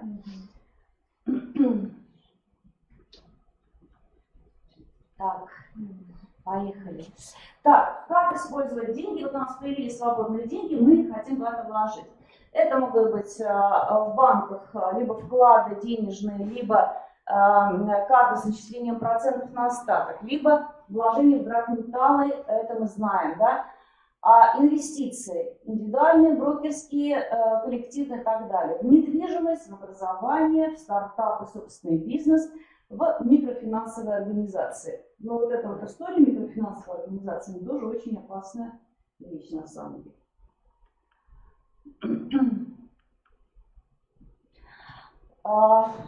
Ну, все бывает, и наступает банкротство. Банкротство наступает, может наступить как у физического лица, гражданина, у меня так, и не только предприятий, что и вот это вот признание банкротом физического лица появилось порядка 2 лет назад, это недавние законы совершенно. Это когда вы не можете выполнить свои денежные обязательства, выплаты по кредитам, налогам, коммунальным платежам.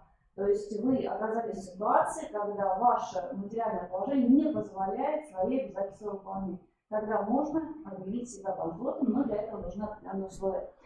Значит, но нельзя уклоняться от общения с кредиторами и обращаться с раздолжителями. Значит, можно что? Обратиться в суд, но Вы обязаны это сделать, если долг у вас больше 500 миллионов рублей, 500 тысяч рублей, и просрочка больше 3 месяцев. Если у вас меньше долг, то вас банкротом никто не признает, пожалуйста, выплачивайте. Что может быть сделано? Либо вам уменьшат долг, это называется реструктуризация, либо вас объявят банкротом, и тогда, в общем, гражданин несет затраты на оплату работы финансового управляющего, в любом случае. Вот как защитить свои права. Сопоставлять свои возможности с целями, убедиться в наличии лицензии организации, изучать договор очень внимательно. Куда обращаться, если ваши права нарушены? Есть таких 5 точек для помощи. Банк России, он рассматривает ваши жалобы. Роспотребнадзор, он вас консультирует и информирует, он не рассматривает, он может дать консультацию. Финансовый омбудсмен, он регулирует вопросы всякие спорные до судебном порядке. А суд уже он устанавливает факт нарушения, взыскивает суммы, ущербы, штрафы и так далее. И ФАС Россия пресекает недобросовестную рекламу, если вы докажете этот факт. ФАС – это Федеральная антимонопольная служба России. Дальше примерные задания, которые предлагаются для того, чтобы отработать вот эту всю теоретическую историю, перевести ее на уровень действий. Например, предлагается вот такая игра. Если ты потерял карту, значит, телефон, паспорт, я не знаю, и что делать, куда обращаться, какие твои действия. Вот несколько групп, мы их проигрываем, представляем свои решения. Здесь, конечно, это игровые технологии, и здесь важно отработать алгоритм действий по защите себя от мошенников и каков этот алгоритм при разных всяких таких случаях.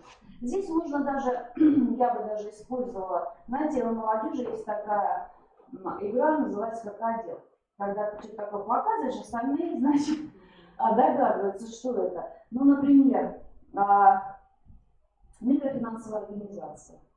Значит, вот нужно показать эту ситуацию, разыграть, остальные догадываются, что это, где происходит, что за люди, какая ситуация разыгрывается. Вот таким образом можно это все проигрывать. И тест, собственно говоря, давайте с вами попробуем. Как мы будем выбирать финансовую организацию? Один ответ нужно выбрать. Проверить наличие лицензии, удобное расположение, советы друзей, знакомых или самый большой процент в этой организации. Вот, отлично. Какие организации защищают права потребителя финансовых услуг? Банк России, Роспотребнадзор, полиция, финансовый омбудсмен, МЧС.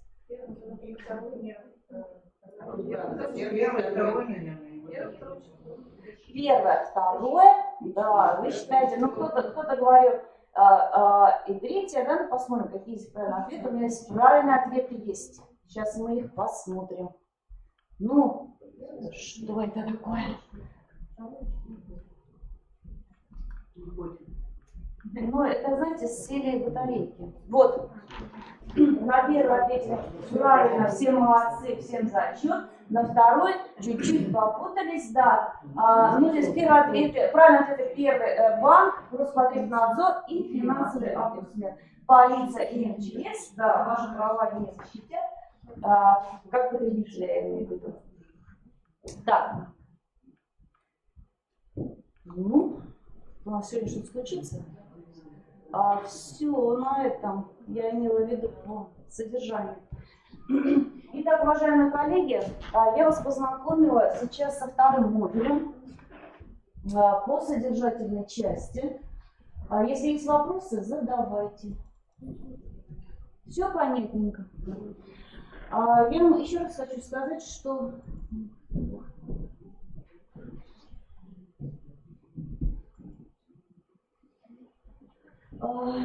Я вам хочу сказать, что вы когда... Итак, еще у вас там 7 содержательных полей. Тоже всего 9 тем. Вы сначала читаете, вникаете в теорию, решаете практические задания, потом выходите на тест, и проблем у вас никаких не будет. Потому что действительно там очень интересно изложено, очень просто, доступно и понятно любому человеку, поэтому все остальное пройдете самостоятельно, я надеюсь.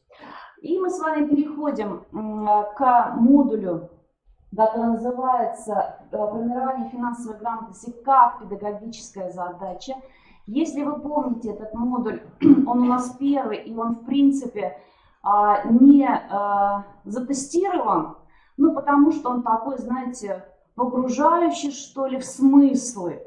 Погружающий в смыслы. Ну, здесь я хочу вам показать, что мы же все-таки находимся в глобальном мировом образовательном пространстве, как вы слышали, у нас такая грандиозная задача поставлена сейчас — войти в десятку лидеров мировых по образованию, по качеству образования. Ну, Министерство образования должно ставить такую планку высокую, естественно. Вот. Но как бы мы к этому не относились по поводу нашей десятки в мировых лидерах и к этим рейтингам, в любом случае мы не можем обойтись или отстраниться от мировых тенденций. И на данном слайде показано, что есть такое понятие, как навыки 21 века, и финансовая грамотность включена в базовые навыки. Значит, здесь какие вообще базовые навыки наряду с финансовой грамотностью? Это навыки чтения и письма, читательская грамотность. Причем читательская грамотность не в том понимании, что научить читать, а читательская грамотность — это умение работать с текстом, распознавать смысл того, что ты читаешь. Это математическая грамотность. Ну, коллеги, я думаю, что никто не обидится, а все меня поддержат, все знают, что математика — это царица наук, это основа нашего вообще рационального мышления, логического мышления. Да, конечно, это должно быть. Естественно, научная грамотность. Ну, что происходит у нас в последнее время? Года 3 назад проводилось исследование, и был задан вопрос молодежи. Что вокруг чего вертится? Земля вокруг Солнца или Солнце вокруг Земли? Вы не поверите, 60% респондентов, молодежи, студентов первого курса, учеников, ну, спрашивали в 10-11 классах, ответили, что у нас 60% ответили наоборот. Это о чем говорит? Что наше представление о Земле у молодежи сейчас очень даже, хуже, наверное, когда кого там за это подожгли там, Коперника, да? Вот еще когда он это утверждал. Так вот, и так далее. Очень низко. ИКТ-грамотность, вот финансовая грамотность и культурно-гражданская грамотность. Культурно-гражданская. Тоже интересная такая история. У меня есть задание такое по теме банки России. И там есть такое задание детям. Где находится Центральный банк России? Нет, в центре нашего Центрального банка России. Дети отвечают. В центре Волгограда, в центре Калининграда и так далее. Ну, мы, конечно, посмеялись, это смешно, но очень много так отвечают. Потому что даже это тоже элемент культуры, да? Вот. Ну, собственно говоря, вот они, навыки 21 века, и финансовая грамотность включена как этот навык. Дальше тут, друзья мои, компетенции, вот эти 4К, да, и личностное качество, не буду на этом останавливаться. Ну и, собственно говоря, все ориентируются на ПИЗу, и мы на это ориентируемся, и я вам это определение приводила, что они понимают под финансово грамотным человеком. Это проверяют они, насколько ученики 15-летние готовы к принятию эффективных решений. Я сейчас покажу примеры из ПИЗа, задания, которые они детям дают на проверку готовности принятия решений. И какие характеристики учеников связаны вот с этой готовностью. Да? И вот эти 11 качеств финансово-грамотного поведения я показывала, останавливаться не буду. Значит, что у нас происходит? Значит, у нас вот итоги пришли по 2015 году. В 2018 году уже у нас была 3-я попытка России по финансовой грамотности принять участие в этом исследовании. Значит, у нас, конечно же, есть прирост по финансовой грамотности. Мы с вами видим, что он такой достаточный, да, с 486 до 512. То есть где-то огромный такой скачок качественный, больше, чем по математической грамотности и читательской грамотности. Но я хочу сказать, что это, конечно, связано с тем, что у нас традиционно все-таки математическая и читательская грамотность, они достаточно высоки. Ведь у нас проверяют началку, а началка у нас сильна, была всегда. И вот она еще такая классическая, держится. Я вам хочу сказать, что по исследованию, которое вот было в 2015 году, значит, наши дети превысили средний уровень 10 стран и экономик Европейского Союза. Значит, и перешли с 10-го места из 18 стран на 4-е место из 15 стран. Но я опять-таки, этим можно гордиться, что у нас было 10-е место в 2012 году по ПИЗе, а в 2015 мы на 4-е вышли. Но мне сейчас о математике уж точно не важно сказать, что, Марина Ивановна, вы там смотрели, какие страны там были, да? А вы учитывали фактор, что было 18 стран, а вот, значит, здесь было 15 стран. Уже меняется же вот это все, да? Более того, я вам хочу сказать, что вот в 2015 году, когда мы на 4-е место вышли, там не участвовал Китай.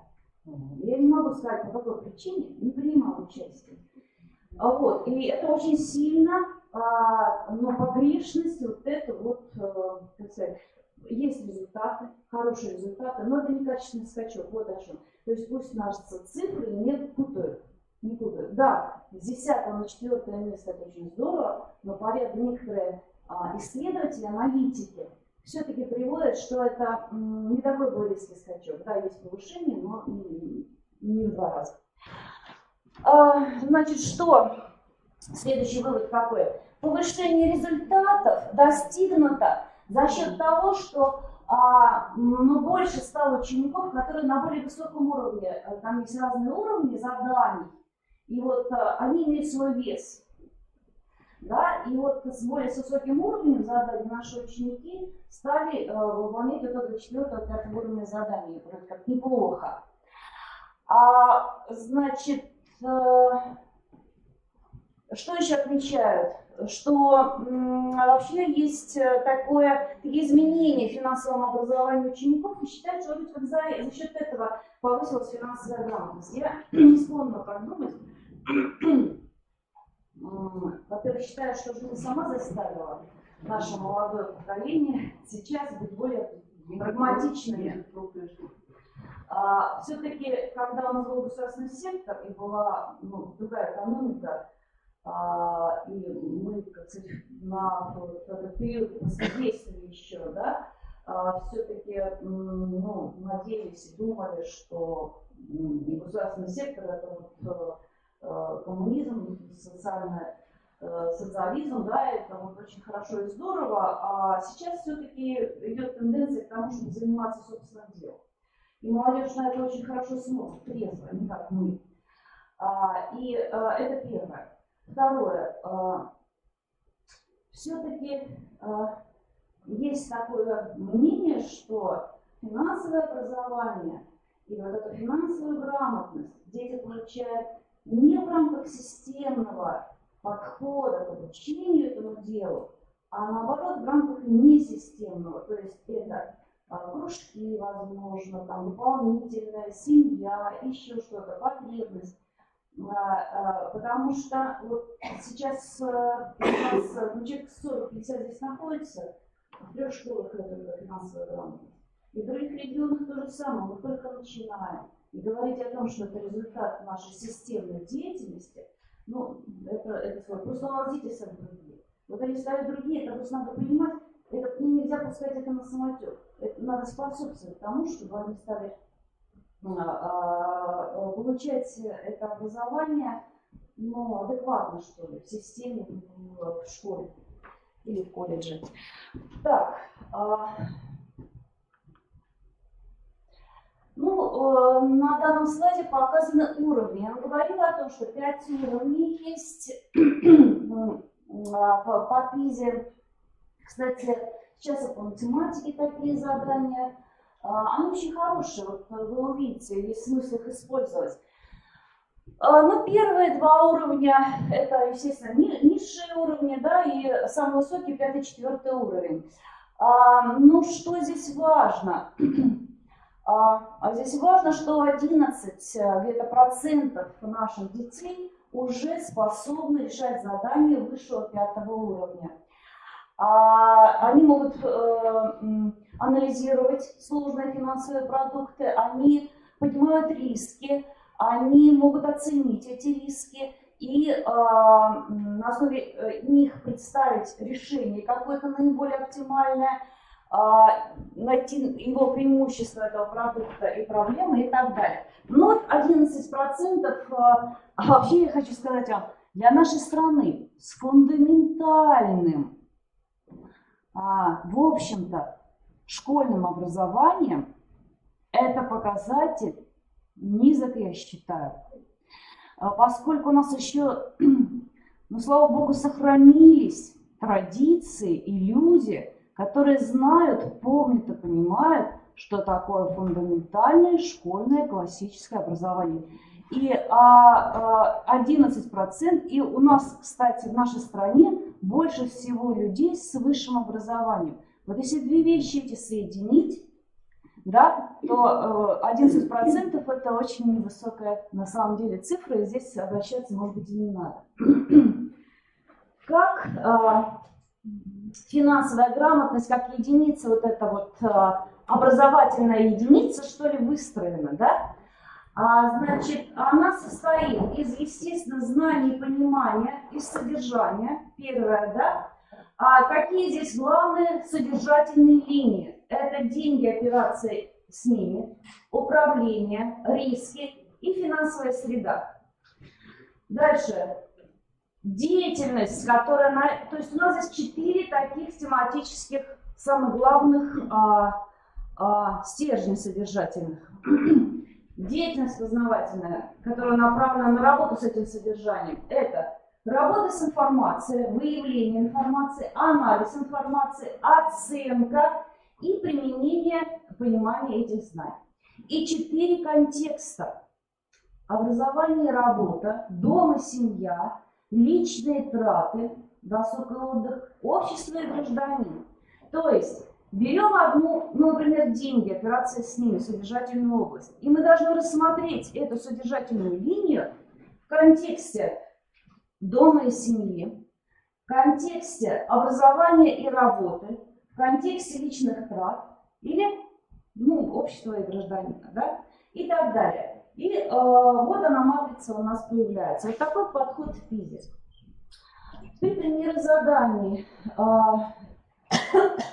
Это задание коллеги 2-го уровня, невысокого уровня, да, о котором я вам говорила. 1-го и 2-го уровня. Ну, например, вот торгуют помидорами, да? Помидорами торгуют ящиками и на килограммы, да, в розницу. Вопрос такой. Вот пришел туда покупатель, да, и он считает, что выгоднее купить ящик помидор, чем отдельные помидоры на вес. Ну, такое утверждение висит. И вопрос к ученику. Запиши обоснование, поддерживающие данное утверждение. То есть ему просят найти аргументы в пользу данного утверждения. Первый уровень задания продолжается. Но для некоторых людей покупка ящика помидоров может быть плохим финансовым решением. Объясни, почему.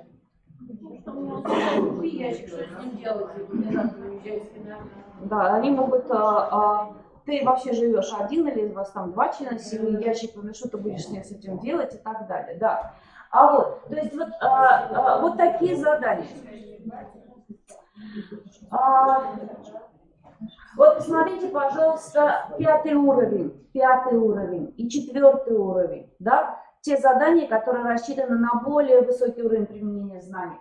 Значит, есть предложение. Вот некая Анна Петровна, она получила кредит, взяла кредит 8 тысяч зедов. Ну, зеды это условная, там, придуманная единица. Я почему говорю, что нельзя указывать ни наименование валют, ни наименование конкретных организаций, как оно есть, придуманное, да? Значит, 15% годовая ставка у нее на этот кредит. Ежемесячные выплаты, ежемесячные 150 зедов. Значит, она год платила, еще долг у нее 7 тысяч остался. А дальше другая финансовая организация предлагает этой девушке кредит 10 тысяч зедов, но с процентной ставкой 13%. А возврат также будет 150 зедов. В общем, вопрос.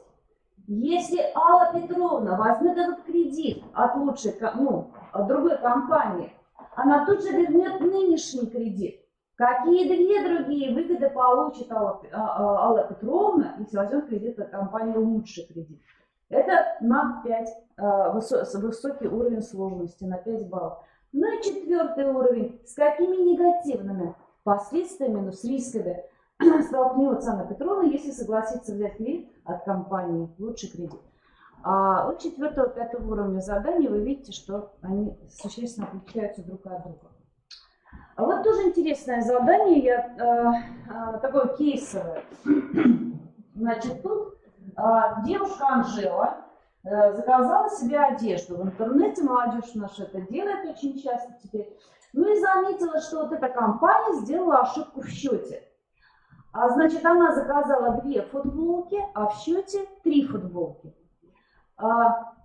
Оплата неизменна за почтовые расходы, но какой будет итоговая сумма в новом счете? То есть нужно сделать расчеты, посчитать, что изменится. Продолжение. Контекст, кстати, личный. Вот здесь, да? Я вам говорила о контекстах, да? Вот здесь контекст личный. Значит, что здесь? Здесь как принимается ответ. То есть здесь, смотрите, есть коды, код 1 и код 2. Ответ принимается полностью или ответ принимается частично. И здесь указано, что, причем обязательно есть, если человек допустил ошибку орфографическую или еще какую-то, да, какие могут быть варианты ошибок прописываются. То есть тут оценочная система достаточно сложная такая. Вот если у нас в тесте, я вам говорила, сделала ошибку, машина зачтет, что как неправильное, а там почему проверяется 3 года? Эти задания проверяются в течение 3 лет, потому что это идет экспертная оценка каждого ответа. И зачем это еще? Чтобы выявить те проблемы, которые у детей есть при ответе на эти вопросы. Где у них пробелы в знаниях, где у них пробелы в умениях и так далее. То есть говоря, дихотомическая шкала двойная принимается полностью или не принимается. Или вот есть такая политомическая, принимается полностью, частично или не принимается. И очень важно, вот почему это экспертное сообщество проверяет, потому что на некоторые вопросы верного ответа в принципе, как одного эталонного, его как бы нет. К этому ответу можно идти разными путями, и поэтому здесь работа такого целого мирового сообщества. Так, вот эти коды позволяют, конечно, получить больше информации, да, об ошибках и проблемах детей. Ну, а теперь вот наш итог, да, наш итог, и где какие были проблемы, и где преимущества наших детей выявлены. Итак, тема риски и вознаграждения. У нас лучше всего с этим 60% детей наших справилось по этой теме.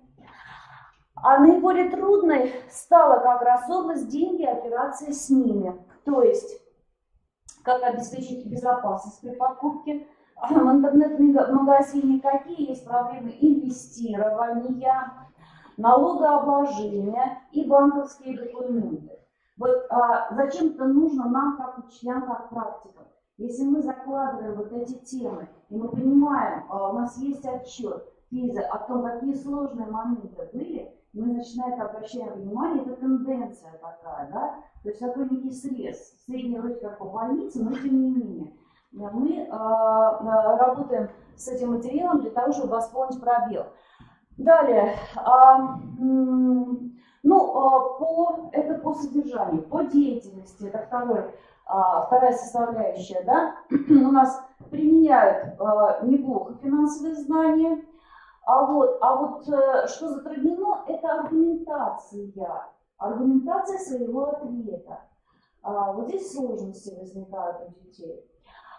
И в контексте, конечно, дом и семья, контекст был наиболее приемлем для наших детей, как более близкий. А вот образование и работа более сложный контекст.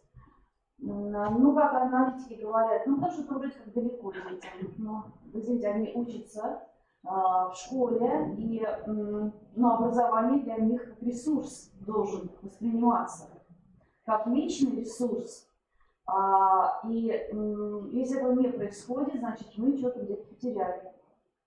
Объяснение детям, что образование – это ресурс. Я не знаю, вот мне раньше бабушка моя говорила: учись, Марина, человеком будешь.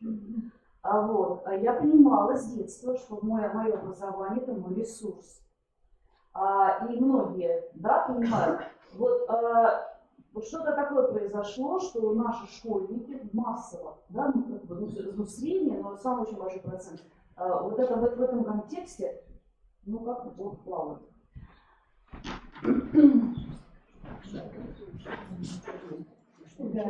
Так, что не умеют наши школьники?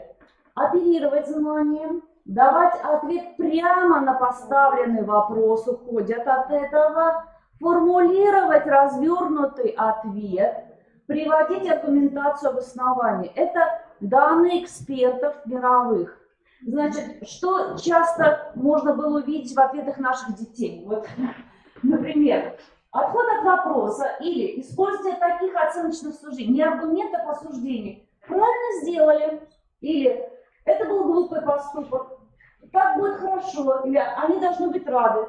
Это просто свое суждение, эмоциональная какая-то оценка, но это не аргументация, как я вам в первом задании показывала. Значит, человек пришел и говорит: мне лучше купить там ящик помидор. Да? Почему, значит, он там подтверди аргументами, почему он может быть прав в своем движении. Вот у нас часто пишут так: потому что вот там, не знаю, так будет хорошо, все, точка. Да? Есть такая тенденция. Да, особенности. Друзья мои, я о них говорила. Это первое, это то, что финансовая грамотность – это метапредметная история сама по себе, что нет определенного заданного образовательного пространства, это очень важно. И, конечно, результат – это выхода на образцы, на модели. И мы с вами говорили о компетенциях, у нас с вами там еще нет? Еще полчаса. Значит, мы с вами говорили о компетенциях, да? И вообще, вот чем это вся знания, умения, навыки, компетенции, в чем вообще суть в этих понятиях, в этих категориях? Значит, суть его следующая, что компетенция – это выход на действие. выход на действие, но, собственно говоря, они и проверяются. Вот, правда, компетенции эти формулируются у нас очень непонятным образом. Например, патриотизм. Правда, личностные результаты не оцениваются, не подлежат никакой итоговой оценке, но тем не менее. Как его оценить или измерить? Да? Или, например, готов или способен применять знания в жизни. Мне тоже непонятна вот эта формулировка. Ну, если готов, способен применять знания в жизни. Как я это проверю? Как я это измерю? Он способен или готов? А вот конкретные действия можем измерить. Вот, и можем проверить. И поэтому компетенция – это вот история про действия. Здесь есть ссылочка, можете посмотреть вот эту косичку, очень интересную, да, как она сплетается.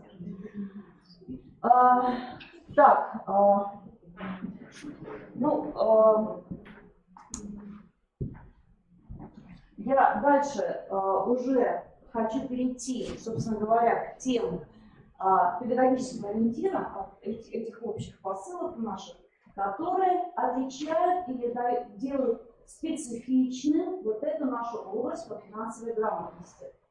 Ну, что я вообще хочу, на что ориентировать меня? Первое. Мотивация. Поддерживать мотивацию. Почему это важно? Потому что я здесь написала обучающихся, а я бы сказала, что не только обучающихся, но и, значит, наши школы, но и наших родителей. Я хорошо понимаю родителей. Вы вдруг заявляете, что, дорогие родители, у нас еще появляется финансовая грамотность. Родители говорят, сколько можно, товарищи. Значит, мой ребенок сидит уже там этими часами, ночами, эти уроки делает, у вас еще новый предмет появляется. Все полагают, что на ура это не воспринято. То же самое дети. Вы думаете, появление нового содержания, уж прям вот так вот они на ура это воспримут? Наверняка нет. Поэтому зачем это нужно? Что это им даст? Какую пользу? Вот здесь очень важна мотивация, и над этим надо серьезно работать, чтобы внедрять какие-то новшества, любые новшества, нужно понимать, чем смотивировать, зачем это надо. Следующее. Ориентироваться на практику. О чем это говорит? Это говорит о том, что вот эти действия, о которых я сегодня целый день толдычу, да, что компетенция финансовая, это в первую очередь действие, не академичность, не фундаментальность, не понятийная как система, нет. Только через практику, то есть минимум теории, максимум наших действий это только практические действия. Следующее. Создавать условия, решать на основе жизненных ситуаций, с тем, что происходит сейчас в их жизни, прямо сейчас, с чем они сейчас сталкиваются. Не когда-то там 100 лет назад, или через 100 лет там вперед, возможно, да. Но все-таки этот практикум должен содержать реальные жизненные условия и хорошо разрабатывать путешествия в Южную Африку, но, пожалуйста, спроектируйте вы путешествие в ближайшие районы к своей бабушке и соедините вы финансовую грамотность с социальной, культурной составляющей этой жизни. Следующее. Создать условия для самостоятельного выбора. Вот. Не наша задача научить, как правильно. Вот у нас в математике 2 это 4. Да? Если человек отвечает 5, неправильно, двойка, заново решать. Финансовая грамотность и география это так, в истории это так, наверное. Может, в истории это более сложная вещь. А вот в финансовой грамотности нет правильного моего решения. Ты должен сам сделать выбор. А моя задача учителя – создать те условия для этого выбора, показать все минусы, плюсы, достоинства, недостатки. Дело выбора – это мое ответственное дело. Дальше. Для этого переводить на собственный опыт. Я вам покажу завтра. Это вот задание, это вот движение перевода на собственный опыт. И в любом случае контекст, личностный контекст дома и семьи был и будет в приоритете. И это правильно, это верно. Но других тоже не надо Скажите, вот у меня такой вопрос. Да. Вот если это элективный курс, и с нас потребуют оценку, как поставить оценку? Нет, у нас введен курс основы финансовой грамотности. Ребенок принял решение, вам получил. Вот я ему надо смотреть и обосновать. Нет, он указал, У нас все равно потребует, у нас нет такого зачет и не зачет. Нам нужно поставить дифференцированную оценку. Вы знаете, какова цель вашего элективного курса? Просто он ведет. Нет, ну вот эту цель сформулировали, цель своего элективного курса. Какова эта цель?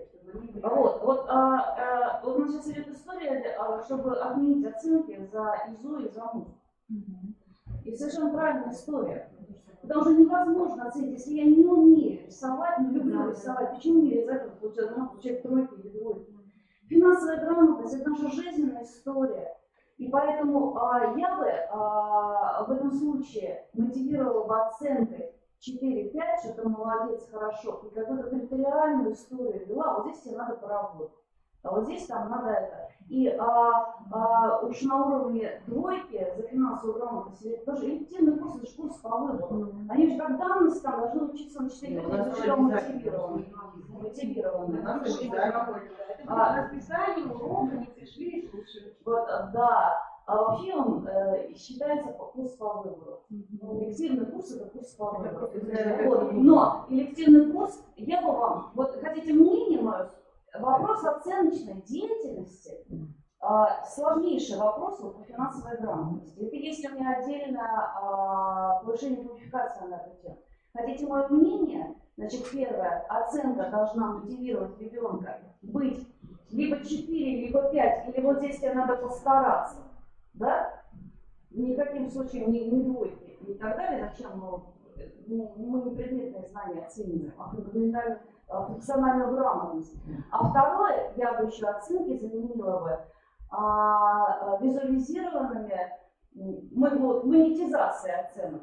Но монетизация в кавычках, не монетами, да, а визуализация твоего успеха, твоей деятельности, да, и перевод в проектную деятельность. Ведь наверняка в коллективных курсах вы занимаетесь и проектной деятельностью, групповой деятельностью, командной деятельностью, да. Там невозможно, в общем, где-то отсидеться и получать двойки за это. Ну, я не вижу смысла тогда этих Технически опять не получится. Четверки, пятерки, участие класса, значит, оценок не будет, кто-то не получит на 4.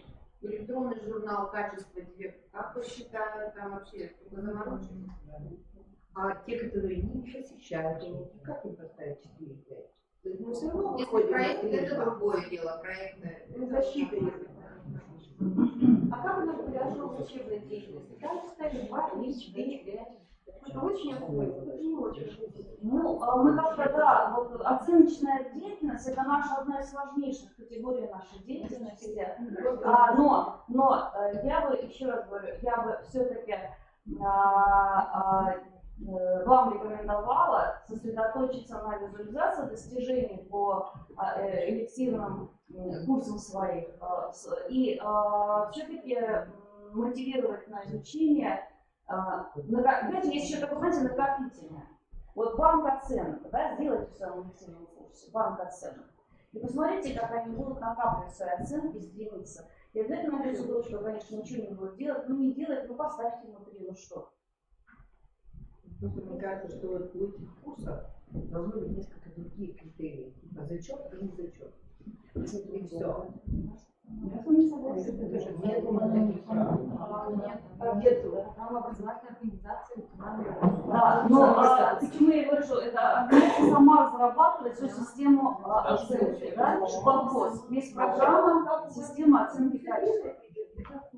И если ваша образовательная организация написала в своей программе подход, да, что вы элективные курсы оцениваете от 1 до 5, я вам предлагаю все предложения изменить систему оценивания по элективным курсам. Потому что это не дело. У нас вот структуру фиксировали, что может зачет и не зачет. Значит, мы это приняли. А если нам этот вариант не спустят сверху, это нет. Коллеги, ваша образовательная организация разрабатывает основную образовательную программу. ВГОС нам регламентирует только структуру, вот эту систему оценки качества. А внутренняя система оценки качества, документ, который разрабатывает школа, вы ее делаете сами. И вы там что приняли, так вы и будете оценивать. Ну, это не вопрос, да. Задания можно подобрать, у них же такие задания, вот есть там, какое ты решение примешь. Вот принял решение, обосновал, все, балл получил. Балл получил, можно можно правильно, неправильно, глава родителей. Нет, вариантов много очень. Значит, ну давайте дальше. По оценке это отдельная, да, вещь, но тут да. Да, теперь по подходам. Ну, наше все системно-деятельностный подход. Мы его употребляем как хотим во всех смыслах. Что это такое, друзья мои? Вообще деятельность в основе этого подхода лежит концепция Выгодского, культурно-историческая концепция формирования личности как таковой, или Леонтьева Рубинштейна. Значит, они говорят очень простую вещь. Я вам сейчас расскажу, и вы будете, надеюсь, что более осознанно понимать, что такое системно-деятельностный подход. Любое качество человека и свойства формируется и проявляется только в деятельности. Например, я могу про себя говорить, что я прекрасно готовлю, у меня великолепное чувство юмора, и вообще я брюнетка. Все окружающие будут знать, что я готовлю отвратительно. Ну что я там еще про себя брала? Да, чувство юмора у меня нет, вообще. Откуда? А вот, я про себя могу думать все, что угодно, но все мое нутро, все мои качества проявляются, что важно, что формируются только в деятельности. Больше никак. Вот он системно-деятельностный подход. Да? То меня могут оценить действительно адекватно только люди, которые находятся рядом со мной или там вот, да, сейчас в ближайшем окружении. И вот эта деятельность – это ключевое слово. И поэтому деятельность мы должны организовывать в любом случае, за какого предмета мы там не брались, да? Тем более, если мы говорим о функциональной грамотности и формировании вот этих навыков действовать. Делать выбор, уметь делать выбор самостоятельно, ответственно. Следующая история. Методы обучения финансовой грамотности. Первый метод коммуникативный. Нет, как вы хотите, информационно-объяснительный, там, как я вам сейчас вспомню, объяснительно-иллюстративный, там у нас есть деление. Много разных предметники используют разную типологию методов обучения. Я его называю первый коммуникативный. В любых его проявлениях. Почему? Потому что большинство, абсолютно большинство понятий, содержание вот этих вот знаний детям известно. Они прекрасно понимают, что такое электронный кошелек, что такое банк, на уровне бытовом, на уровне элементарном. Но наше знание, бытовые представления детей перевести в адекватную картину, но не переводить их в само как бы понятийное поле. Дай определение, что такое банк. Ну нафиг это надо. Или дай определение, что такое мошенник. Не надо, да? И что такое инвестиция. Нет, даже он понимал адекватно, что это такое, что с этим делать, и какую это принесет ему пользу и выгоду, какие у него есть минусы и плюсы, да? И как это можно использовать в контекстах образования, работы, семья, я. Ну, что там дальше, какие контексты общества, да, и так далее. Вот. А следующий, это, конечно, коммуникативно, дальше для уже выбор делать это проблемный, исследовательский и имитационный. Вот как мы проверим, готов человек, способен или не способен, только можем измерить через его какие-то продукты деятельности, продукты. Поэтому важно имитационную сферу, вот эту функциональную, как он роли эти выполняет, да? Как он демонстрирует алгоритмы, да, определенные. Вот, поэтому очень много здесь имитационных должно быть заданий. Контекстных, ситуационных, игры, ролевые, деловые, сюжетные, и не надо даже стесняться. Вот мы привыкли, что сюжетно-ролевые игры это только начало у нас, а потом мы вроде как в это дело не играем. Ничего подобного. Можно и в сюжетно-ролевые игры играть и с первым курсом, и с 10 и с 11 классом. Иногда это тоже очень полезно, особенно для функциональной грамотности. Для чего мы игры затеваем сюжетно-ролевые? Мама, папа, магазин, значит, семья, или мы пришли в магазин, покупатель, продавец, работник, работодатель, заемщик, кредитор и так далее, и так далее. То есть социальные роли, которые вы должны проиграть, но в них должны погрузиться, побыть и с этой стороны, и с той стороны, для того, чтобы действительно нам в действии что-то предпринять. Устали, я тоже устала, терплю. Вот, важно. Вот я подхожу к самому любимому своему. Смотрите, друзья, вам здесь плохо видно, но я разобрала вот эту финансовую грамотность на формально-логическую модель понятия. Как понятие? Для того, чтобы нам было понимать, с чем мы с вами работаем, чем мы формируем на самом деле. Значит, вот оно определение, которое я сегодня 30 раз вам демонстрировала. Официальное, что это совокупность знаний, понятий о финансовых рынках, тыры-пыры, умение использовать этих знаний с полным осознанием своих действий и готовностью принимать для себя ответственность в каких-то решениях. Да? Значит, из чего состоит это понятие? Знание и умение, готовность нести ответственность и использовать эти знания в практической деятельности. 3 составляющие. Все. Хорошее определение, ничего в нем плохого нет, правильно. Вот здесь моя авторская позиция, что такое финансовая грамотность.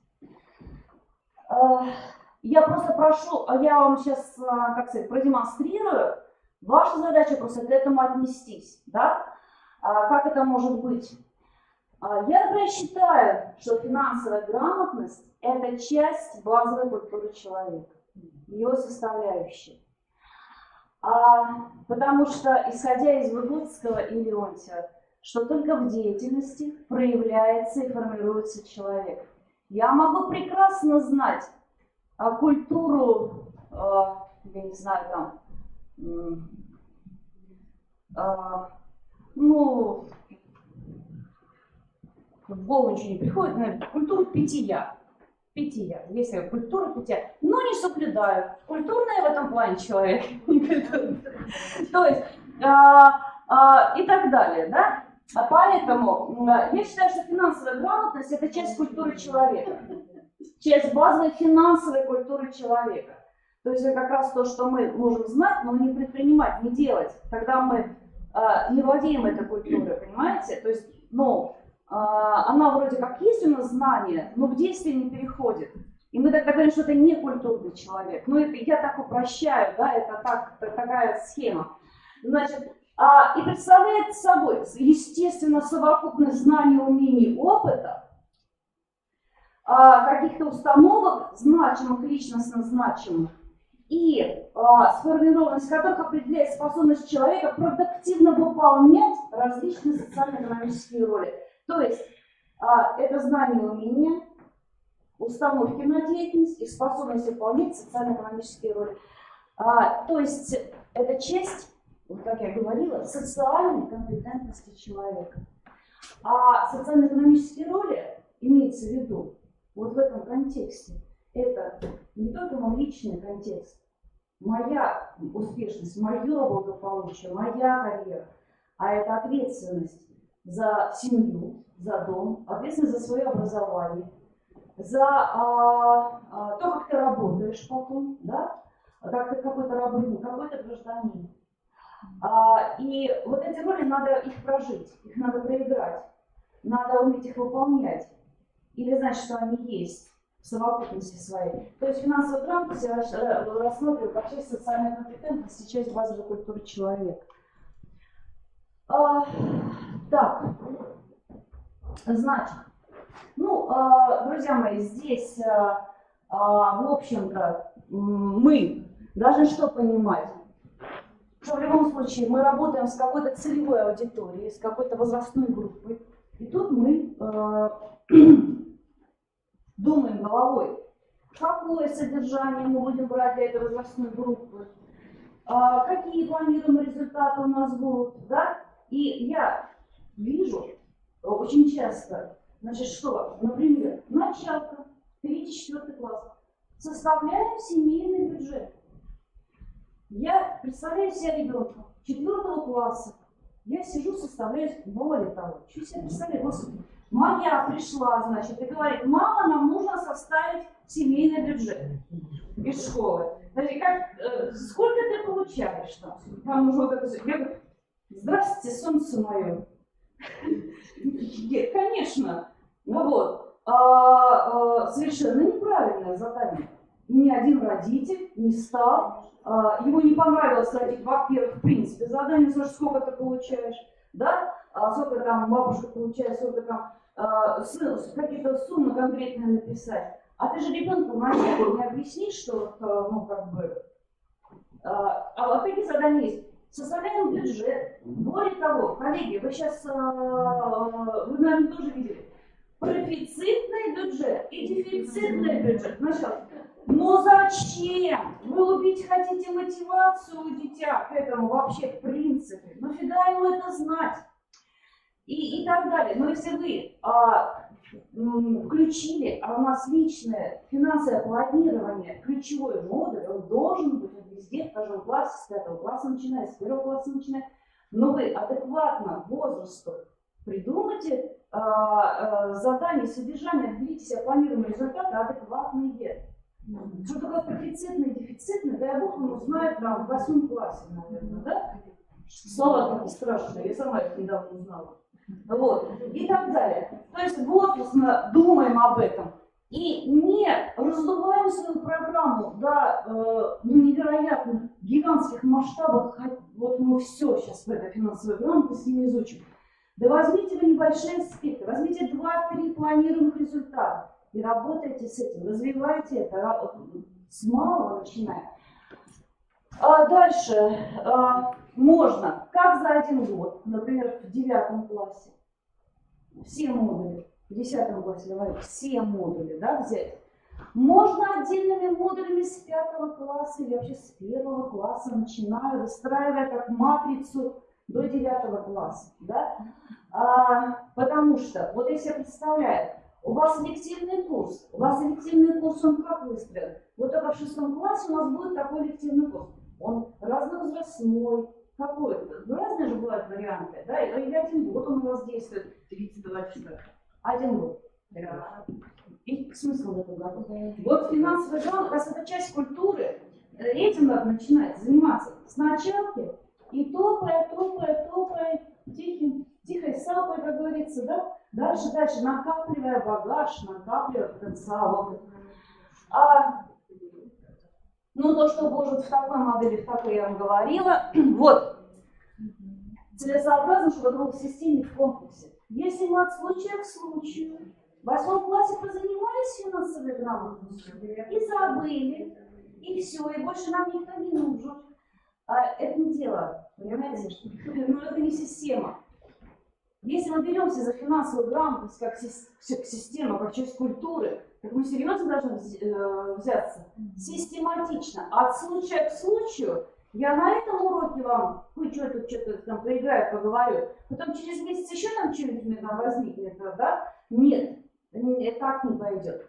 Вот. И если уж говорить о факультативе, по финансовой грамотности, если ваша школа взяла за это, так сделайте эти факультативы меньше часов, но начните вы его выстраивать в системе и связывать это с неурочной работой, воспитательной работой, да, социализацией, воспитания детей, программы, направление там определите по финансовой грамотности, когда у вас начнут подключаться классные руководители других классов, участвовать в этих событиях ваших по финансовой грамотности, да, и так далее. Но это интереснейшая работа, но сложно. Очень сложно.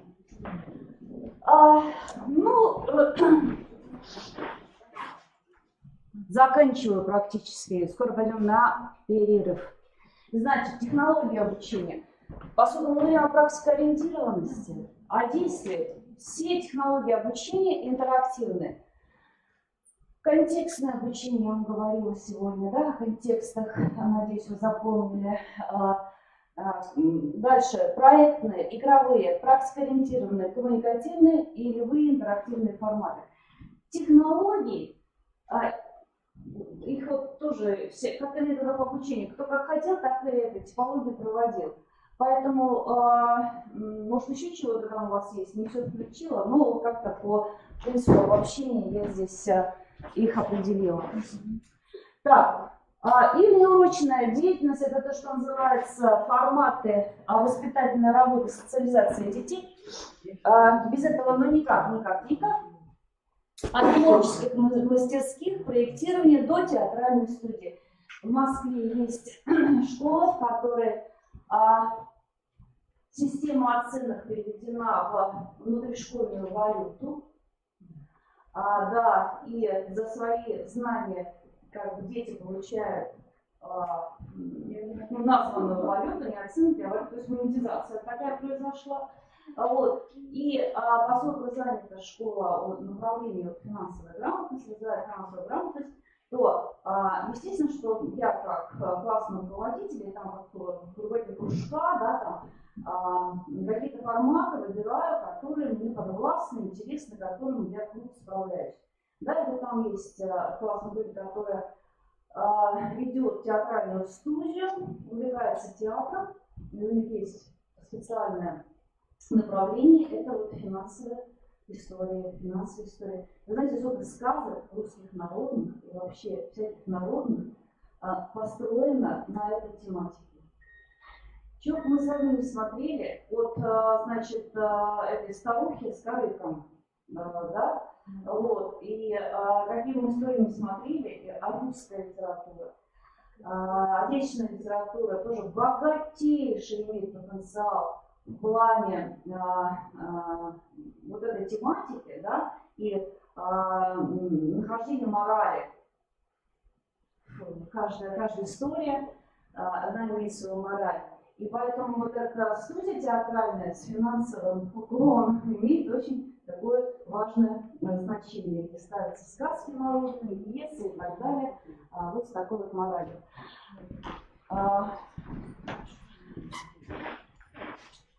Ну, и на этом слайде, что это может быть, и олимпиадная деятельность, и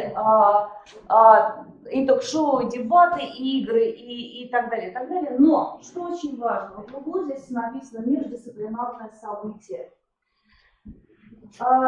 Если вообще в принципе беремся за это, то в программу социализации ставим это направление финансовая грамотность. И вот где детям показать, продемонстрировать свои успехи. Это вот как раз на вот эти, где мы их мотивируем. События междисциплинарных. Когда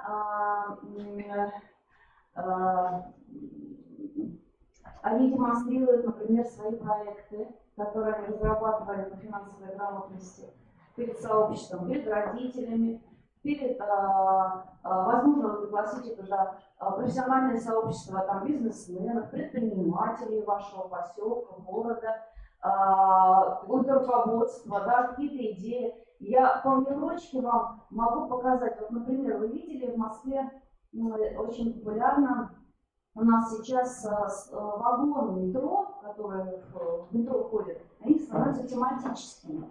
Я тут недавно захожу, и там поэты Серебряного века. Мне некогда читать вообще, я давно не читала стихи, 100 лет, я вам серьезно говорю, но некогда.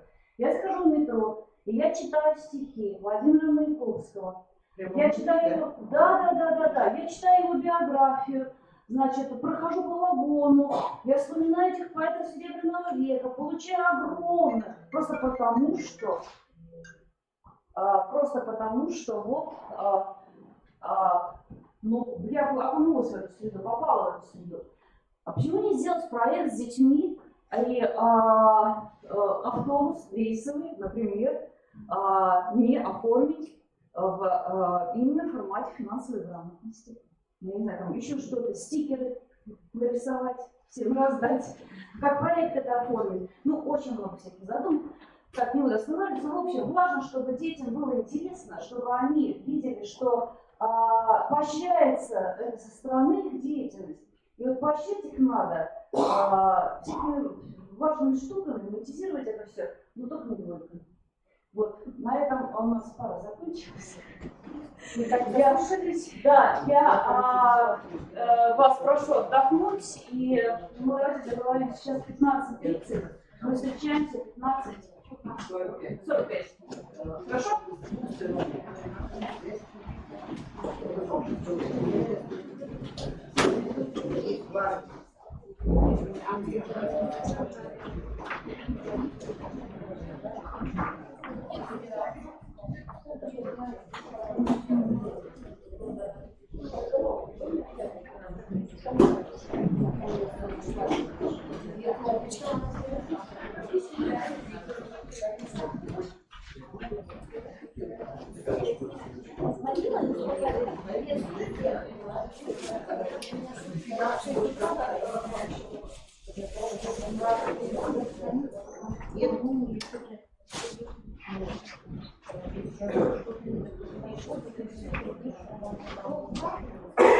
Да, еще не спросили,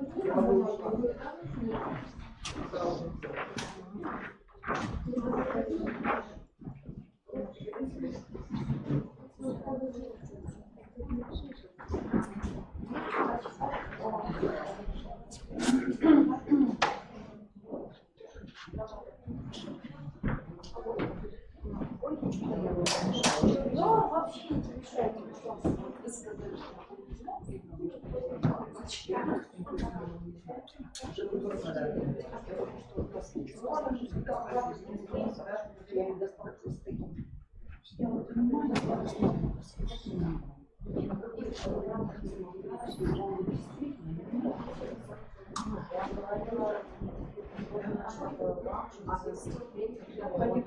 Но как определение, если не нужно конкретное. Да.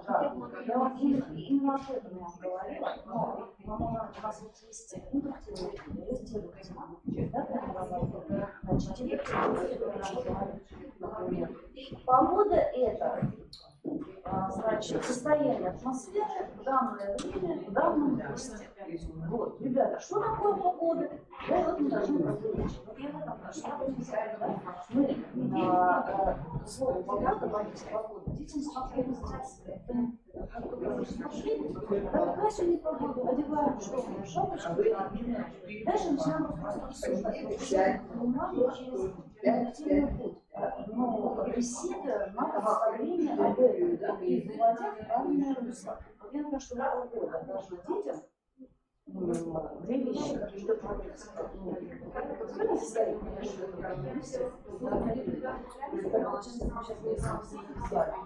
так, хорошо. А в Сочи? Сейчас какая погода? Ну, я, в принципе, могу посмотреть, да, тоже, они по гаджетам тоже могут посмотреть. Вот.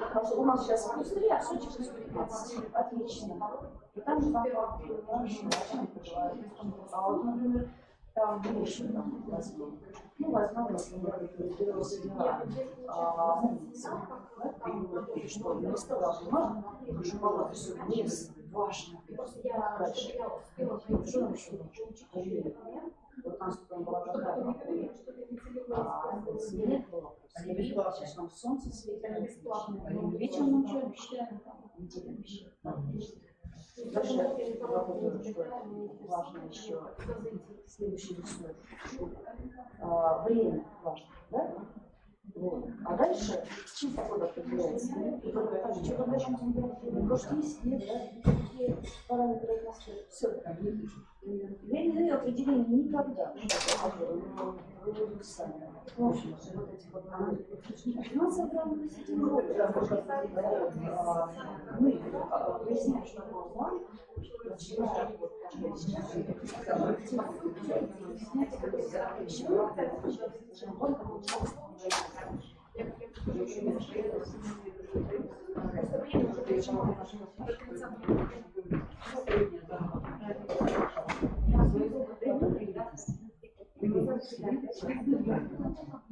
Что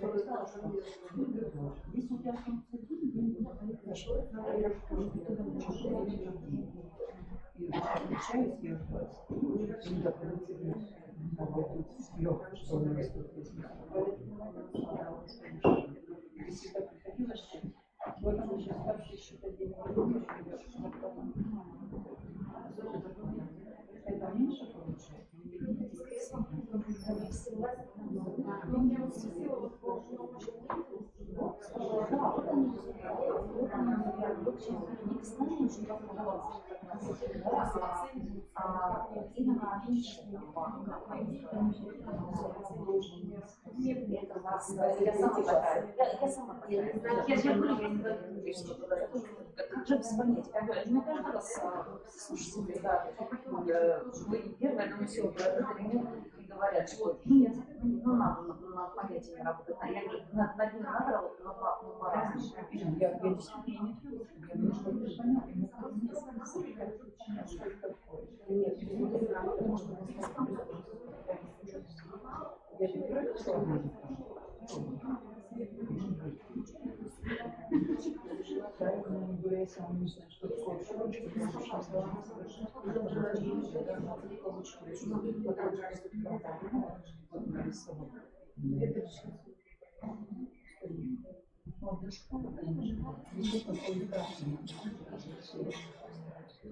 Конечно, понимаешь, этим лучше, но все разные случаи, ну, все делается, и как только, он может все регламентировать, к сожалению. Вот я в Германии была, я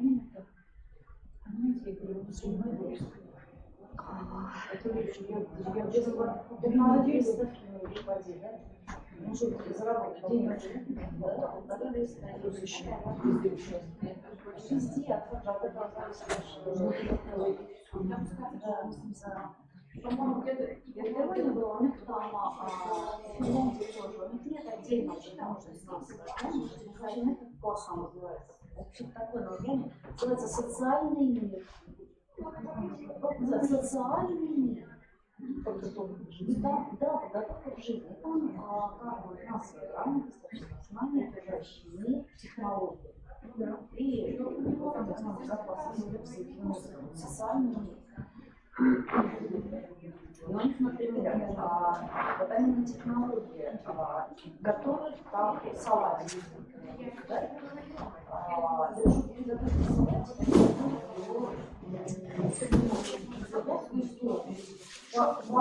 Сколько нужно, сколько это может стоить?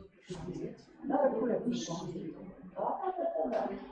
они же это покупают, они выбирают магазин, но они купят, да, выбирают вот оптимальную цену, обязательно уже за машину да. А еще не ставят машину, не стирают, и не стирают там белье.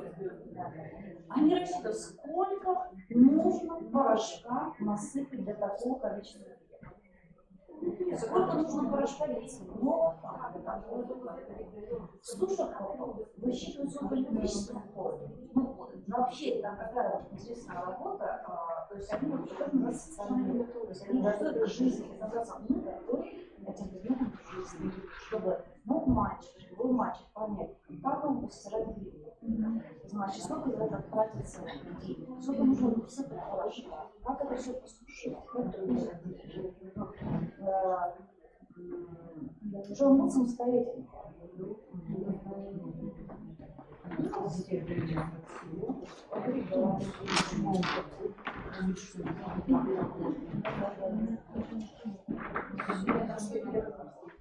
Но все равно что-то надо каких-то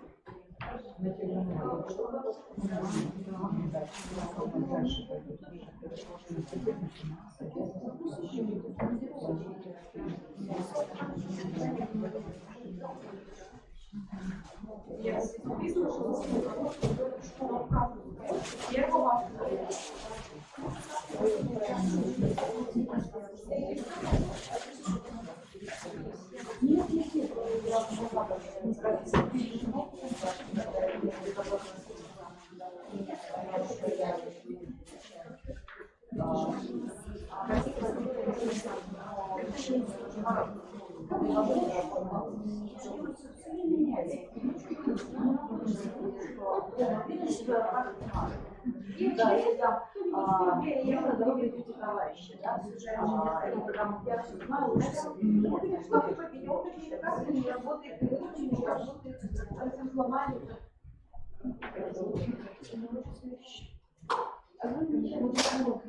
Я на самом деле А теперь что?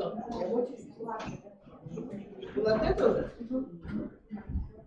Ну, там ведь какая различие? Один СПО, может быть, там студент получится класс, если у нас есть общий он не это используется.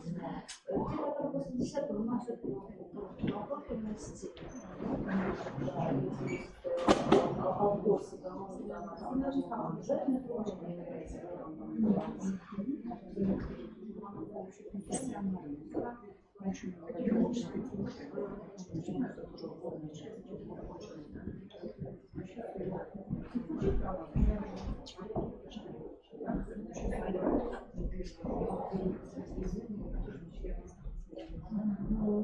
да,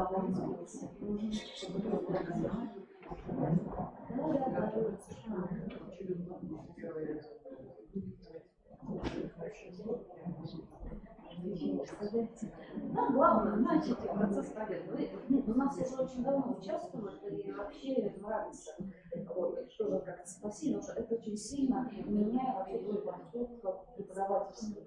Ты очень четко понимаешь, как работает. Да, потому что после людей уже несете изменения в рабочем программе. Вот это будет сменить и цену улучшает. Ну, у нас занятость очень высокая. Занятость. Нагрузка совсем, зашкаливающая. Но нет у нас времени для творчества. Очень много. Читателей, допустим,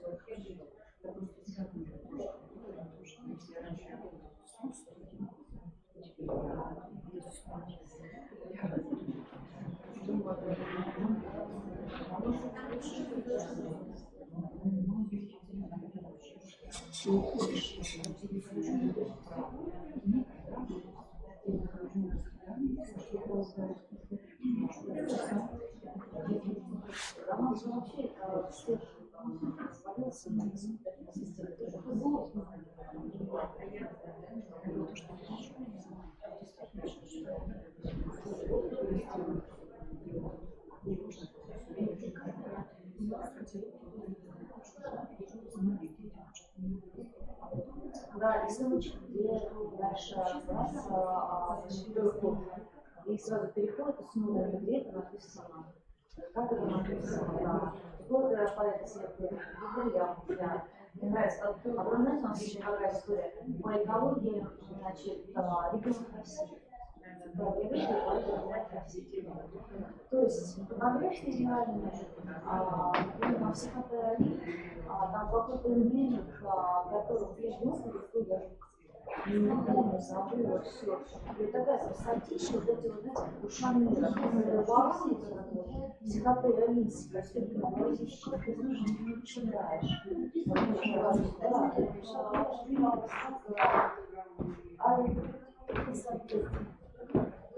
Нет, вы не смотрели. финансовой грамотности, конечно, это если мы будем начинать от дошколки и заканчивая заканчивая аспирантурой, да, и заканчивая аспирантурой. Все возрасты покорны. Поэтому, но надо с чего-то начинать, надо начинать с малого. И у нас существует учебный материал, разработанный для дошкольников. В международном проекте мы такой делали проект для дошкольников по финансовой грамотности в виде сказок, значит, где они рисуют, где они там пазлы составляют и так далее. То есть вот в таком вот ненавязчивом контенте. Да? То есть можно начинать прямо из дошколы. Но, тем не менее, у нас в российской нашей практике принято начинать с начального образования, хотя у нас ведь есть кто-нибудь, кто дошкольник работает, у нас же стандарт по дошкольнику принят, у нас дошкольное образование тоже образование. Вот. Не дают детям поиграть, да, давай их образовывать и всякие требования к результатам обученности предъявлять. Вот. Ну, вообще у нас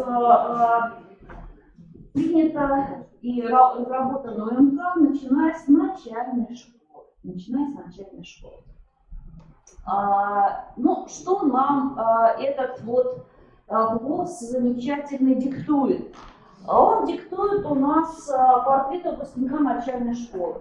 Знаешь, вот он должен быть у нас такой любознательный, мы себе представляем человечка, активно познающего этот мир. Но вот без финансовой составляющей, хотим мы, не хотим, да, этот мир, социальный мир, является неполным. Вот, поэтому для того, чтобы эта картина мира была полная, то и, естественно, вот эта наша грамотность вписывается. Я вот сейчас коллеге рассказывала, я была на стажировке в Германии в этом году, в прошлом году в Финляндии. Вот мы едем, опыт изучаем забугорный. Так вот, у них финансовая грамотность не изучается отдельным предметом. Значит, там очень сильно берегут своих детей, на самом деле, не загружая их. То есть, 4 часа учитель дома, все. А знаете почему? Потому что ему нужно быть дома с семьей, вместе поужинать, пообсуждать что-то, пойти погулять, да, и так далее. Так вот, у них нет финансовой грамотности как отдельного предмета. У них он интегрирован. В частности, в Финляндии это называется предмет «социальный мир». Вот такой красивый название – «социальный мир». И в этом социальном мире есть основы, значит, окружающего мира, этого обществознания, или как он там у них называется, начало обществознания, что это такое, это граждановедение, не знаю. Вот, технология, ОБЖ, там, да, окружающий мир, там экономика раздел есть, да, вот это самое. И финансовая грамотность. Они изучают это в интегрированном учебном предмете, потому что отделять это друг от друга, время тратить. И более эффективно идет, когда это рассматривается именно интегрированно, именно комплексно. Потому что вот готовят они салат на технологии, изучают, как приготовить салат, и тут же они, значит, сколько им нужно туда огурчика, помидорчика, на 5 человек рассчитывают, да? Сколько это будет стоить, сколько будет стоить салат на 5 человек, сколько будет стоить на одного человека, сколько граммов вешать, где покупать, по какой цене, лучшая цена, худшая цена, цена и качество. И мы это все видели. И вот меня что больше всего поразило, я просто помню, что у нас такая практика была в свое время, когда у нас было, помните, экономика, предпринимательство, такие же у нас были попытки периодически в российском образовании. Значит, там стиральные машины. То есть социальный мир – это тот предмет, который готовит человека к жизни. Вот стиральные машины стоят. сколько, значит, сыпать порошка для такого-то количества белья, такого-то качества.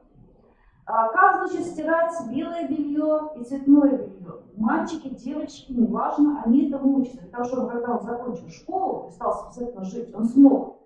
Знаешь, что такое стиральная машина? Как туда загружать белье? Сколько туда надо сыпать порошка? Я не знаю, вот у нас мой муж точно не знает, значит, куда вообще порошок засыпается, все, куда нужно насыпать. Вот. Да, сейчас капсулы придумали и так далее. Ну, вот до такой вот, то есть это совершенно практикоориентированные, простые, необходимые знания. В этом социальном бизнесе. В общем, он должен, я, правда, знаете, всегда из себя прям по языку бью мысленно. Я сама себя запрещаю говорить, что нам должен ребенок. Я считаю, что это мы ему должны. Вот мы должны сделать так, знаете, как поскольку моя инвалидность педагогическая, она меня переваривает. Я шучу, так серьезно меня смотрите. Так вот, это мы должны сделать, чтобы у нас ребенок в началке был любознательным, активным и заинтересованным, познающим мир. И вот наша финансовая грамотность нам в этом должна помочь. Но сделать это нужно красиво, интересно, чтобы это было активно и вот так вот с любовью, да? Дальше, значит, мы должны сделать, чтобы ребеночек наш после началки был готов самостоятельно действовать и отвечать за свои поступки перед семьей и обществом. Правда, каким образом отвечать, я не знаю, вот, ну так написано в ОГОС, да? Но мы должны постараться ему дать возможность самостоятельно действовать. На каком предмете? Вот вам, пожалуйста, на финансовой грамотности. Мы должны сделать так, чтобы ребенок выполнял правила здорового, безопасного для себя образа жизни и окружающих образа жизни. Вот, пожалуйста, вам портрет выпускника.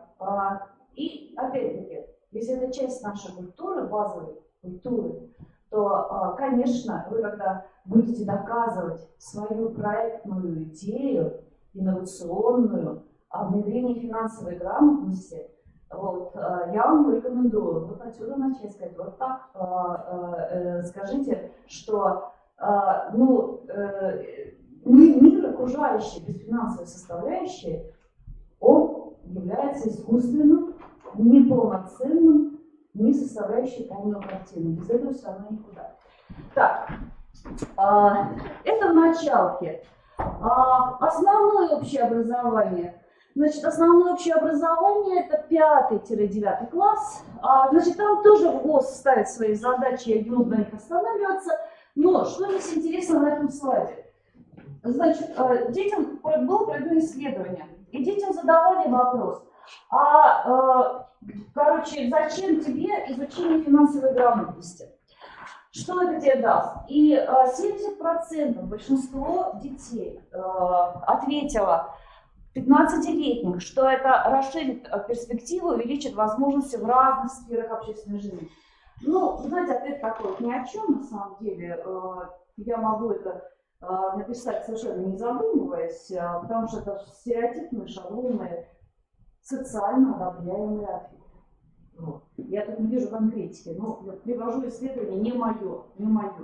Я бы сильно раскритиковала это все, потому что мы любим этими лозунгами, там, стереотипными, социально одобряемыми вещами прикрываться. Ну, что важно в любом случае, что 30%, а это очень много, в общем-то, они этих самых перспектив никаких не видят финансовой грамотности, то есть они не мотивированы, им это не нужно. Они считают это лишняя трата времени, лишнее усилие, которое им придется предпринимать в школе.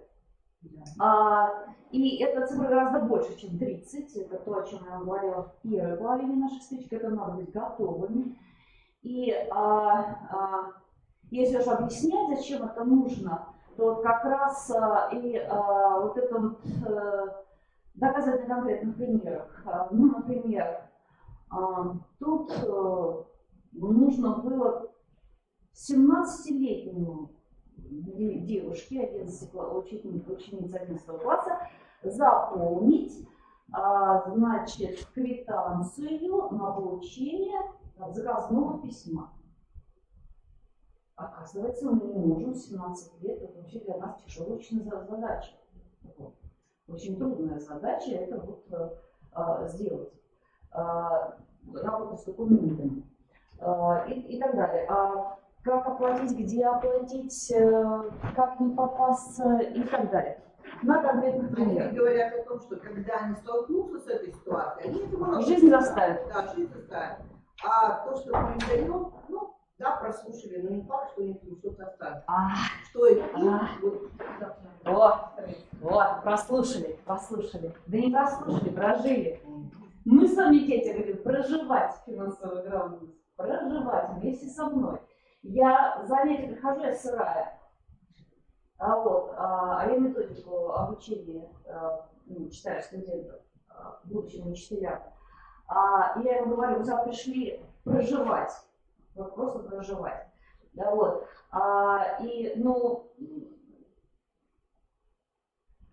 Надо их завлечь, заинтересовать. Конечно, не все время играть с ними, это я не про это говорю. Заигрываться тоже нельзя. То есть там серьезная составляющая тоже должна. Общего образования, профессионального, среднего образования. Значит, тоже портреты выпускника. Мы видим, что мы должны опять с вами, это наша обязанность, государство нам говорит, вы учителя, он нам заказ дает через ВГОС, должны сделать так, чтобы выпустить детей, осознающихся личностью, социально активных, уважающих закон и порядок, быть ответственным перед семьей, обществом, государством и всем человечеством сразу. Нести такую вот ответственность. Но на самом деле здесь правильно написано, потому что любое мое действие, оно имеет свое значение. Знаете, наши мысли материализуются. То есть, вот если говорить о глобальных проблемах человечества и, скажем, экологические проблемы, да, то нам воспринимается, что нами воспринимается, даже такой эксперимент проводила. Все знают, что делать, как бороться с загрязнением воздуха. Например, знаете, как борются с загрязнением воздуха, что делают там? Фильтр ставят, что еще? Деревья садят. Молодцы, деревья сажают, что еще?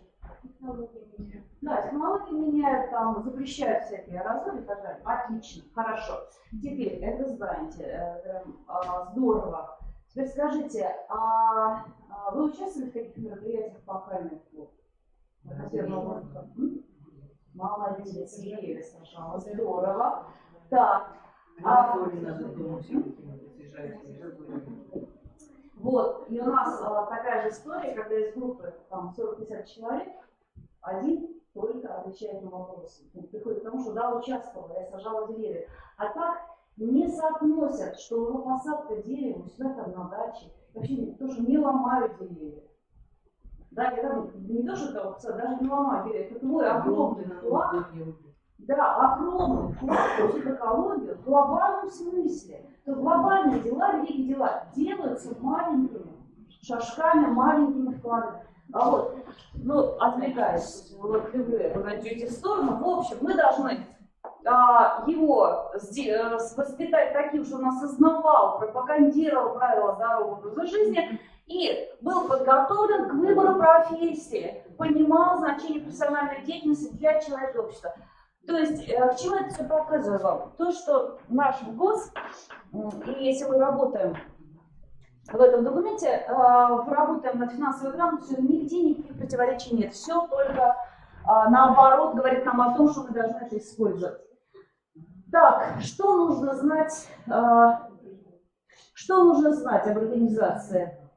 Вот, возрастные особенности, социальный опыт, системность и деятельность. Все, больше ничего. Вот наши главные постулаты. Еще раз, уже в другом контексте, наличие моделей внедрения финансовой грамотности. Смотрите, здесь я вам показывала предметную модель, да? вот это вот элективные курсы, как финансовая грамотность отдельно, внедренную в модель, когда финансовая грамотность в предметах образовательных, базовых, да, обязательных, значит, внеурочка и проектная деятельность еще возникла. У вас есть наверняка проектная деятельность в школе, да, это сейчас выделено как в отдельный предмет. Некоторые школы реализуют, некоторые школы нет. Я вот не знаю, как у вас. Ну, скорее всего, это модная такая вещь. Вот там можно это тоже активно размахнуться по этой части. Учебные предметы. Конечно. Первый предмет, который, в общем, вытягивает всю эту вещь, это обществознание и экономика. Поэтому, если вы не учите обществознание и экономики, а другие, вы кооперируете с ними и начинаете с ними точно эту вещь разрабатывать и продвигать. Потому что в обществознании финансовая грамотность является частью предметных образовательных результатов законно. Вопрос.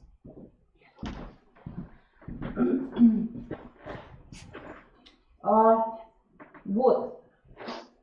Опять же, подбос. Образовательная организация самостоятельно регламентирует в началке 20% учебного времени, в общем, в основном образовании 30%, в среднем 40% и СПО 30%. Но как вы сдербаните это вот часы, которые школа определяет самостоятельно, да? Как она будет, что она будет реализовывать в эти часы. Здесь важны традиции, конечно. Если ваша школа традиционная, у вас, например, критическая деятельность, да, или еще что-то такое, там, трудно, но меняться надо. Более того, я вам еще раз могу сказать, что тенденции таковы, что отдельным предметом финансовую грамотность выделять накладно, трудно, поэтому альтернатива это интегрированное обучение, но по технологии, по трудоемкости интегрированное обучение гораздо тяжелее, чем отдельный предмет. Очень тяжело. Вам нужно все-таки это через предметное свое содержание в контексте разрабатывать, как бы все с нуля. Так, что тут такое? Индивидуальный проект. Вот, внеурочная деятельность. Вот у нас есть направление духовно-нравственное, физкультурно-оздоровительное, социальное, интеллектуальное, общекультурное. Вы можете либо в социальное направление, либо вообще отдельным направлением выделить финансовую грамотность. Но понимая, что это часть нашей базовой культуры. Формы. Кружки, студии, секции, организации, конференции, общества. Это все настолько известная вам история, даже не буду комментировать. Если завтра будет у меня время, я вам покажу новые абсолютно форматы. Это формы. Формы – это все фигня. Форматы организации деятельности, такие как Science Battle или академический поединок, такие как, вот сейчас очень модно, нам нужно под нашу молодежную среду тоже подстраиваться. Мы не можем отметать те форматы, которые они сейчас используют. Мы, например, проводим Science Battle, а вот в субботу, сегодня, значит, понедельник, в эту субботу, значит, у меня событие называется «Печа куча». «Печа куча», да. Немножко с аргентинским акцентом. Значит, это такое событие, когда студенты представляют свой проект, но не он руководит презентацией, а презентация студентам. То есть задано автоматическое перелистывание слайдов 20 секунд. Вот если у меня было перелистывание слайдов автоматических, я вас не задерживала. Вот. То есть презентация мной бы руководила. Я каждые 20 секунд должна была. Вот. И у нас Печа куча. А до этого мы 2 года проводили Science Battle. Это батл Значит, это из рэповской культуры, это субкультура молодежная, сейчас увлекается рэпом. Может быть, вы тоже слышали, там, где батлы рэперы периодически проводят. Вот это все на академической основе перенесено. Вот такой очень интересный получается формат. Когда туда приглашаем мы действительно экспертное сообщество, взрослых людей, предпринимателей, там, финансистов, еще кого-то, которые оценивают твой проект. Инвестиционный, еще какой-то стартаповский. И говорят, ну ты что, тут понапридумал. Вот. Значит, что? Ну, про изменение финансового образования я вам говорила. Еще раз вам демонстрирую этот слайд. Мы тут хвастаемся, говорим, что вы вот молодцы. Не надо, значит, розовых очков. Я обращаю ваше внимание на критическую оценку всей этой информации, которая передается. И да, конечно, у нас есть успехи, но они все относительны.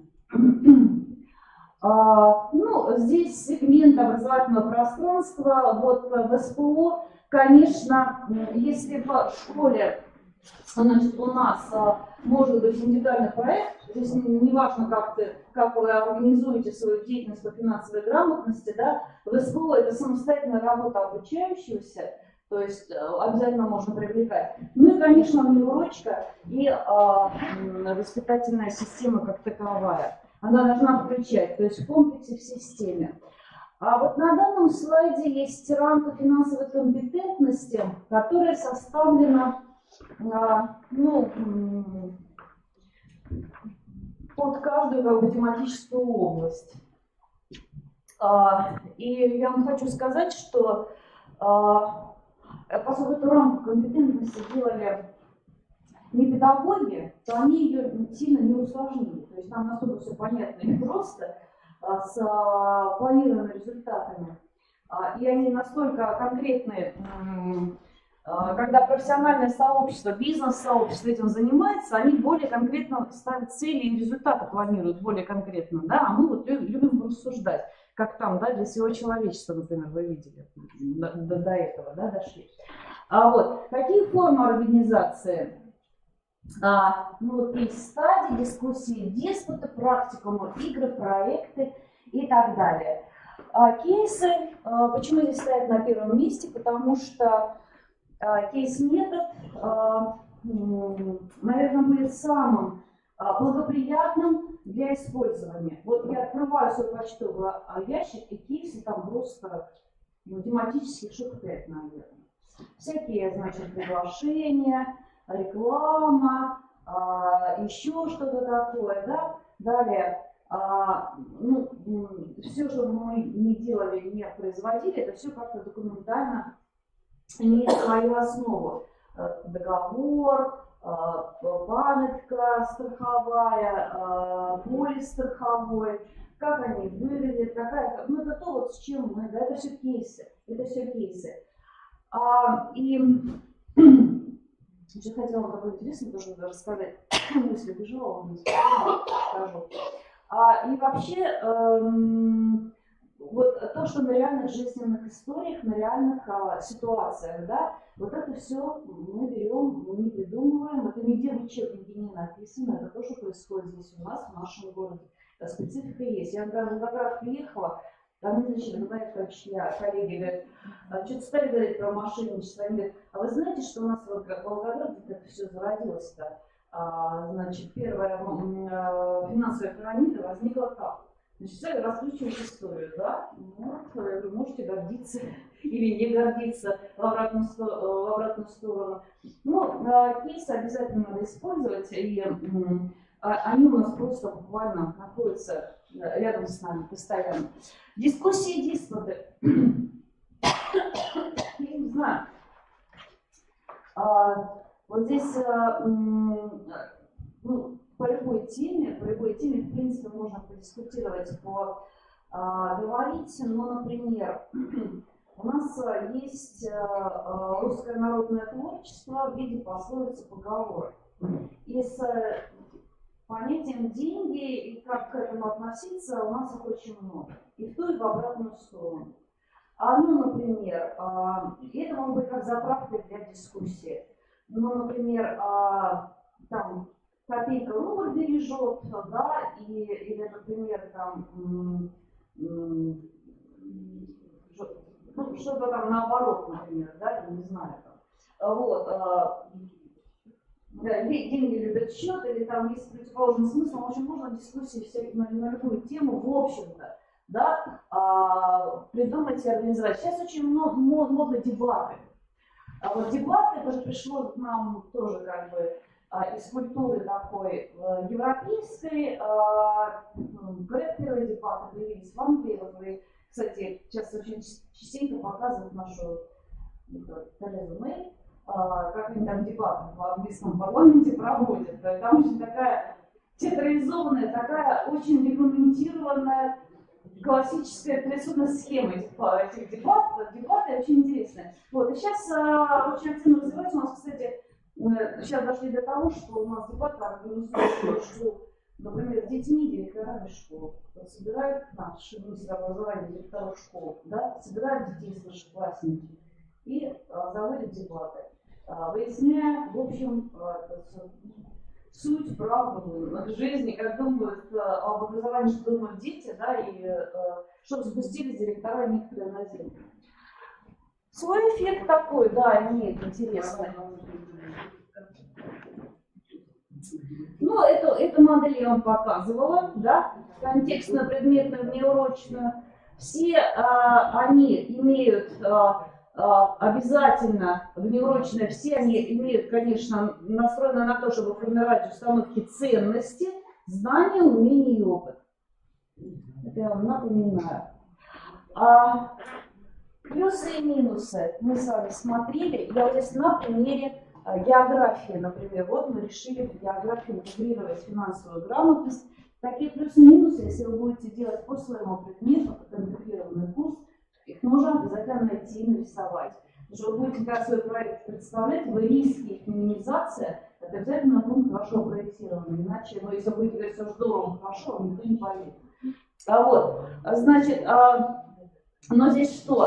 Я, в принципе, эти риски все сказала. У нас еще какая сложность в географии?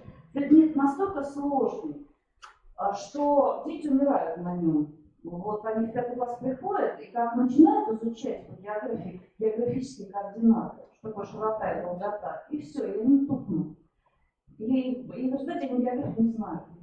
До такой степени не знают, что несколько лет назад были остановлены каким-то патрулем там двое молодых парней, паспорта, который посмотрел, написано «Мария», забрали в участок.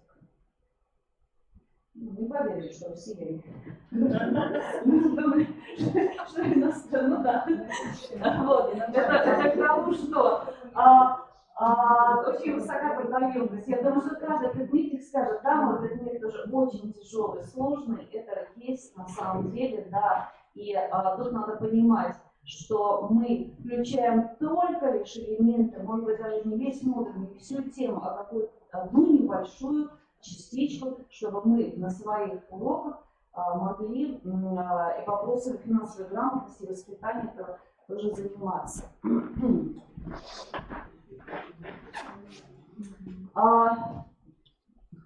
Ну, здесь я пытаюсь доказать, что финансовая грамотность – это часть социальной компетенции. И почему нам ставят плюсы? Потому что это как раз вот этот эффект суммирования, комплексирования элементов интегрированного обучения. Да? У нас есть какие-то стратегические задачи перед географией, ну скажем, да? Это формирование географической картины мира. Перед историками исторической картины мира, математиками что-то еще такое там, да? И в любом случае, я еще раз повторяюсь, без финансов, как бы мы не хотели обойти эту историю, как бы мы не хотели, в любом случае, она должна быть присутствовать. И это, знаете, как я вам пример с образованием, с этимологией слова показала, да? И такая же у меня есть история с воспитанием. Что такое воспитание? я задам вопрос, и у вас наверняка сейчас в мыслях пронеслось. Может, это система мероприятий, направленных на что-то там, да? Ну, у нас мозги так сложены профессионально. А вот, и есть немножко другое понятие воспитания. Опять, если протянуть слово, то мы увидим там две составляющие. Этимология слова. Воспитание. Питание души. Питание души. А если мы физическое свое тело должны кормить физической едой, чтобы мы были здоровы, жили, да, и могли жить и где-то приобретать себе там естественно потребности наши, да, удовлетворять, то для питания души нам нужна еще и духовная пища. Вот. Не всегда она покупается за деньги. Ее вообще невозможно купить. Но это философский аспект. Вот, в общем, здесь попытка это доказать. Посмотрите, это то, что я вам показывала, 3 этапа подхода к проектированию образовательной программы. Сначала мы планируем цели и результаты, затем очень четко их определяем, не широко, не надо, затем отбираем содержание и думаем, какими технологиями мы будем это реализовывать. Я вам сейчас покажу пример, как мы двигаемся, какими шагами к проектированию образовательной программы, рабочей программы курса. Здесь ПАВГОС, требования ПАВГОС, они нам все знакомы. Есть у нас целевой раздел, содержательный и организационный. Да? Вот у нас пояснительная записка. Вы готовите пояснительную записку, вот у нас есть макет. Значит, если это интегрированная программа, то она должна и называться. Настоящая примерная программа учебного курса, например, литературы или там информатики с основами финансовой грамотности. И дальше уже, поскольку вы так уже назвали, вы должны определить цели программы. Цели программы. Давайте посмотрим, как мы будем формулировать. Еще раз напомним, я вам механику показывала. Итак, мы общие цели и задачи курса интегрируем с финансовой грамотностью. Посмотрите, у нас есть жирно выделено сверху примерная образовательная программа. Там есть цель, применение географических знаний в жизни. И есть цель по финансовой грамотности. Я просто эту цель конкретизирую. Для чего? В какой жизни? Чего? То есть приобретение опыта, применение знаний для решения элементарных вопросов в области экономики семьи. То есть я соединяю 2 цели там, где это нужно. Все, у меня цель готова. Я ничего сама не придумываю. У меня просто я беру из учебных материалов, да, рекомендованных, и делаю способом суммирования и комплексирования. Дальше отбираю ОМК. Ну, понятно, что здесь должны быть всякие стандарты. Кроме того, стратегия повышения финансовой грамотности Российской Федерации. Это ваш нормативный документ, которым вы будете пользоваться, там определены цели, задачи и так далее. И кроме того, вот они ОМК по финансовой грамотности. Автор Чумаченко и Горячих. Да. Вошел в федеральный перечень учебников.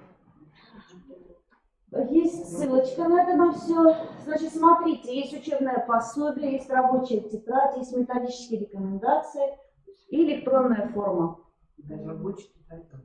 Да.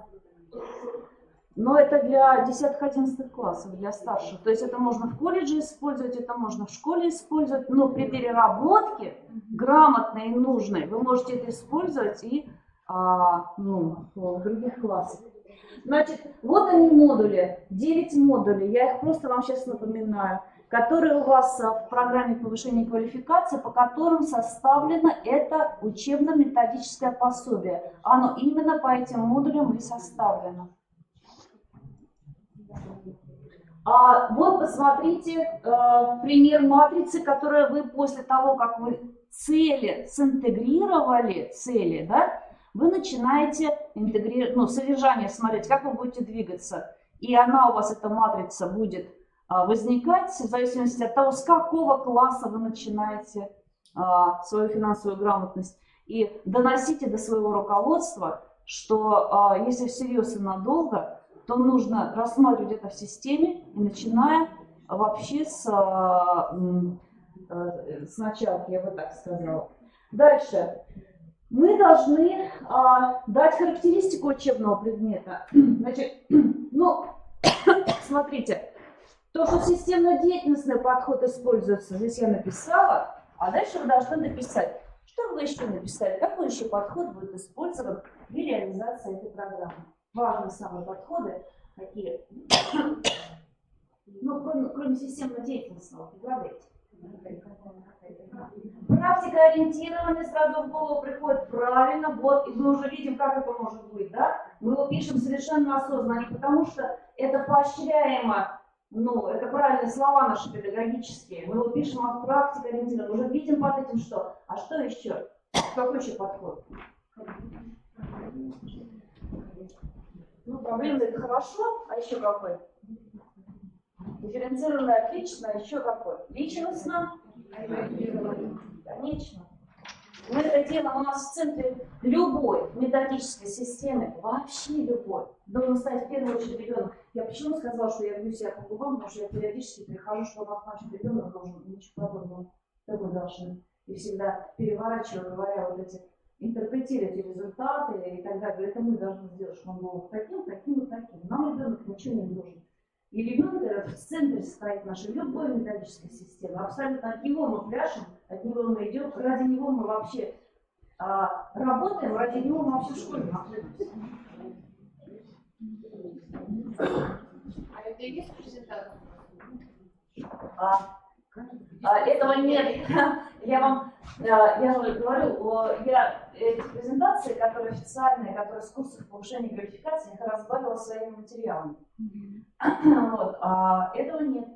Это только вот здесь можете, ну, я не знаю, где скачивать.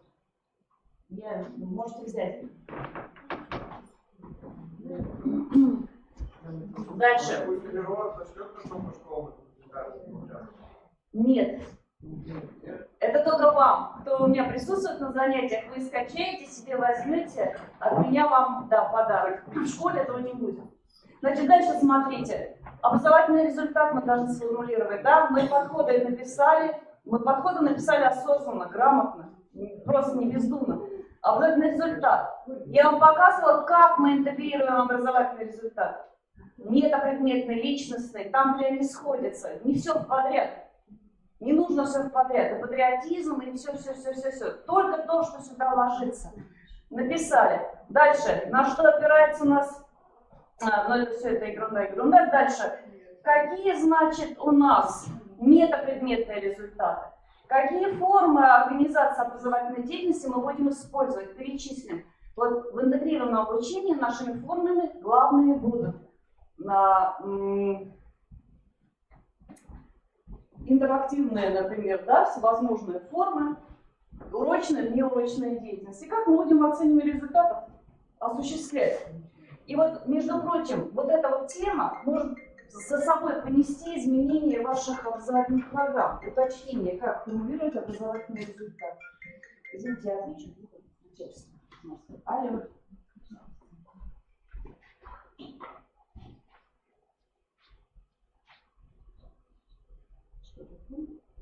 Я с какой-нибудь рекламы, вот меня зовут сейчас, мошенник.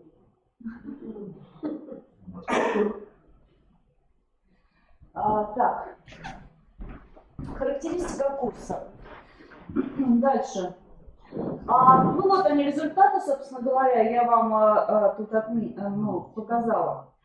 Вот они предметные. Кроме того, что личностные, у нас еще предметные коннектятся. Да, я вам это демонстрировала. Если на свои предметные результаты посмотрите, вы увидите, что они тоже будут коннектиться, потому что это социальная история. Вот у меня первый результат по географии.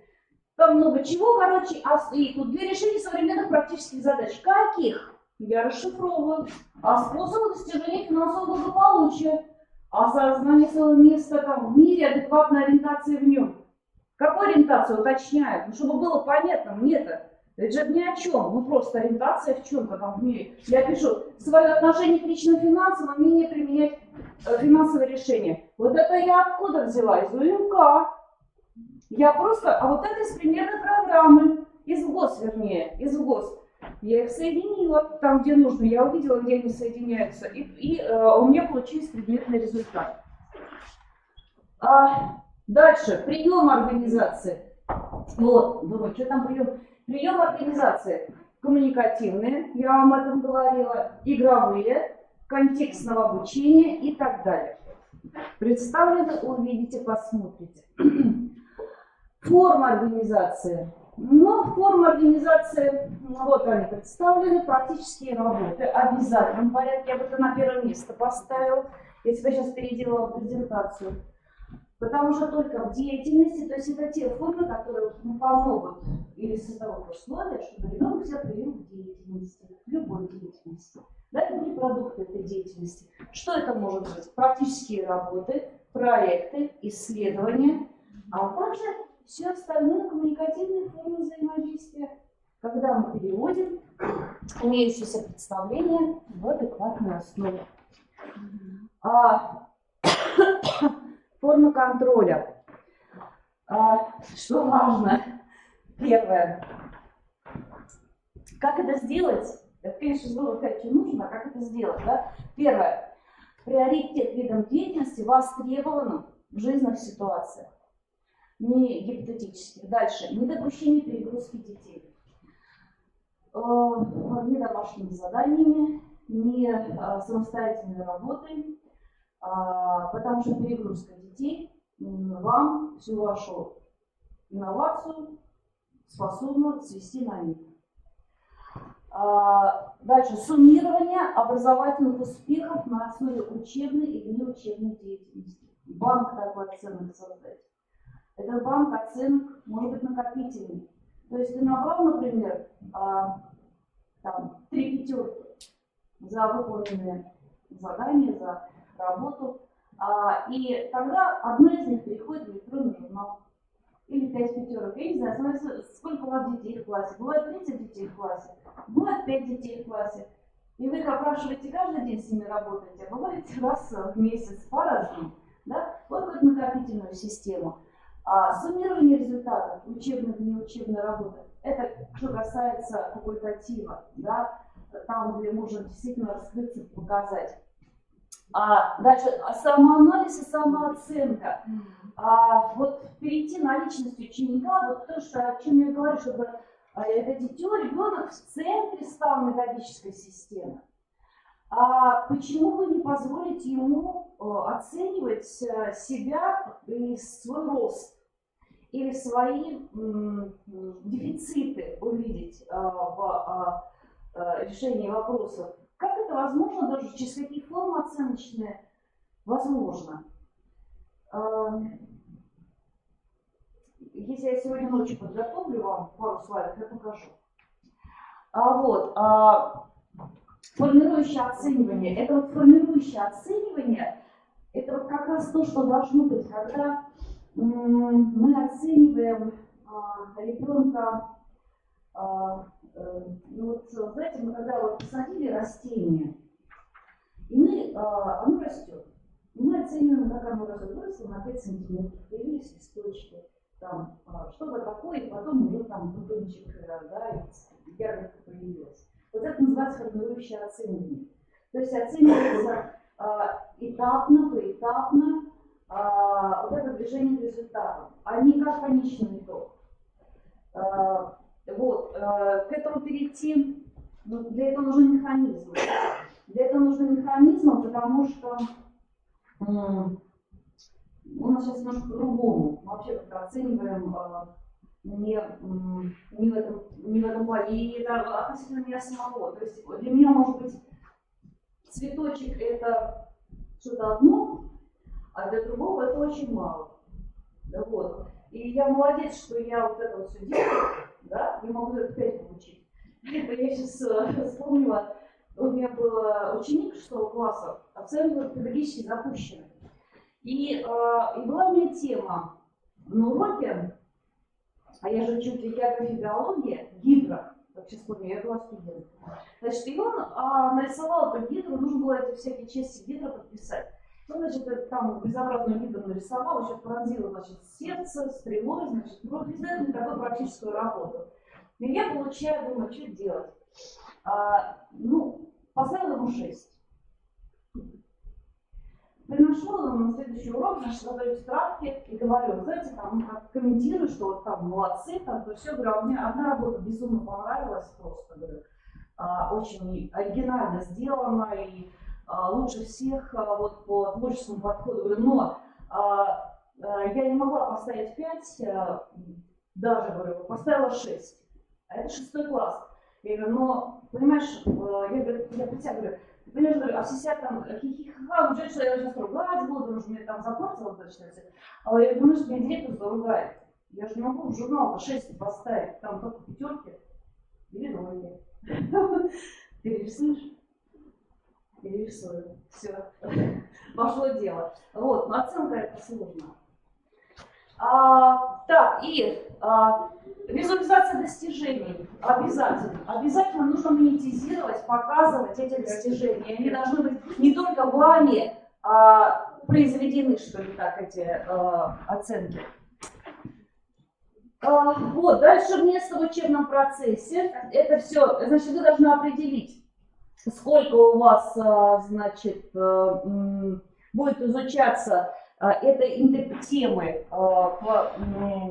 ну, как бы по финансовой грамотности. Допустим, ну вот 35 часов в неделю, час в неделю в неделю. Ну сколько нам можно финансовой грамотности вести? Как это все будет? Один раз в месяц это тоже не подходит к нам, один раз в полгода, на один урок. Что это за формирование? То есть должны быть мини какие-то технологии. То есть мы определяем примерно, сколько времени мы ну, вот на это интегрированное обучение посвятим.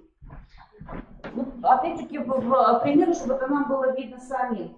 Содержание курса я вам показала. Мы матрицу строим и говорим, что мы будем изучать здесь только личное финансовое планирование и мошенничество, да, или мы изучаем все модули.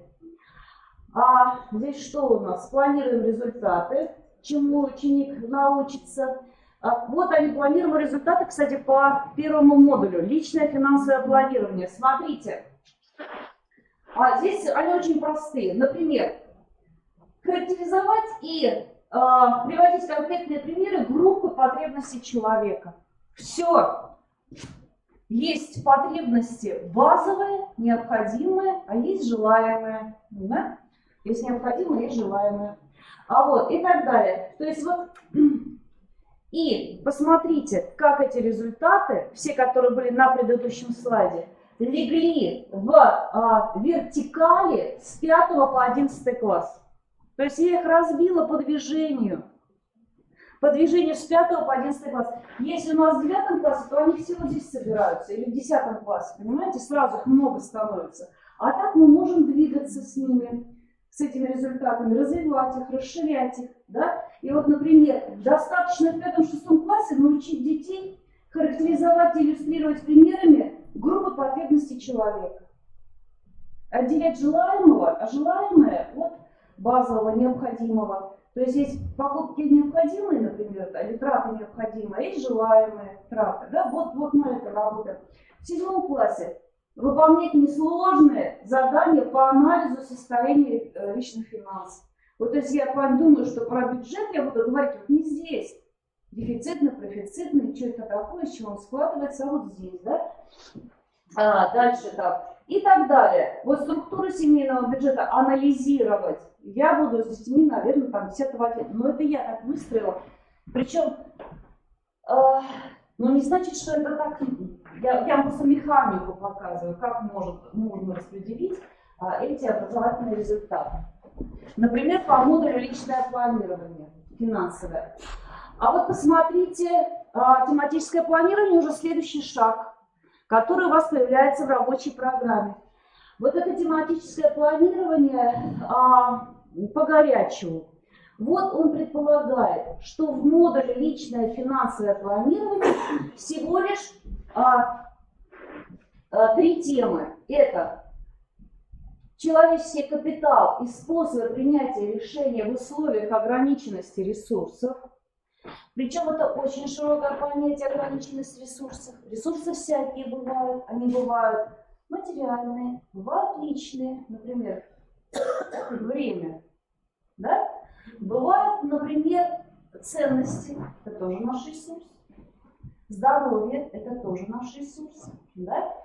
Там природные ресурсы тоже как ресурс. И время тоже. То есть мы должны деньги рассматривать в контексте ресурсов вообще, а не как отдельно существующую данность. Вот. Домашняя бухгалтерия, личный бюджет, личный финансовый план. Посмотрите, пожалуйста, вот вы, например, с 5 класса начинаете, и вы говорите, мне вот эта тема первой. Человеческий капитал, способы принятия решений в условиях ограниченности ресурса достаточно в 5 классе. Не надо это все брать. Да? Вторую тему я в 6 классе, третью в 7 и так далее. Да? То есть я буду двигаться к результату вот таким вот образом. То есть вот всего, а в 10 классе я возьму все полностью и буду работать над этим модулем вот так вот, да, по всем 4 темам. Например, модуль депозит. Здесь обществознание, экономика, информатика, математика. Уже интегрированные темы даны. Вот тоже обратите внимание, как это можно распределить. Например, там что делать? Как влияет инфляция на стоимость активов? Почему в информатике и математике это не разобрать? Очень благодарна. Посмотрите, как это выглядит на примере географии. Вот у нас модуль личное финансовое планирование. Посмотрите, первая тема. Как география помогает человеку в жизни, причем здесь финансовая грамотность. И время обратите. Эти темы идут по 20-15 минут. А почему? Как вы думаете? Возможно ли вообще такое тематическое планирование? Дорогие мысли. Тогда я отвечу вам. Дело в том, что 35 часов, 1 час в неделю, выделять отдельно час невозможно, потому что нужно свои результаты сформировать. А заниматься от случая к случаю финансовой грамотностью не наша история. Поэтому в течение года по 15-20 минут у меня финансовая грамотность периодически живет в предмете, и я средствами предмета там, где это мне возможно, ее формирую. Например, конечно, как мне начать объяснять, почему мы начинаем интегрированный курс, да? Как география помогает жизни, а как финансовая грамотность нам поможет, как это все взаимосвязано. Это надо обсудить. Дальше у нас история географических открытий. Почему же здесь не рассмотреть современные деньги России и других стран, раз мы говорим про открытие? Дальше, географические исследования. Почему же не поговорить здесь про профессии географические? И доходы, расходы семьи с этим связаны, да, как твоей работы. И дальше у нас пошла природа, оболочки. Атмосфера, гидросфера. Что и как можно сберегать? Природу можно сберегать? Можно сберегать. А бережет это деньги? Естественно, экономит это деньги. Все связано между собой. Что? Зачем надо экономить? Тут нет слова денег. Деньги. Надо экономить деньги, не надо. Вы видите, это поставленный вопрос или тема широко. Я на примере природных ресурсов говорю, что как можно экономить деньги, материальный ресурс другой. И как можно экономить. Все, и только не про это.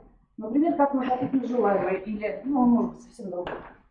Вот так выглядит интегрированное тематическое планирование. Так, господи, что у нас тут? 6 класс. Потребности и желания. Помните, у нас было поставлено планированный результат, значит, потребности человека, да? Как отделить это? Один планированный результат. 5-6 класс. Вот они идут. Да, жизненные потребности, потребности и желания.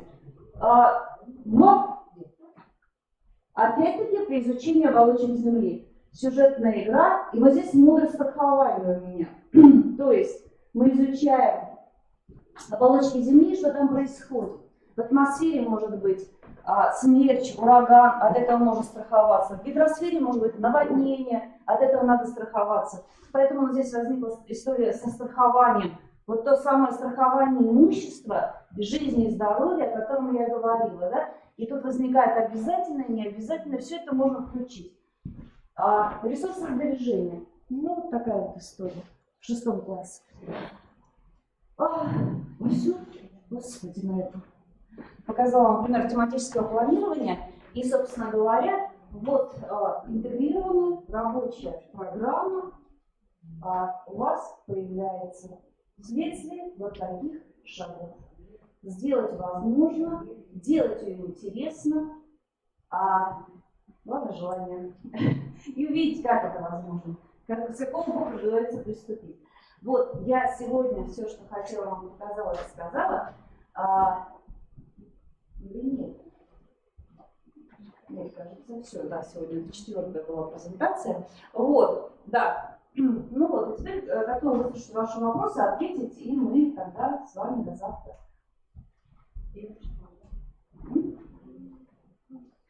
Нет вопросов у матросов?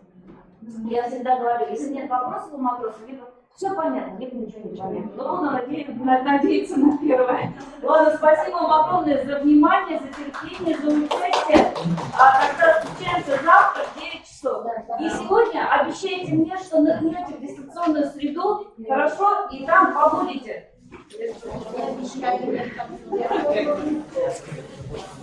Да, и скинуть вы можете все презентации сегодня. Да. Или завтра. Или завтра, да. Нам нет как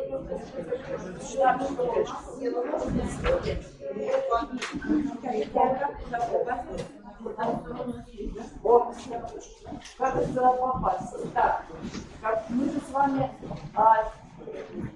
с вами, я вам показывала ссылочку. А у вас есть логин и пароль? Нет. Я говорю, что мне не отправляли. Знаете, я не знаю, где это находится. Не знаете ли этот Саша? Там же надо заходить сперва на сайт, потом забиваете форму, и вам на... Вы хотите, у меня вот эти репрезентации. Я вас понимаю. Давайте так. Мы сохраним это на рабочий стол. Вот это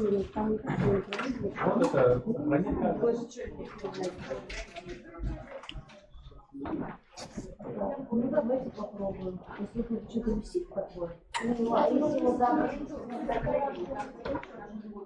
Говорит, закрыть. Ага. Так.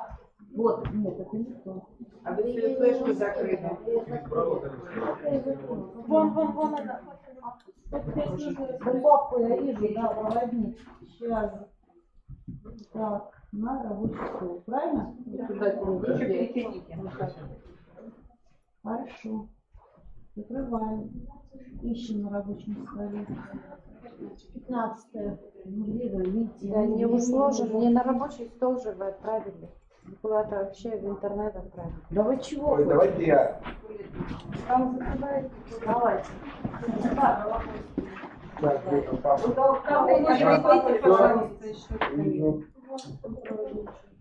Там 15 апреля, да.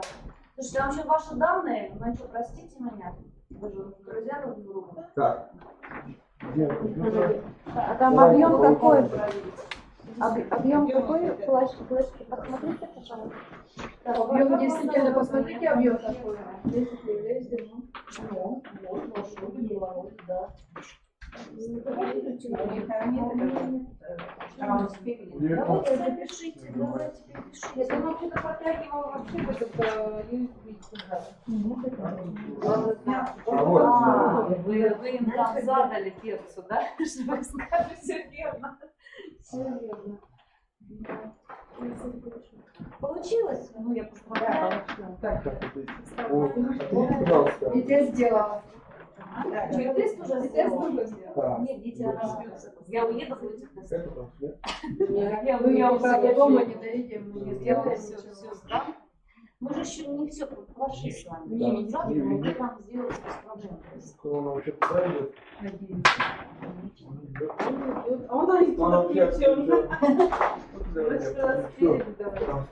А, ну на что, информатики там, она делает нам. Алло, это клиент? Так вот, хозяин Александр идет.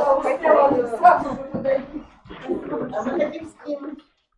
Информацию передайте. Да, но мне сегодня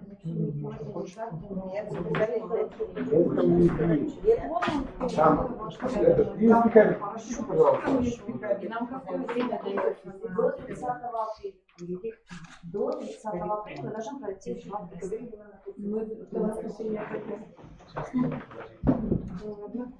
Вы еще должны изучить материал. Ладно. Там очень много. Мы уже половину пошли. Для объем какой? На флешке. Но презентация не так много. Объем не сказали. Сколько объем вы сказали? Молодой человек. 19. Ого. Нет, Это мало. Конечно, мало. Ничего.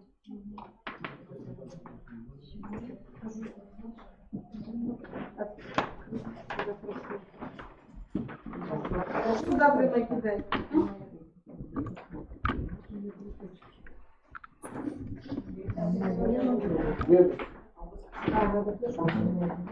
Спасибо огромное, Саша. А можно Копировать и отправлять. завтра у вас тоже будет? Да. Все те же люди будут? Честно, не знаю. А люди все те же будут? Может, мы на сетку скинем, с соседним люди могли бы сразу контакт все вместе, потому что у вас 15 человек, это час скидывать. Я не знаю, вы сами распорядитесь, вот как, ну все равно. Как вам удобнее, если вот все вместе завтра взять просто? Да, чтобы вам не стоять, не ждать.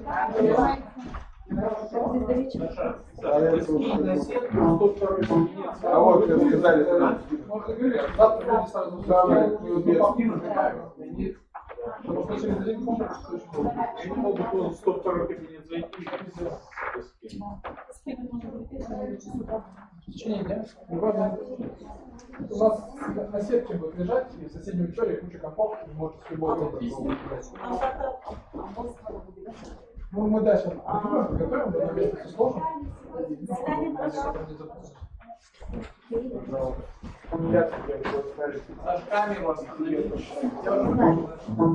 Уже тут. Нас немного, нас только двое. Остальные завтра скинут.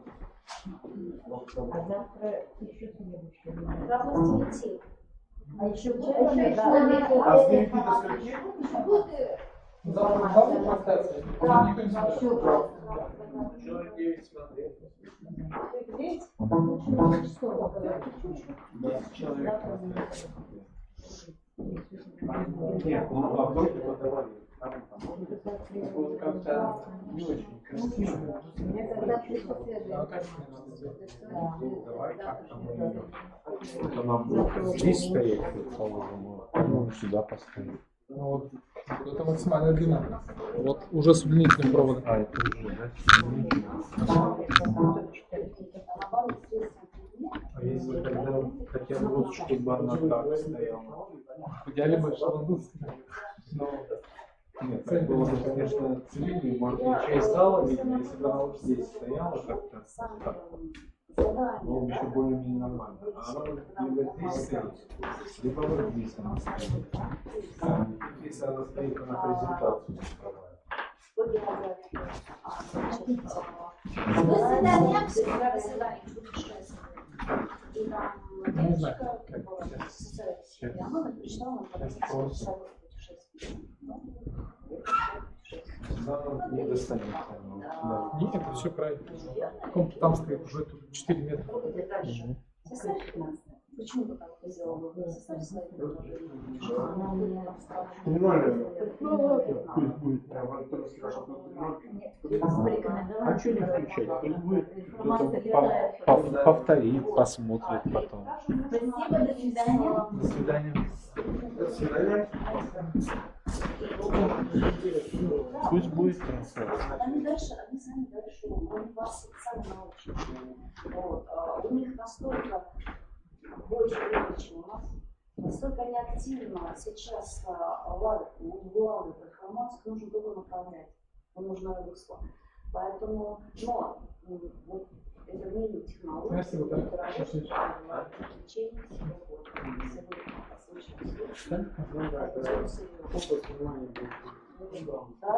когда ты не интервьюно, поэтому они 5-10-15 минут. Это гипотетическая история, ну как бы она частично опровержена, но не полностью.